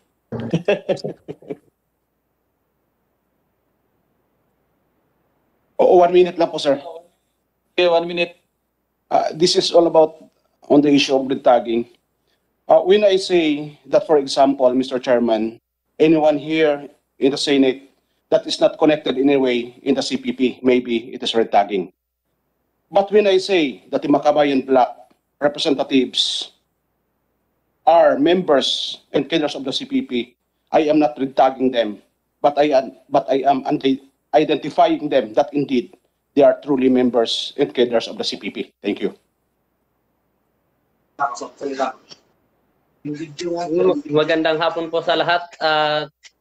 Lalong-lalo na sa ating Mr. Chair at sa ating mga kagalang-galang na senador. Ako po si James Cogonondo Raymond, dating kasapi po ng CPP-NPA-NDF. At na-recruit ako nung minor de edad pa lang ako, na 14 years old pa lang. So, full-time ako nung panahong 2017, January 24.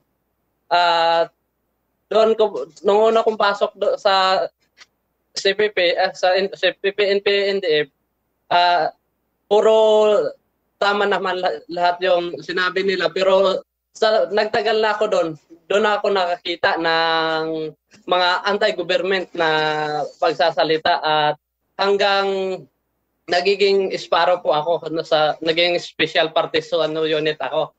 So doon ko nakikita ang kamalian at na ginagawa ng CPP-NPA-NDF po. So nung nasa partisano unit po ako, doon ko nakita ang mga kamalian na hindi dapat ginagawa kasi yung propaganda ng CPP-NPA is para sa ating kaunlaran, pero nung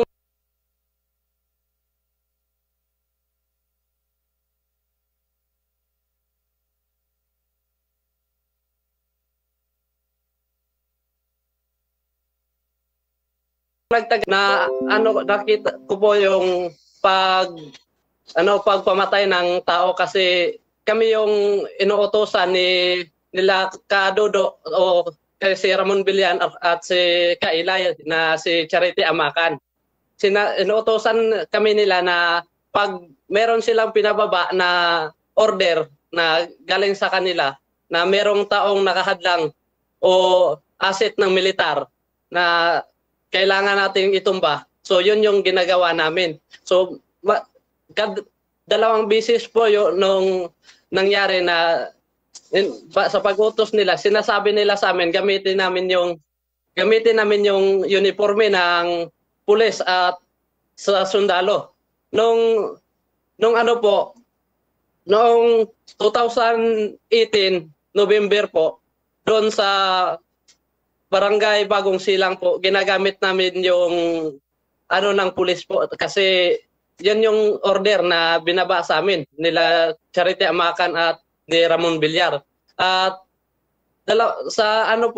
pangalawa po, ginagamit namin yung uniforme ng sundalo noong 2019 na March po. So doon ko nakikita na ginagawa nilang propaganda ang mga ginagawa ng CPP-NPA-NDF na paggamit sa mga uniforme ng ating kapulisan at kasundaluhan. Doon ko nakita ang mga pagkakamali na ginagawa ng CPP-NPA-NDF. Kaya ako bumaba dahil hindi ko na po kaya yung ginagawa namin na bilang isang kasapi sa CPP-NPA-NDF po. Kaya bumaba ako at nagbalik loob ako sa ating panggoberno dahil gusto ko po yung kapayapaan at kaunlaran ng ating lipunan. Kaya nandito po ako ngayon kasi gusto ko pong ipaabot sa lahat na kailangan nating wakasan ang ginagawa ng CPP-NPA-NDF po. Kaya sa lahat po ng nandito po ngayon at lalong-lalo na kay Mr. Chair at sa ating galang-galang na senador. Thank you po. Mr. Chairman, ano pangalan mo, James? James, ano? Sir, Pagpatawad mo, no, pero gusto ko lang malaman na ilan ang pinatay mo nung Sparrow ka? Sir, nung nasa Sparrow po ako, sir, 7 na po yung napag-utusan kami, sir. 7 na sila yung namin, sir, na tinrabaho namin, sir. Bakit kayo kailangan mag-uniforme ng police o ng armed forces? Sino ba yung pinapatay nyo? Mga civilian po, sir, o sinasabi nila mga asset daw ng militar, o yan yung sabi ng aming pinuno na si Charity Amakan at si Ramon Villar, sir. Bakit nga kailangan mag-uniforme kayo ng police o ng armed forces? Kasi sir, yun yung ginagawa nilang propaganda sa mamamayan. Kasi pag nakita ng mamamayan na sundalo yung pumatay sa civilian, kaya madaling makuha ang loob nila sa CPP-NPA-NDF, sir. Yan yung ginagamit na propaganda sa CPP-NPA-NDF para uminit ang dugo ng ating mamayan sa ating kapulisan at sa ating kasundaluhan, sir. Thank you, Mr. Chairman. Okay, thank you, James. Maraming salamat. I guess we have covered enough, and the committee has enough materials to prepare a committee report, unless you still have some more presentations to make.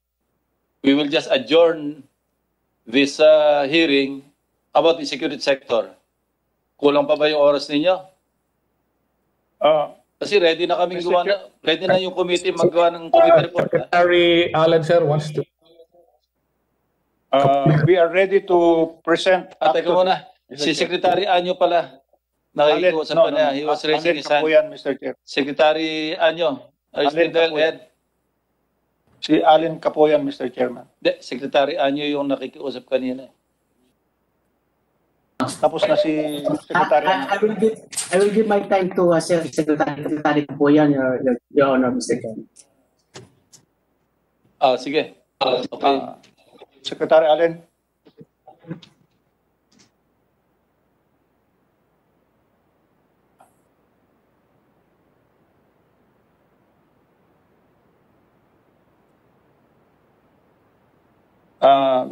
Mr. Chairman, this is actually a presentation to explain the interconnectivity of the CPP-NPA-NDF and the front organization. Akala ko yun na na-present na kanina ni Noel. This is more diba detailed.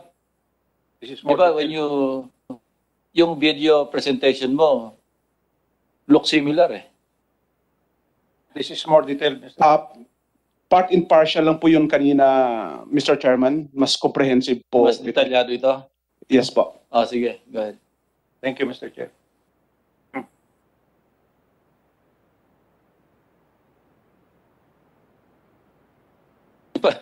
Pag military nag-briefing, to be honest, it's boring. Nakamute the Director General Monteagudo. Nakamute.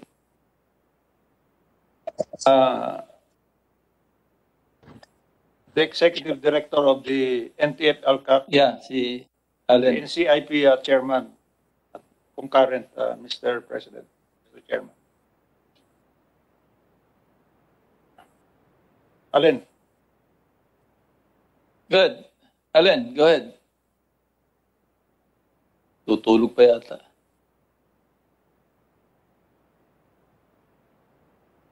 Andiyan na yan. Nakamute. Go ahead, Allen. Nasa screen na siya po, sir.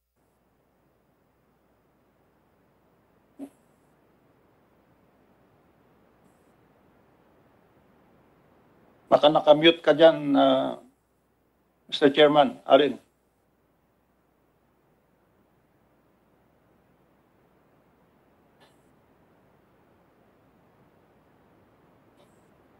Yun na yung screen niya. Oh.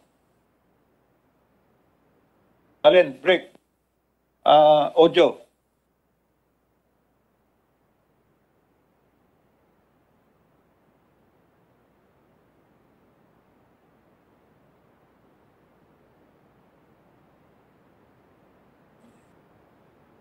Gusto niyo pa bang i-presento o submit nyo na lang sa committee?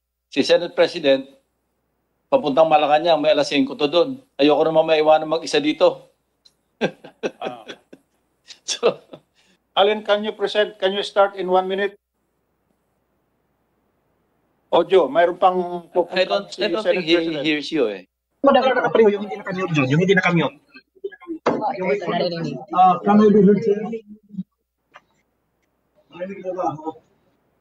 Allen, please go ahead. Yes, sir. The central the Swiss political power. And we can see the Swiss the regional committee is based on the design the piece of power at the regional level. Then we have the front level committee that will implement the regional design. Allen, may echo kayo dyan. Patayin nyo yung iba dyan. Yes, sir. The doctrinal principles of the CPP is that the Communist Party is in control of everything. And the difficult regions are social values.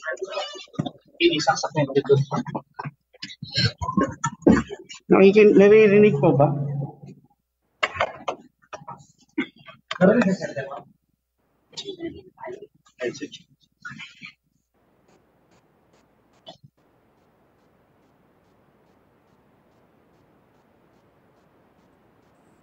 One more try, Allen. Then we cannot really wait here.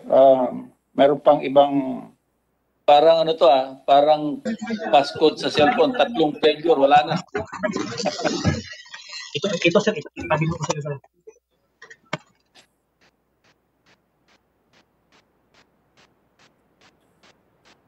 Mr. Chairman, if I may... Ako po ba still... Chair. Can you hear me, sir?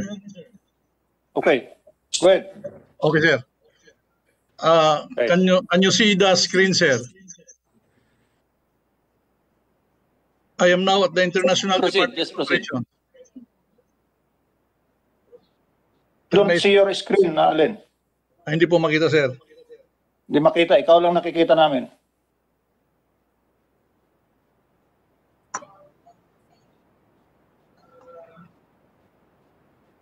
Kaya yata ako natatalo eh. Yan na, sir. Mananalo na. Ito, sir. Makikita na, sir. Okay, Allen. Thank you, Mr. Senate President.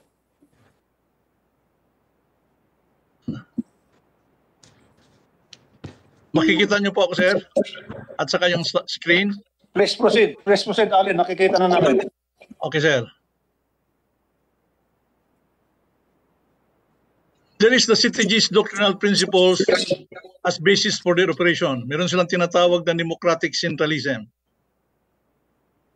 Then there are the basic conditions that has to be done by the party. Makita mo rito na it is the absolute control of the Communist Party once you are a party member.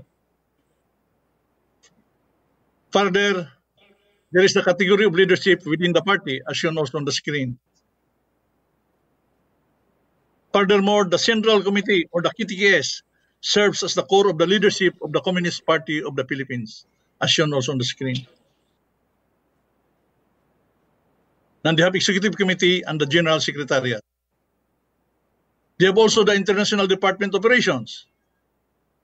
They have also party groups inside the mass organization. They have party groups also inside the government.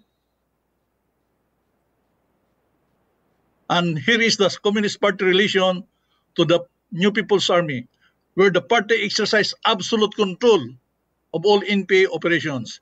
In fact, the most concentration of the party members is inside the New People's Army. The CPP relation. Now I'll discuss now the Central Committee operations or the Communist Party operations inside in the Central Committee structure. Makikita natin sa screen that the leadership of the Central Committee is exercised by its Executive Committee and the Secretariat. Further, they are implementing it to the National Military Commission. This is for the Communist Party. Furthermore, The key is issues as the General Secretariat issues memo and circulars to all organs, units, and committees. Likewise, the CPP organization established its National Function and Commission level, National Staff Organ, and Territorial Commission. This is still the party that I'm talking about. They have also the commissions and the regional party operations as shown on the screen. The line of works of the National Military Commission, the National Peasant Commission, the National Organization Department, the Propaganda and Cultural Commission, the National United Front Commission, National Finance, National Educations, the National Political Mass Mobilization, and the International Department is their line of works. Let's talk of the New People's Army in the Central Committee. Yes, they are in the National Military Commission. They are also the one who implements the Agrarian Revolution Program as presented by the National Peasant Commission. Further, they have the National Operations Command that undertakes the revolutionary taxation in the national level through the National Tax Implementing Unit. Now let's talk of the NDF in the Central Committee. The NDF operation is the Central Committee through the National United Front Commission, the National Organization Department, and the National Political Commission, and the International Department. So dito pa lang makita natin sa Central Committee, magkasama silang tatlo. The NDF is the formal structure of the NUFC, where majority of the underground mass organization are being operated. Let's talk now of the regional structure. Ulitin ko po, there is a national design to seize political power, to general offensive, and general uprising. The underground mass organization leads the framework for the general offensive to armed struggle. The above ground organization lays down the heightening of politicization for political struggle in the conduct of general uprising. Okay, in the regional operations, we can see here that it is the regional committee region that undertake the central control. All of these are party members, and all of these are political officers. So they observe the People's Protective War as their framework for this operation.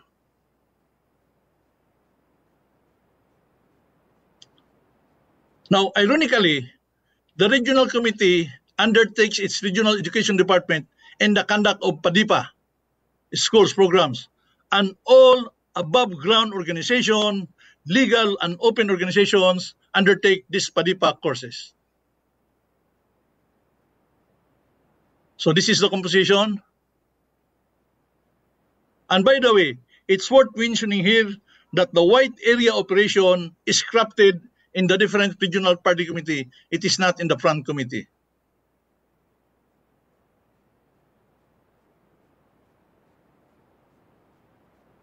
Ang gusto ko na pong sabihin ay makikita natin ngayon anong mukha ng party sa regional structure. Idadaanan ko lang po ito siya. Now, what is the phase of the NP operation in the regional structure? Nandyan yung tinatawag na Regional Military Committee or Regional Operations Command. Makikita din natin ang kanilang mga sub-guerrilla units or sub-regional committee and the front guerrilla units. Na isang masakit na katotohanan, ang sa lugar na tribo, tinatawag pa nila itong Pulang Bagani Command. Furthermore, nandyan yung Regional Trade Union Bureau sa NDF operations. Ito na. The NDF operations in the regional structure is about Regional White Area Committee. Mahalata natin na talagang ang NDF na siyang kumikilos sa mga ugmos ay lumalangoy din sa mga legal organization. In fact, I can say now, even in Congress, nandun si Congresswoman Colmenares and others, ang sinabi ko sa kanila, these legal organizations are created by the party, run by the party, operated by the party, but not all members are communist. Kaya kawawa po doon yung mga kasapi na talagang makatotohanan ang kanilang pag-aayos sa ating bayan. So meron tayong Regional United Front Commission. May mga white area committees tayo. At tungkol sa support system sa red area, ang laki ng tulong ng NDF operations, including the buildings of organs of political power. Ano tong organs of political power? These are the sangay sa partido lokal, these are the militia ng bayan, these are the barrio revolutionary committee, and these are the underground mass organization. Ngayon, punta tayo sa front, pinakamababa, yung front. Ang front actually does not make the design. The front committee implements the regional design. So makita natin na may 13 elements po ang front committee operation. Ganyan po karami ang kanilang gawain sa front committee operation. Ang NPA operation naman ay nag-undertake na political military works or POLMIL dahil mayroong tinatawag na front operational command. At dito, nandito rin ang NDF. Ano yung 5 adhikain ng NDF, lalo na sa white area? Mass peace building, education propaganda, alliances, mass struggle, and produce cadre. Kasi nga, legal ang napapakita.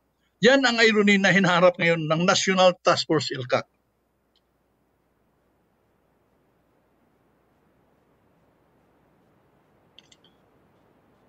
So conclusion, as a matter of principle and practice, the party is the comprehensive leader and center of the Philippine Revolution in both national democratic and socialist stages. It leads the armed struggle, the united front, mass movement, the local organs of political power, and eventually the People's Democratic Republic of the Philippines. The CPP does not intend to achieve a strong Philippine nation capable of addressing its own social problems and preserving its rich cultural heritage, but it is a movement of advancing the universal theories of Marxism, Leninism, Maoism, using its application to the Philippine society. The term nationalist, therefore, is a mere deception to unify the Filipino people under the National Democratic Revolution. The NDR intend to exploit the different sectors of the society, not to attain resolution or sectoral issues or class conflict, but to emphasize and heighten such conflict to the result in the advancement of the National Democratic Revolution. And it will not stop there, but to complete its 3 stages in order to seize political power and start the socialist construction. Number 4, the CPP clearly implements the democratic centralism and committee system as the operational guide to address the operational dynamics. The national organs are set up to clearly position the party in the leadership position and to address being tailors to the initiatives of the different sectors. The socialist perspective is constantly reminded to set up the direction that the revolution is not completed unless it will also advance the socialist construction. Ang mukha, sir, ng socialist construction ay makikita natin sa mga agreements na nakasulat sa mga nakaraang mga peace talks. It is in this context that we are calling the attention that human rights in general and the civil and economic rights of the sector as well as the nationalist fervor inherent to its Filipino as a result of our historical and collective experience as a nation is being exploited. It is not the aim of the CPP-NPA-NDF. Therefore, the pretense of being human rights defender and being nationalist is the unifying direction of the mass organization and the people, but it's separate from the objective of the party, which is towards internationalism and socialism. Imagine being a member of an open, democratic, and pro-people organization, but in practice, an organization exclusively controlled by the UGMOS, and which in turn exclusively controlled by the party group or party branch, that by that practice of the principle of democratic centralism is exclusively controlled by the Communist Party. Religious leaders, professionals, and middle class will be fooled to believe that their interests will be protected by allying themselves, whether strategic in nature or tactically, with the CPP, because at a certain level of advancement of the revolution, they will be the target of weeding out in the framework of class contradiction and conflict. 8. The ultimate end is to destroy the current government and replace it, to impose the Filipino people as a socialist government where the dictatorship of the proletariat, which is actually the Communist Party, will reign in power. That this is not really a revolution to liberate the Filipino people from social ills and its achieving social change that will address their demands and interests, but a plan to seize political power by the Communist Party and the construction of the socialist Philippine society, meaning on the eve of seizure of political power and the conduct of general offensive through an armed struggle and to the general uprising will commence the socialist construction. The whole CPP organization subscribes to the principle of uneven development and utilizes this in implementing priorities. I'll quickly plus. We have the echelon of alliances that the CTGs wants to establish. Of course, this is another briefing. 11. Without the NPA, the people have nothing, and the National Democratic Revolution as the only solution for the problem of the Filipino people are being popularized, but it's not mean that they are true. In fact, you can glimpse on facts and photo documentations that they are false. Now, let me show now the details of what I'm trying to say. The CPP led underground mass organization and open sectoral organization. Shown on the screen on the left are underground organization. Shown on the right are the open, legal, mass organization. Ulitin ko po, itong nasa kanan, these are organized by the party, run by the party, operated by the party, but not all members there are communist. I'll just quickly present this one by one.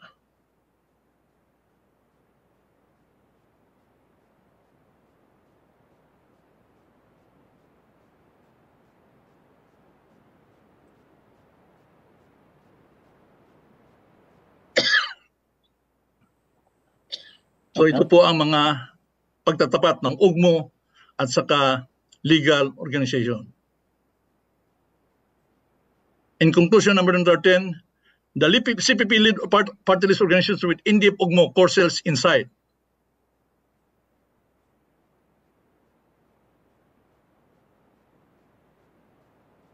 This is the end of my presentation, sir, but please allow me just for a minute, last 1 minute, sir, to show to you something. Because dito kami nahihirapan, sir, dahil medyo mabigat yung ipapakita ko po rito ang CTG propaganda machinery. Hindi ko po sinasabi rito na lahat na organization na to ay communist. Pero ang sinasabi ko to, this is a part of the network of the CTG's propaganda machinery. Okay, play. So, shown on the screen, simulan. Dito makikita natin, sir, ang struktura ng Central Committee. Makikita natin ang National Propaganda and Cultural Commission. Then makikita natin paano ito pinaghati-hati sa iba-ibang mga grupo na part ng network nila. Ulitin ko po, I'm not declaring that all these are communist organization, just to put in perspective. However, kahit pagtiyagaan natin ngayon na sisilipin, makikita mo, pag may nailabas ang liberation or ang bayan at ang meron silang tatlong group. Ang bayan is the official weekly publication of the party. Ang revolution ay for deeper juridical discussion.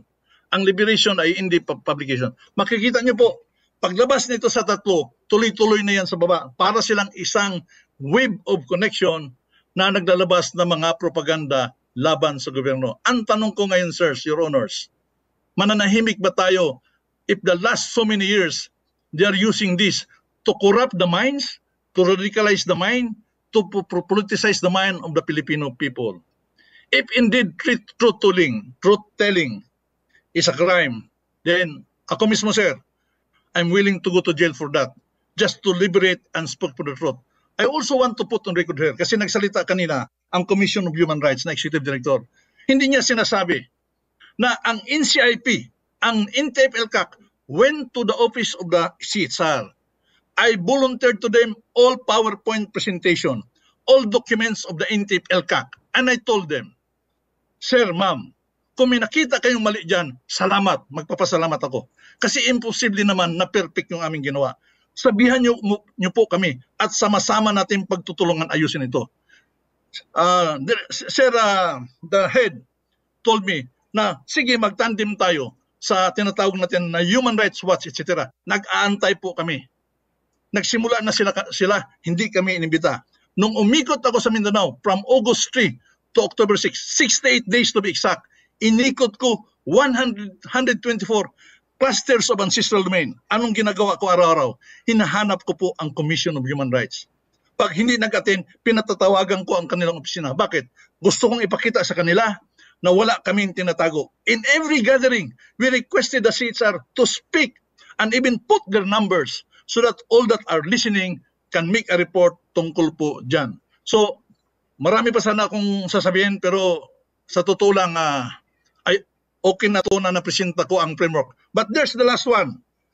Quickly lang po, last one. Siguro another 1 minute lang po. Mapakita ko lang po to, Your Honor.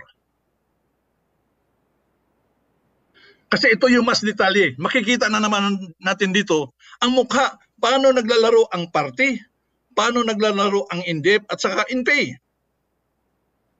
So dito, for the CTG's regional operations, makikita natin na mayroong tungkol sa party building about the party. There is an RB building tungkol sa NPA. There is United Front building tungkol sa NDF. Ang una ay about ideological. Makikita mo yon ang kanilang gawain. Ang susunod niyan ay political. Makikita natin ang kanilang mga gawain. Ang susunod niyan ay organizational. Makita nila ang kanilang mga gawain. Yan po sa regional committee party level. Pag pumunta po tayo sa front guerrilla operation, sa front committee level, ito naman po ang ating makikita. Meron silang party building, army building, United Front. So kung titingnan natin ito, they are an organization, they are a mafia na they are working on a certain framework. So hindi natin sila pwede labanan na hindi natin ilalatag ang kanilang framework. Kasi ito ang magbibigay ng signature ng kanilang gawain. Bakit mula sa taas hanggang sa baba, may mga open legal organization that everybody is shouting na nire-red tag sila. No, this presentation will tell that this is not red tagging. This is truth-telling of their signature for the last 50 years. Ito po ang kanilang gawain araw-araw, 24/7 sa kanilang buhay habang sila ay nasa partido. Ngayon, ang tanong ngayon, nagsisigaw yung ibang legal organization for the sake of benefit. Kasi sabi ng Caesar kanina, hindi nila alam. Ngayon, ang tanong, kailan natin ilalabas ang katotohanan? When are we going to speak the truth? Kaya nga, meron tayong NTF-LCAC. Meron tayong NTF-LCAC na lahat ito ay tinitingnan. Last, sir, another 1 minute. Last na talaga to, sir. Mapabigyan Mr. sana. Chair, are we going to be given the same amount of time, Mr. Chair, to... Kailan tayo matatapos, Mr. Chair? Because we will rebut, they will rebut, we will rebut.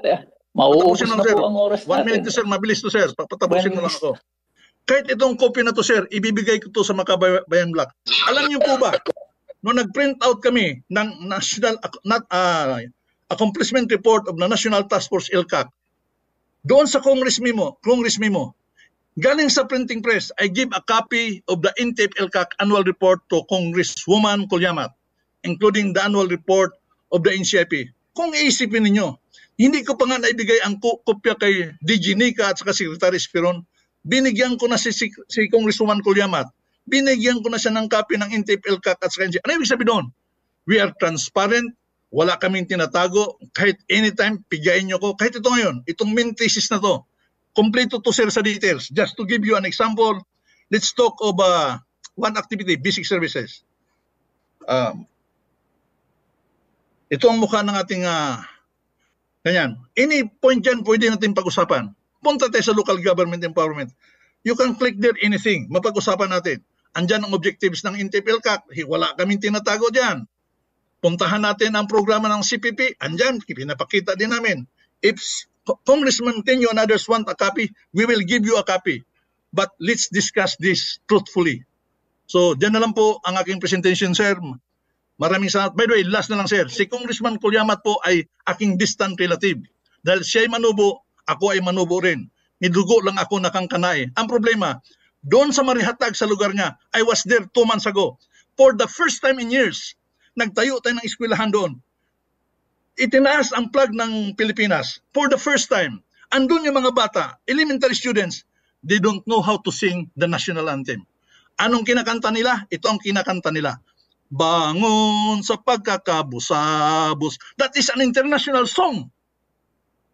Yun ang schools doon na last 2 months ago, we were there to put up that elementary school of DepEd. So, ang katotohanan, sir, nasa ground. I retired 8 years ahead of my military retirement because I joined the struggle of the indigenous peoples. Mali yung sinasabi ni Congresswoman Colyamat na tawagin ang tribo na lumad. Dahil ang salitang lumad ay salita ng partido. Diyan na lang po at magandang gabi sa inyong lahat. Thank you. Kaya ko po yan. Would you like to? Okay. Just very short, Mr. Chair. I will not counter the very long thesis of the gentleman. But basically, Mr. Chair, if it is true that he is describing how the CPP operates, ano ang kinalaman ko dyan? Ano ang kinalaman ng organisasyon namin dyan? I mean, has he ever showed an instance where we in Bayan called for an armed revolution to bring down the government? Is socialism among our platforms? Are we calling for the establishment of a communist state? In fact, are we doing anything illegal or prohibited? Para ho sa aming ordinaryong tao, yun lang naman ang sukatan natin eh. I might think differently from you. We may have different beliefs and different ideologies, but the bottom line, Mr. Chair, may ginagawa ba kaming illegal? May ginagawa ba kaming bawal? Even admitting, sige, sabihin nyo na, mga CPP yan. Although, kayo naman na nagsasabi, hindi nyo rin alam na hindi naman pala lahat yung CCP. But even granting, what is the bottom line, Mr. Chair? May ginawa ba kaming labag sa batas? And as long as we do not do anything illegal, why will you red tag us and claim that we are part of the armed movement and we are doing anything illegal? I think that is the crux of the matter with red tagging, Mr. Chair. This is not a simple issue na tinatawag kaming pula. Yung red tagging po, may kasabay yun eh. May kasabay na surveillance, may kasabay na pananakot, ite-text ka, tatakutin ka, pupuntahan yung magulang mo, sasabihin, pasukuin mo na yung anak mo. Susuko saan? Wala namang ginagawang mali. And then at the worst, ilalagay yung mga mukha mo sa poster, ililinya yung pangalan mo, pati yung pamilya mo. And then later on, patay na yung mga nandun sa poster. That is the problem here. And I think whatever is the theory of the state security forces, the bottom line is you have to come up with evidence on your accusations and file it in the proper venue. And nangyayari po, kung saan-saan nyo dinadala yung aligasyon ninyo sa social media, sa mga posters, mga police. I don't know if you recall the presentation by Representative Elago, talagang pambabastos na sa pagkatao niya yung ginagawa. And ito ko nilalagay ito sa mga official Facebook pages ng Philippine National Police all over the country. You know, sabi ni President Soto, why don't we file libel? We can do that, Mr. Chair. But, you know, this is the state that we are going against. This is official policy. And at the highest ranks, the President himself is even red tagging us. Saan kami pupulutin yan, Mr. Chair? And so I think the Senate should really, sana po, pag-aralan talaga ng Senado itong phenomenon ng red tagging. I think it is very revealing ang sinabi ng ating Commission on Human Rights that this escalated starting 2016-2017. So we hope that the Senate can really come up with a report and measures that will prevent this travesty of justice at dalhin ho sa tamang lugar at sa tamang venue. Kung anuman ang akusasyon ninyo sa amin, hindi itong guilt by association and trial by publicity, which is basically what red tagging is. Thank you, Mr. Chair. Thank you. At the end of the day, no, of repeated challenge ito by the Makabayan Bloc. At the end of the day, the only venue that can interpret kung sino yung may violation, the court.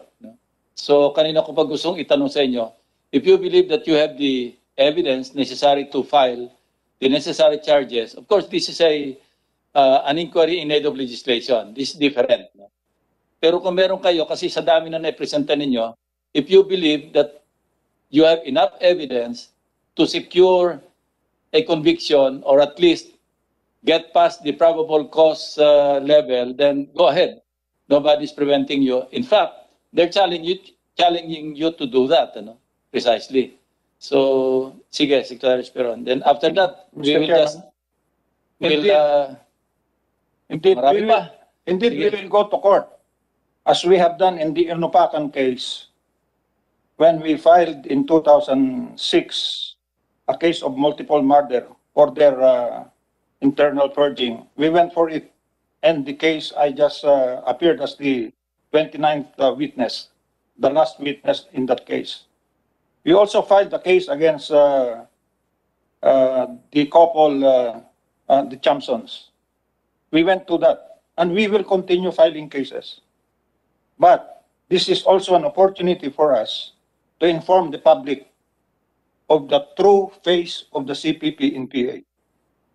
They have been saying that joining the NPA is a personal decision, but that is just a cop-out or a denial of their responsibility after their organizations have radicalized the youth, and now they are claiming no responsibility for it when they join the NPA.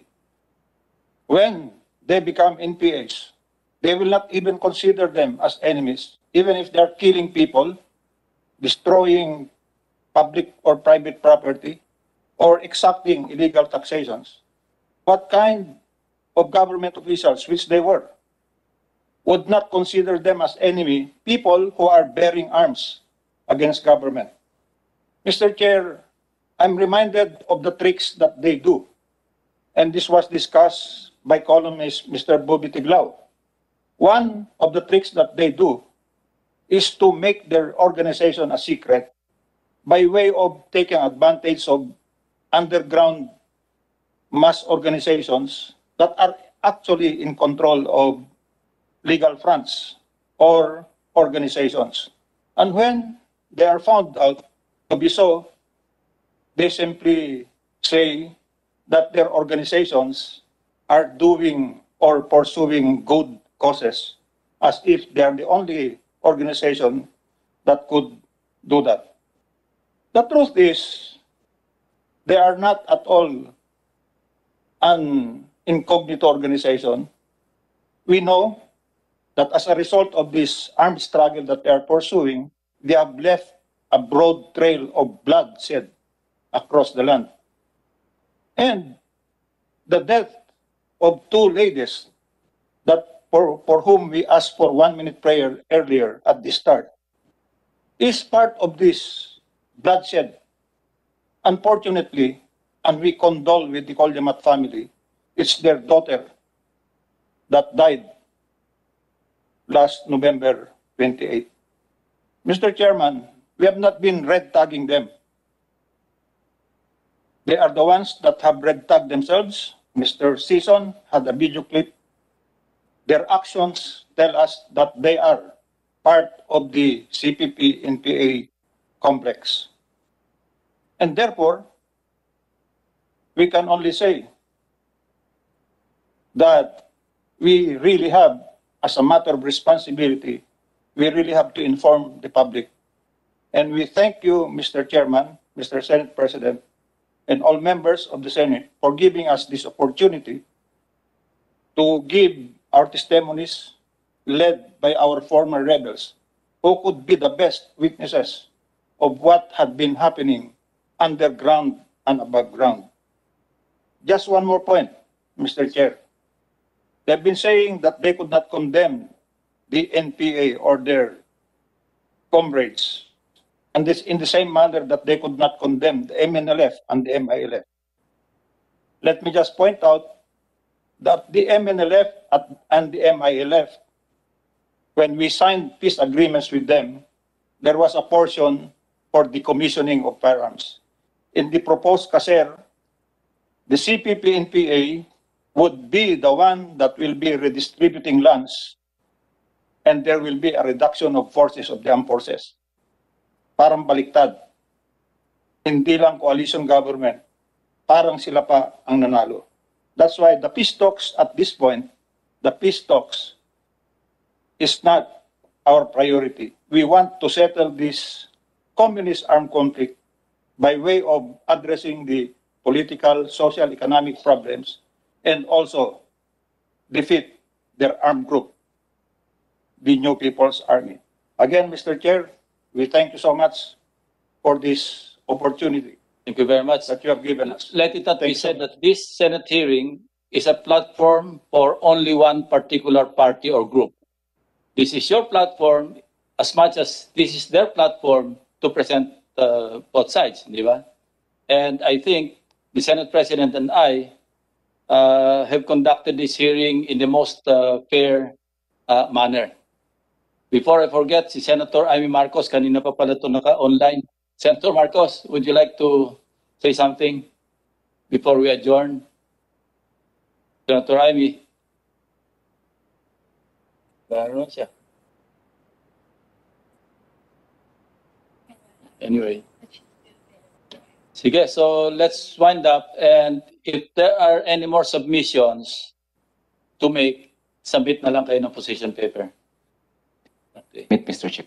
Same goes through sa security sector. So with that, on behalf of the Senate President, I'd like to thank all the resource persons that attended these 3 hearings. And I just hope we'll be given that wisdom and guidance to come up with a very objective committee report in this regard. So ingat kayo sa isa't isa. Thank you very much. Thank you, Mr. Chair. Thank you, Mr. Chair. Thank you po, Mr. Thank you, Mr. Chair.